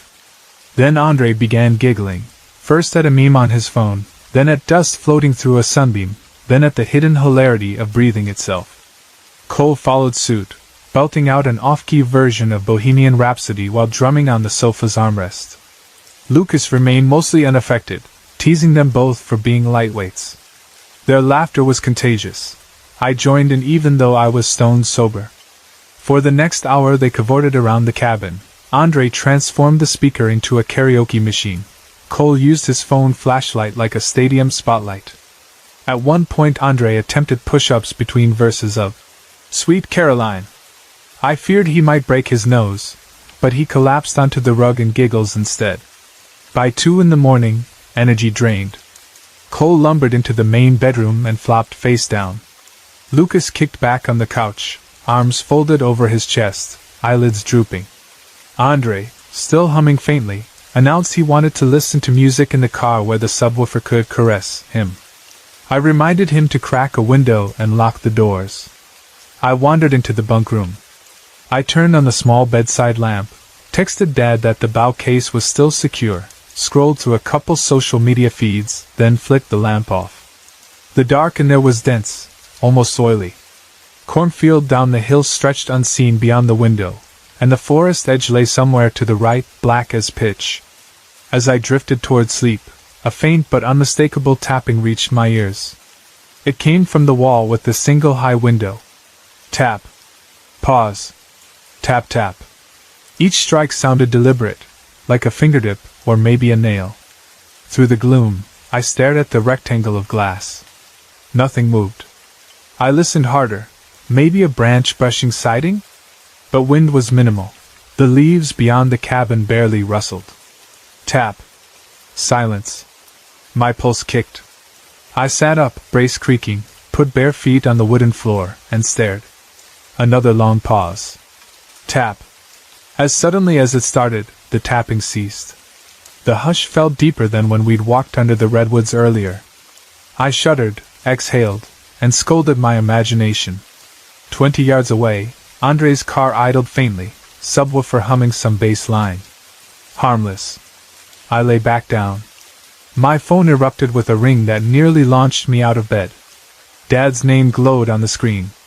Who called at 2:20 a.m.? I thumbed accept. Everything okay? I whispered. Hey, sport, Dad said, voice gravelly with half sleep. Cameras pinged. Looks like you boys made it to the cabin after all. Good. Listen, I might drive out at first light, do a little scouting before archery season. Could you pull my bow case from the shed, set it near the kitchen so I'm not banging around when I get there? Sure, I said, pulse still racing. The request sounded reasonable. He did this most seasons. Drive safe, I added, then hung up. The shed key hung by the front door, but Dad's bow case was actually leaning against the spare bureau in the main bedroom. Why he'd left it there after our last visit I couldn't say. So I retrieved the case, carried it into the bunk room, popped it open on the spare mattress, and lined up arrows so Dad wouldn't have to fumble. All the while I kept glancing at the dark window. The uneasy prickle returned. I texted Andre, you good? Music down so Dad doesn't freak when he gets here. He responded with a thumbs up emoji and 2 music notes. Back in bed, I tried again for sleep. 5 minutes crawled by, 10. The doorknob at the bunkroom's entrance rattled gently, not like a violent intrusion, more like someone testing whether it was unlocked. I froze. The knob turned again, metal clicking softly. Andre, maybe? But he'd stay outside in the car. Cole? He'd have no reason. The bathroom door was on the other side of the cabin. I slid to the edge of the bunk quietly, reached under for my phone to use as a flashlight, but stopped. Through the small front door window at the corner of the living room, I saw a silhouette. At first it looked like Andre, tall, skinny, hoodie pulled over hair. But there was no hood. The head tapered in a way human skulls don't. More alarming, the figure's shoulders rose nearly level with the top of the doorframe. We're not tall kids. Our door stood 6.5 feet. This thing looked nearer 7.5. Gray flesh hugged each bone as though the skin had shrunk 2 sizes too small. Ribs protruded, harsh under moonlight. I inhaled sharply. Slowly the figure bent forward. Its face emerged into the dim light spilling from the kitchen night lamp. Its skin was dull clay gray, pitted where cheeks should be. It had holes instead of eyes, smooth, black hollows absorbing light. When its mouth opened, jaws cracked wider than anatomy allowed, revealing rows upon rows of needle teeth like a shark's. Then it spoke, and I nearly dropped where I stood. The voice, raspy, distorted, mimicked Andre's bright tone. "Let me in." 3 simple words, cheerful, jaunty, wrong. Something primal inside me screamed no. I stumbled backward into the bunk room, slammed the door, and flicked the lock. Lucas shot upright on the couch down the hall. "What in the heck is that?" he yelled. The front knob rattled violently this time, scraping the metal strike plate. The frame shook. My only thought, weapon. Dad's 12-gauge was in the main bedroom closet, loaded with buckshot. Years of safe handling drilled into me meant I knew exactly where shells sat on the living room side table. Souvenir brass-topped shells Dad used as paperweights. Adrenaline took over. I dashed across the hallway. Lucas ducked as I skid into the bedroom, reminding me that Cole still lay half asleep nearby. But there was no chance to softly explain. We needed immediate defense. I emerged with the shotgun, snapped open the action, shoved home 3 shells, racked it. The metallic clack echoed like thunder. Lucas pressed against the wall, eyes wide. At the front door, the knob stilled. Silence again, but not calm. Air felt heavy, electric. Then came the moan. Imagine every horror film banshee scream blended with a fox shriek and a woman being startled awake. It clawed up our spines, vibrated the floorboards. I planted feet, aimed center mass through the reinforced glass panel, and pulled the trigger. 12-gauge recoil punched my shoulder. Glass shattered outward. The creature reeled back, roar warping into a warble of pain and rage. Its head, however, my target, jerked, flesh spraying, but it did not flop limp the way a deer drops when hit proper. Instead it lurched sideways, unsupported by physics, and another scream ripped from its throat. Its eye holes glowed pale violet for a flash, then fizzled. I pumped twice more. Second shot ripped into its clavicle. Third blast glanced a shoulder. The thing leapt back. No, flew might be closer, spanning the porch and dirt path in one twitch of limbs. That horrific speed answered any remaining doubt. No human costume pulled off parlor tricks. It howled once, then whipped around the side of the cabin. We heard thuds as its steps carried it down the hill, toward the cornfield. Rustling leaves grew distant with frightening speed. I pictured those stilt-like legs clearing 3 strides per second. It was inhuman. Lucas recovered first, grabbed Cole stumbling from the bedroom, and dragged him outside toward the car. I followed, shotgun still ready. The night radiated cold. Crickets had gone mute. Andre lay across the driver's seat, headphones askew, oblivious until we wrenched open the door. He jolted awake, eyes darting from our panicked faces to the smoking shotgun. No time for explanation. We hauled him sideways. Cole slid behind the wheel, still woozy but determined. I squeezed in passenger seat. Lucas folded into back. Andre tumbled across him. Cole fired the Civic's ignition and fishtailed gravel. Particles flew like sparks in headlights. As we crested the driveway's rise, I twisted to peer out the rear window. At the hill's base, between cabin and corn, stood the creature. Moonlight painted its silhouette in silver. It seemed taller now, spines stretched beyond imaginable vertebrae. One hand rested on the storage shed roof, although the shed sat 50 yards from where the creature should have been. The other hand dangled by its knee, claws scraping soil. When it saw me looking, its mouth unhinged into that cavity of razors and it laughed. A hyena cackle pitched through broken speakers. Then Cole's tires bit pavement, car roared, and the monster fell away behind tree shadows. A 15-minute drive back to Cole's felt like 3 seconds. None of us spoke beyond curses and gasps. Andre kept blinking, repeating, "I missed it! What happened?" While we stuttered fragments of explanation. Cole's parents' house never looked so comforting. Ordinary porch light, trimmed hedges, neighbors' sprinkler ticking. We stumbled inside. Upstairs hallway clock read 3:12 a.m. Cole locked every door and window while Lucas double-checked each latch. My shoulder throbbed from recoil, but the ache proved I hadn't dreamed. Only after daylight dared peek through blinds did our heartbeats slow. Cole's mom pattered downstairs around 7:30, surprised we were up so early. Lucas spun a tale. Raccoon fight outside cabin spooked us, so we packed early. Cole's mom shrugged, asked if we wanted pancakes. We ate in stunned near silence. Finally, Cole fetched my shotgun case from the trunk and helped me wipe prints, unload. Dad arrived at the cabin near noon expecting to scout deer. He called, perplexed, front door glass shattered, shelves on living room floor, no clue why. I lied, said I fired at a coyote prowling the porch and the recoil knocked the barrel into the glass. Dad scolded my recklessness but seemed relieved I was safe. He fixed the doors same day and asked if I'd retrieved his bow. I hadn't. He found it toppled, arrows scattered as though something had rifled through them. We never told him about the creature. We told no one. In the weeks that followed we scoured forums, Wendigo, Skinwalker, Fleshgate. Descriptions varied, but the mimicry of Andre's voice and the gnawing hunger for entry matched Wendigo lore eerily. Some legends say it stalks those who feed it with fear. Maybe blasting its head spared us from worse fate. Maybe it only retreated because dawn approached. Under bright midday sun, courage almost returned, until I remembered its speed across those 250 yards in 5 seconds. I haven't returned to the cabin. Corn grew tall, was harvested, fields plowed under. Dad stopped insisting I accompany him for archery practice. He chalks it up to teenage independence. Let him think that. Sometimes I lie awake and hear the phantom tap on my bedroom window, 3 quick knocks, pause, 3 more. Rational mind says tree branch. Instinct whispers door handle rattling, voice that is not my friend's whispering, let me in. And I remember that gray face, jaw wide, eyes hollow, sprinting through moonlit rows of corn. Remember how fast hunger moves when wrapped in skin too tight to contain it.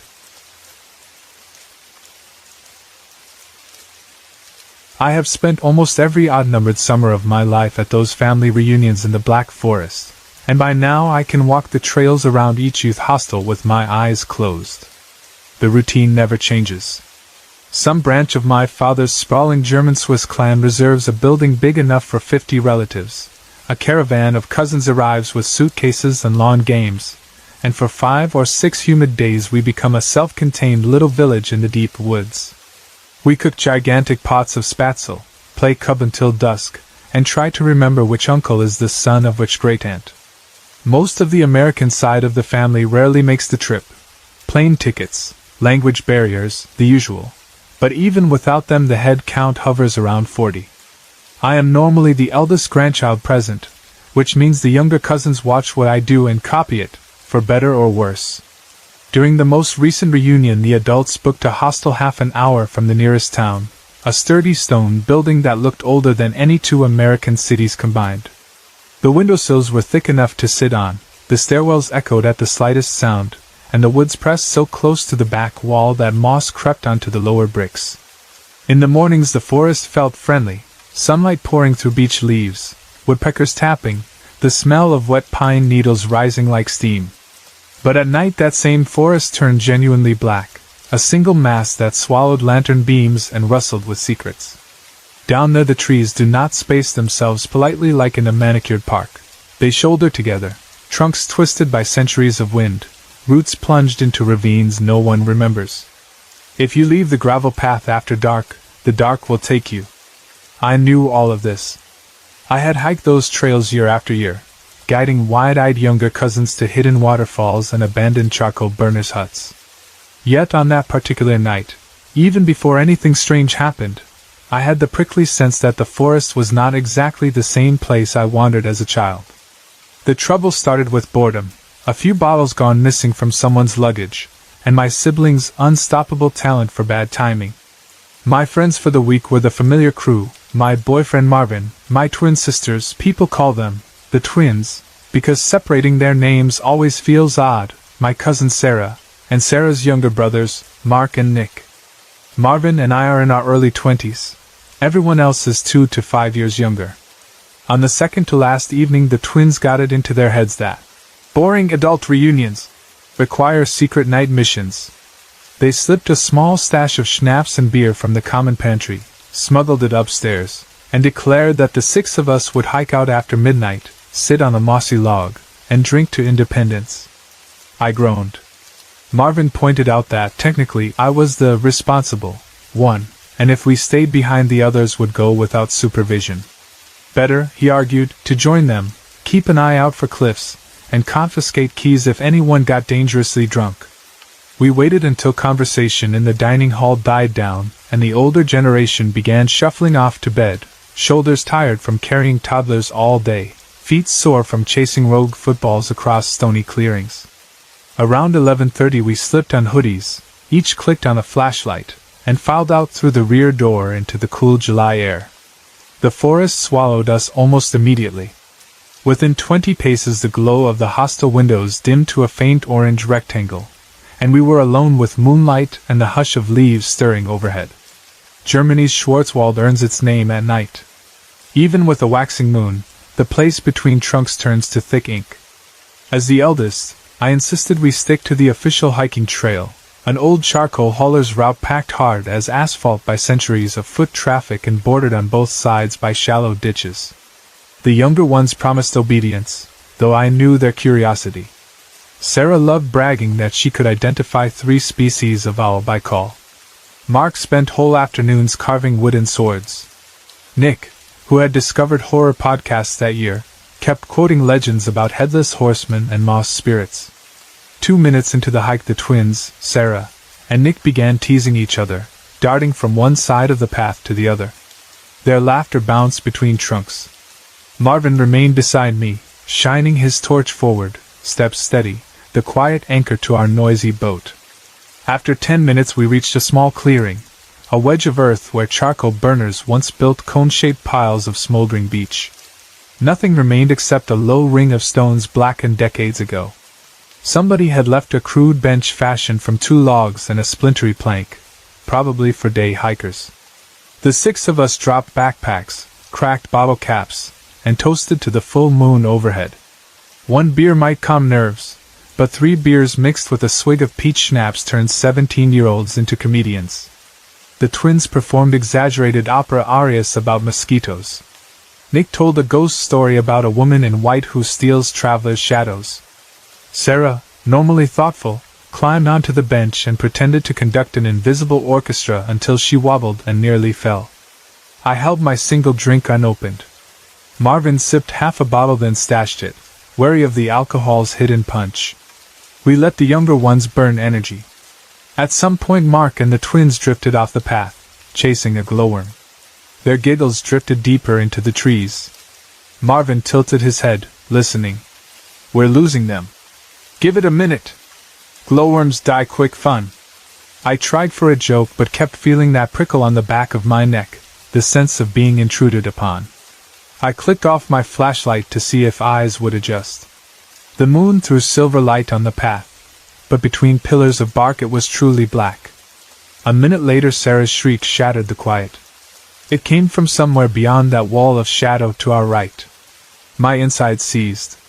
Then another laugh followed, Mark's unmistakable cackle, and my heartbeat slowed. Prank. Had to be. I stood, dusted pine needles off my jeans. "Okay, search party." Marvin and I followed the faint voices into the undergrowth. Branches scraped my sleeves. In places the ground fell away unexpectedly. Shallow sinkholes swallowed footsteps. We called the twins names. More laughter answered, but sound direction twisted. It seemed to echo from behind us, although I knew the others had walked ahead. "Guys, stay visible," Marvin warned. No reply. That creeping unease thickened into dread. I swung the flashlight across tree trunks, searching for silhouettes. Nothing but bark and darkness. Then a giggle, right over my shoulder. I spun. Empty air. Marvin sucked a breath. "That's not them." He gestured. We hurried forward. We shouted again, louder now, urgency bleeding through. "Nick, Sarah, twins! Answer!" Somewhere deeper a voice that could have been Nick's yelled. "Sarah threw up!" The words wrote a note of amusement, then devolved into hacking wretches. Okay, maybe not a prank. Maybe too much schnapps. We pushed toward the noise. The forest floor sloped downward, loose stones sliding under boots. I glimpsed a moonlit patch 20 meters ahead, another small clearing. We stepped into it and found no one. Silence swallowed the space. Not silence, exactly. An odd hush in which every cricket had paused, every leaf stilled, like the forest inhaling. My ears rang with my own pulse. From behind us came the same phrase we'd heard earlier. Sarah threw up. But wrong. The accent was flat, syllables spaced oddly, half a beat between words. And though it used Nick's voice, it had no warmth, no breath. Marvin's eyes widened. We pivoted. Nothing. Branches snapped to our left. Heavy footsteps? Hard to tell. We had lost all sense of direction. For the first time I felt truly afraid, a cold, ancient fear from childhood nights when I convinced myself there were wolves under the bed. Only this was no child's fantasy. Something lurked in the trees, something that had learned enough human sounds to mock us. I opened my mouth to signal retreat when luminous shapes emerged 50 meters away. My twin sisters, Sarah, and Nick stumbling onto the trail, silhouettes cut from moonlight. They weren't laughing now. Sarah wiped her mouth, confirming vomit. The twins' flashlights bobbed unsteadily. The younger four looked relieved to see us, but confusion clouded their faces when they noticed Marvin and me coming from a different direction than expected. No time to explain. "Back to the road," I ordered. Now. Something in my tone convinced them, or maybe the eerie hush convinced them. We herded the group toward the original trail. Behind us the mimic giggled again, louder, closer. The laugh carried a coyote's tremor, pitched too high, then dropped too low. Sarah whimpered. Mark yanked a branch from a sapling as a makeshift club. I took the lead, flashlight sweeping the path. The gravel crunched quick beneath 8 pairs of boots. The hush behind us deepened, but occasionally a twig snapped, footfall heavy, pacing us. My mind flew to legends I knew only in passing, Waldschrat, Knackcrap, Weisenman, but none fit. This voice, this mocking echo, belonged to something worse. The trail twisted up a low ridge. At the crest the trees thin enough for moonlight to flood in. I risked a glance back. Between 2 trunks something moved, tall, sinewy, stooped. The outline stood barely visible except for eyes like sparks of amber. The creature's proportions felt wrong, arms swinging too long, knees bending backward like a stag standing upright. Antlers? Perhaps horns of twisted wood or bone. My breath caught. Marvin hissed, "Go." The younger cousins had sensed nothing specific yet. They obeyed purely on trust and terror. We half ran now, gravel slipping underfoot, downhill toward the 1-lane road where we'd left the hostel earlier that evening. Halfway there I stumbled, caught myself against a trunk, and glimpsed the creature step from shadow into patchy moonlight. It was no hallucination. Ribs pushed against gray skin stretched like old paper. Its head cocked in an almost curious angle, eyes pinning me. Lips slid back from a mouth packed with narrow teeth, too many teeth, arranged in rings. From that throat came a sound halfway between chuckle and snarl. I bolted. We spilled from forest to gravel road in a tangle of arms. The hostile lights glimmered faint between second row of trees maybe 400 meters ahead. "Straight line, no stopping!" I shouted. Marvin again pulled rear guard, refusing to turn his back. I could hear him muttering calming nonsense. "Easy now, keep moving, nearly there." But every so often his voice cracked. Something skittered through underbrush parallel to the road, matching our pace. Suddenly my foot caught on a rock. I pitched forward, palms slamming pebbles. Pain flared. Flashlight clattered away. Before I could rise I sensed weight behind me. Marvin hauled me up by my jacket collar. Over my shoulder I glimpsed what he must have seen, the creature stepping from the ditch onto the road, knees bending wrong, shoulders hunching to clear low branches. Its height was less if measured upright, perhaps only 2 meters, but the limbs gave it horrifying reach. It paused, eyes glinting, tongue sliding across jagged teeth as though tasting the air. Someone screamed. Might have been me. We sprinted. At the hostel entrance Marvin shoved me forward, then turned to face the road. The creature had stopped 30 paces away, just beyond the halo of porch light. I wanted to drag Marvin inside, but his stare remained locked. The thing leaned forward, sniffed, and spoke in a voice that blended my sister's giggle with Sarah's wretch-hollowed tone. Sarah threw up. The phrase chilled me more than any growl. It was not communication but mimicry, a parrot echoing something it did not understand. Yet behind the words I felt a promise. Next time it would learn deeper sounds, our names, our pleas. Then the creature retreated. It did not flee, rather, it folded backward into darkness, joints telescoping, eyes fading last. Marvin stumbled inside. We slammed the bolt. In the common room we flicked on every lamp, huddled on 2 couches. Breath came in ragged bursts. The younger cousins trembled. We whispered fractured retellings, impossible limbs, glowing eyes, hyena laughter. Could it have been a stag diseased, a prankster in stilts? Yet each description matched, especially the mouthful of needle teeth. No one slept. We listened to footfalls that might have been nocturnal animals, to wind that might have been imitation laughter. Dawn arrived like rescue. Birds dared sing again at first light. Breakfast clatter in the hostel kitchen gradually muffled the memory. We never told the adults. Loki the uncle would scoff we had drunk too much, and Greta would confiscate passports for fear her children had strayed near traffickers. Anyway, what proof had we? No claw marks on the door, no photograph, no witness outside our own small circle. Only 7 people, Marvin, me, and 4 shaking cousins, who will never forget the sight of something ancient stepping from dark timber and repeating our voices back to us. I still return to reunions. I still love the Black Forest. But when the younger cousins ask me to lead nighttime adventures now, I invent excuses: early flight, twisted ankle, sudden migraine. Let them think I'm old and boring. I'm content to keep them near the lights, where trees remain trees and laughter belongs only to children. Sorry to interrupt. If you're enjoying the story, let me know in the comments and tell me where you're watching from. Don't forget to like and subscribe for more. We closed the climbing center at 7 on a Monday evening in early June. The wall lights clicked off row by row until the warehouse returned to its normal, musky half-dark. Harnesses dangled from plywood anchors. The crash mats smelled of chalk and rubber, and I gave the lead ropes one last tug before locking the door behind us. That night felt different. Instead of racing for the tram and the usual routine of shower-cook-collapse, 4 of us were about to drive south, cross the border, and trade fluorescent resin holds for real limestone. Our little group had been daydreaming about a proper trip since Easter, and at last the calendars lined up.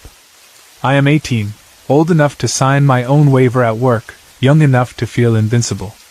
My boyfriend, Eric, had already turned 19 and owned the battered Opel Astra that would carry us into Switzerland. Laura, my closest friend at the hall, was 18 too, though you would never guess it from the neat Wiccan altar she kept in her flat, and the way she measured words as if they might summon something. Nico, her boyfriend, rounded us out at 21.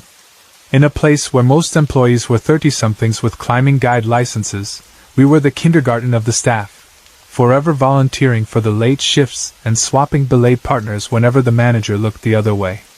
At 8 we rolled out of the car park, windows down, gear stuffed into the boot like puzzle pieces, 2 3-season tents, 4 sleeping bags, 8 quick draws, a 50-meter rope still smelling of factory wax, harnesses, helmets, a borrowed camp stove, and enough instant coffee to keep an army awake. Our plan was simple on paper. Drive 6 hours to an alpine valley Eric had visited once with his parents, hike 2 days along a network of shepherd trails, climb whatever looked safe, wild camp each night, then loop back to the car and be home before anyone missed a shift. Weather forecast, high pressure, no thunderstorms. Risk assessment, we were young, fit, and thoughtful enough to double-check each other's knots. What could truly go wrong? The first hint of unease crept in as dusk settled over the A81 Autobahn. I was in the back seat watching the horizon swallow the last band of salmon-pink light when Laura cleared her throat. She wore her headphones slung around her neck. Tinny harp music leaked out. "Just so everyone hears this once," she said, twisting to face us. "I light a protection charm before every trip. It's tradition. If you want to laugh, laugh now." Nico drummed the steering wheel with 2 fingers. "I'm driving, shots. If your spell breaks the engine, you're paying for a tow." Eric, beside me, snorted. "How does a spell know the difference between a flat tire and, say, a demon bear?" Laura ignored the jokes, dug a thumb-sized bundle of sage and lavender from her rucksack, and held it up. "We cleanse, we thank the land, we keep a low profile," she said. That's all. I had worked with Laura long enough to respect her boundaries. "Light it at camp," I suggested. "Wind through the windows will blow it out anyway." She's back. "Okay. Camp it is." Conversation drifted to trail grades and whether Swiss cows really wore bells at night. When signs for the border appeared, Eric tapped my knee. "Hungry?"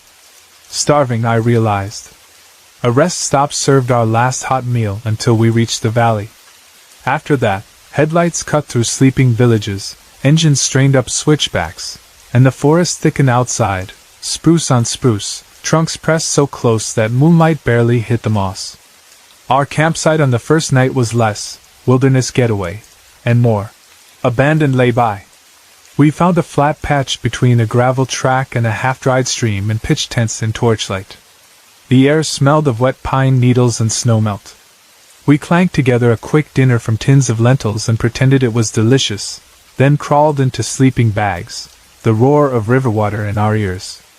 If any spirits prowled nearby, they left us alone. Morning erased the road dust from our moods. Alpine ridges towered blue-gray against the sky so sharp it hurt to stare. Dew glittered on dwarf willow leaves. Nico boiled coffee in a battered mocha pot while Eric and I filtered water. By 9 we were shouldering packs and stepping onto an unmarked shepherd path that zigzagged uphill. Flowers I couldn't name brushed our calves. Marmots whistled and vanished between rocks. We hiked until sweat glued shirts to skin, then dropped gear and spent the afternoon climbing a limestone face maybe 30 meters tall, bolted decades earlier by some local club. Nothing serious. Grade 5, Grade 6, plenty of jugs, plenty of sunshine. Laura led one route, clipped the anchor, and whooped at the valley unfolding below, carpet of grass, thread of river, toothy peaks at the skyline. That evening, after pitching camp on a small plateau cushioned by heather, we built a fire in a natural bowl where smoke rose without scattering into trees. Dusk painted the stones gold, then plum, then deep blue. We roasted half-stale bread on sticks and argued over which band wrote the best climbing soundtrack. Eric voted for an obscure Swedish metal group no one else had heard of. Nico countered with Rammstein. Laura rolled her eyes and said, "Music is vibration. Vibration shapes intent. You lot pick angry songs, you'd get angry cliffs."